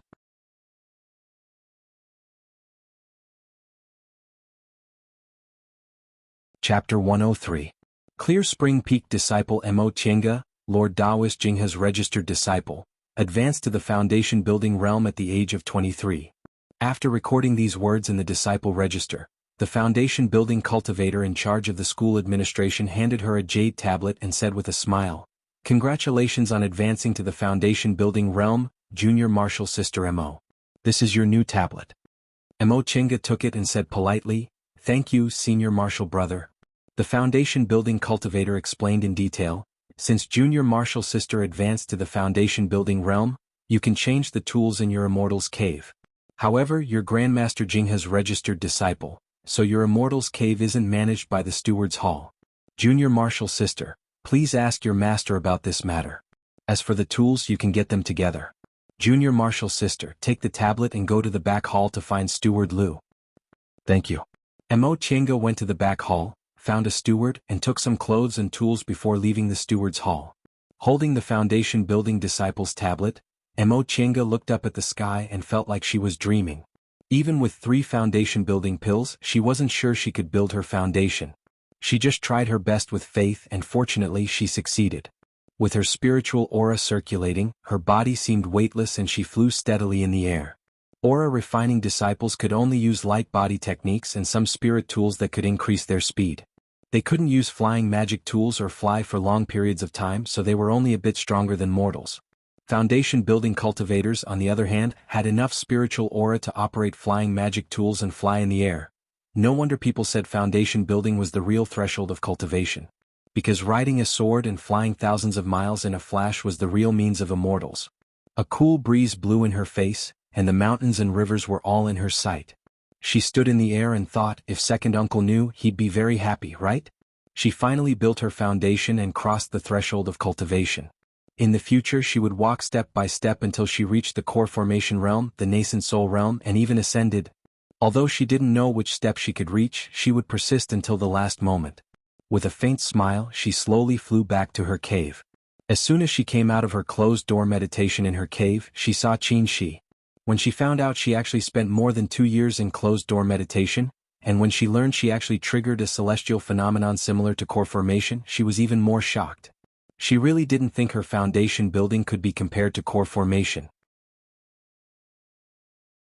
Aside from the longer time it took, there was no other difference in the process. After she built her foundation building, the spiritual aura inside her body also didn't have any abnormalities, so how could it have triggered celestial phenomena? It should be noted that only those who advanced to the core formation stage or above could trigger celestial phenomena. Those who advanced to the foundation building stage could, at most, cause some fluctuations of spiritual energy. Qin Shi just told her not to think too much about it.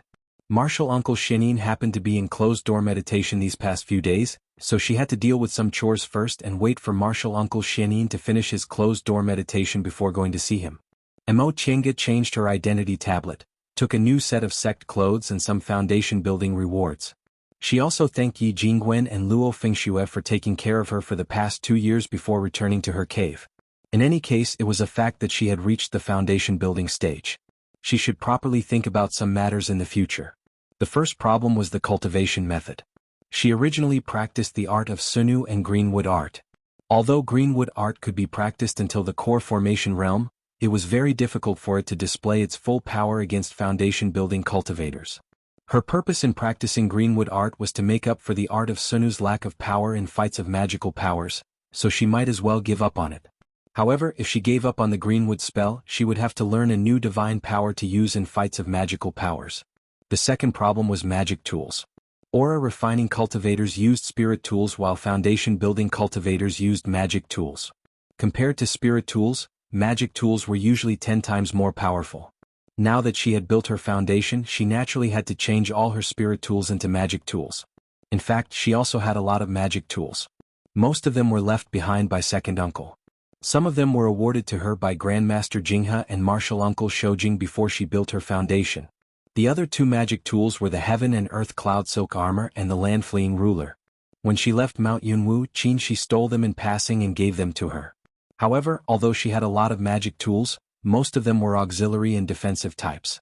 Second uncle's magic tools weren't suitable for her, so she could only look for other magic tools. In addition, her Chengquan bag still contained the carcass of the second-rank iron-teethed crocodile she killed in Yunwu. In the future she could take it and ask someone to make it into a magic tool. The last problem was medicinal pills. Foundation-building medicinal pills weren't as easy to obtain as aura-refining medicinal pills. Even though she was now an elite disciple, it was still impossible for her to eat them like before. Before she could figure out how to solve this problem, Luo Fengxue told her that Martial Uncle Xianin already came out of his closed-door meditation. Mo Qianga temporarily put these matters aside and went to see him first. Upon entering Martial Uncle Xuanin's Immortal's Cave, Mo Qianga discovered that this time, everyone was present. Not only were the 2 senior martial sisters present, but several senior martial brothers were also present. These senior martial brothers were very diligent in their cultivation. Mo Chenga had been at Xianqing school for a long time, but she still hadn't met some of them. Disciple Mo Chenga greets martial uncle Xianin. Master Daoist Xianin was still smiling. He raised his hand and said, "Stand up." Mo Chenga stood up and said respectfully, "Disciple finished building her foundation and came to report to martial uncle." Master Daoist Xianin nodded with a smile. "I already know. You're very good. Come forward and let me take a look." "Yes." Mo Chenga walked forward. Master Daoist Xianin reached out and held her pulse. A wisp of spiritual aura instantly entered her body and examined her meridians one by one. After a long time, Master Daoist Xianin released her hand with a slight frown on his face. Mo Chenga, who was a bit worried, asked cautiously, "Martial uncle, is there a problem?" Master Daoist Xianin shook his head and said, there's no problem at all. You already know about the phenomenon that occurred when you built your foundation, right? Yes. Then did you feel it yourself?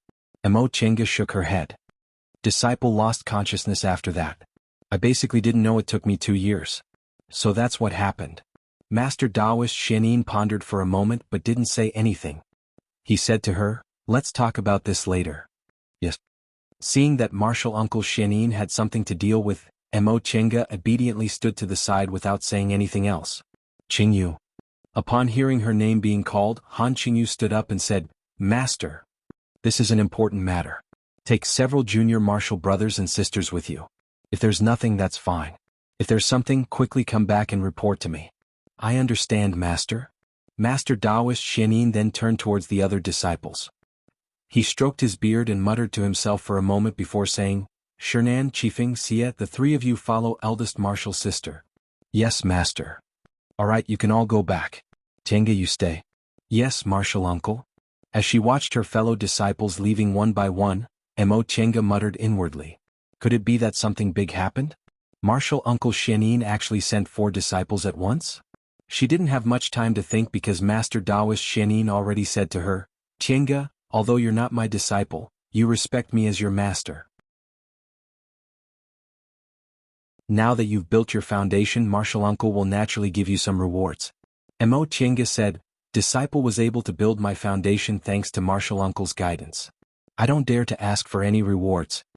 Master Daoist Xianin stroked his beard and said with a smile, "You don't need to refuse. Every disciple who builds their foundation will get a reward, not just you." After pondering for a moment, he continued to say, "Let me ask you, is the cultivation technique you practice inferior in fights of magical power after building your foundation?" Mo Chenga was slightly shocked. As expected of a core formation cultivator. She hadn't even said anything but he already sensed it. She answered, "Yes, martial uncle's eyes are like torches. I practice 2 cultivation techniques. One of them is beneficial for cultivation, but it doesn't have any great divine power. As for the other one, its power is greatly reduced after building my foundation." Master Daoist Xianin nodded slightly and stood up. "That being the case, I'll pick a cultivation technique for you. Come with me." "Yes, martial uncle." Mo Chenga followed Master Daoist Xianin out of the hall. After making many turns and passing through some restrictions, they finally entered a small collection room. As soon as they entered the collection room, Mo Chenga saw several wooden shelves with many books, jade slips, and the like on them. Master Daoist Xianin said, "Martial uncle has never seen a female cultivator with a pure yin constitution, so I don't know the characteristics of the cultivation technique you practice. I can't pick the most suitable cultivation technique for you, so I can only pick a few roughly." Mo Chenga lowered her head and said, "Martial uncle is so attentive. Disciple is overwhelmed by the favor." Master Daoist Xianin had a very good impression of this junior's politeness, so he didn't say anything more. After pondering for a while, he picked several books and jade slips and handed them to her. "Take a look. What do you think of these?" Mo Chenga took them and carefully looked at them. These were all cultivation techniques for fights of magical power. They didn't require special cultivation and didn't have high requirements for spiritual roots. However, the shortcoming was that they weren't very powerful and would be useless once one reached the core formation realm. Nevertheless, since this martial uncle put them in the collection room, they certainly weren't ordinary cultivation techniques. The most important thing was that they were suitable for her. Mo Chenga hesitated for a while before she raised her head and asked, "Martial uncle Xianin, do you have any cultivation techniques that can be used with magic tools?" Disciple feels that if we only talk about power, perhaps that one would be a bit stronger. Master Daoist Xianyin nodded. What you said is very reasonable. Regarding magic tools, Junior Martial Brother Shoujing asked me to give them to you. Since you asked, I'll give them to you first. As he spoke, Master Daoist Xianyin took out an object from his Chengkuan bag and held it in his hand. This object is called the Shuttle of Flying Apsara. It's a shape-shifting object and contains an illusory formation. However, using this object isn't a cultivation technique but a formation. Since you're good at formations, I presume it's suitable for you. Mo Tiange took a closer look at the Shuttle of Flying Apsara. The Shuttle of Flying Apsara had two pointed ends and was made of an unknown material. Although it was only the size of a palm, it was brimming with spiritual aura, so it was certainly not an ordinary object. Master Daoist Xianyin gave the Shuttle of Flying Apsara and a jade slip to her. Although you have this object, you still have to choose a cultivation technique for fights of magical powers. Otherwise, if you rely too much on magic tools, you'll be at the mercy of others. How about this? Martial Uncle will make the decision on your behalf. This soul-refining art cultivates the primordial spirit, so it's extremely powerful. I originally thought this technique was difficult to practice and wasn't suitable for you, but since you're determined to cultivate magic tools first, I'll give it to you to practice slowly. This cultivation technique isn't easy to practice and can easily lead to cultivation deviation, so I don't dare to give it to other disciples. However, since you have a Purine constitution, the chances of you suffering from cultivation deviation are lower than others, so presumably, it won't be too big of a problem. Yes, Martial Uncle. Mo Tiange accepted the other cultivation technique Master Daoist Xianyin gave her. After skimming through it, she was immediately overjoyed. This cultivation technique clearly stated that one could only practice it after they built their foundation. Moreover, it could be practiced until the nascent soul realm. It was a high-level cultivation technique. If she practiced it diligently, it would definitely become her trump card. After leading Mo Tiange out of the collection room, Master Daoist Xianyin gave her a flying sword and a bottle of medicinal pills. He said, "Since your martial uncle Shoujing already gave you magic tools, I'll give you a flying sword. As for this medicinal pill, it's a soul-strengthening pill for foundation-building cultivators. It's your disciple's portion, one bottle every year. Foundation-building medicinal pills are much rarer than aura-refining medicinal pills, so I hope you treasure them well." You're tuning in to the Han Li's Wuxia Adventures YouTube channel. We're so grateful for your support, and don't forget to subscribe to join us on this incredible journey through captivating stories.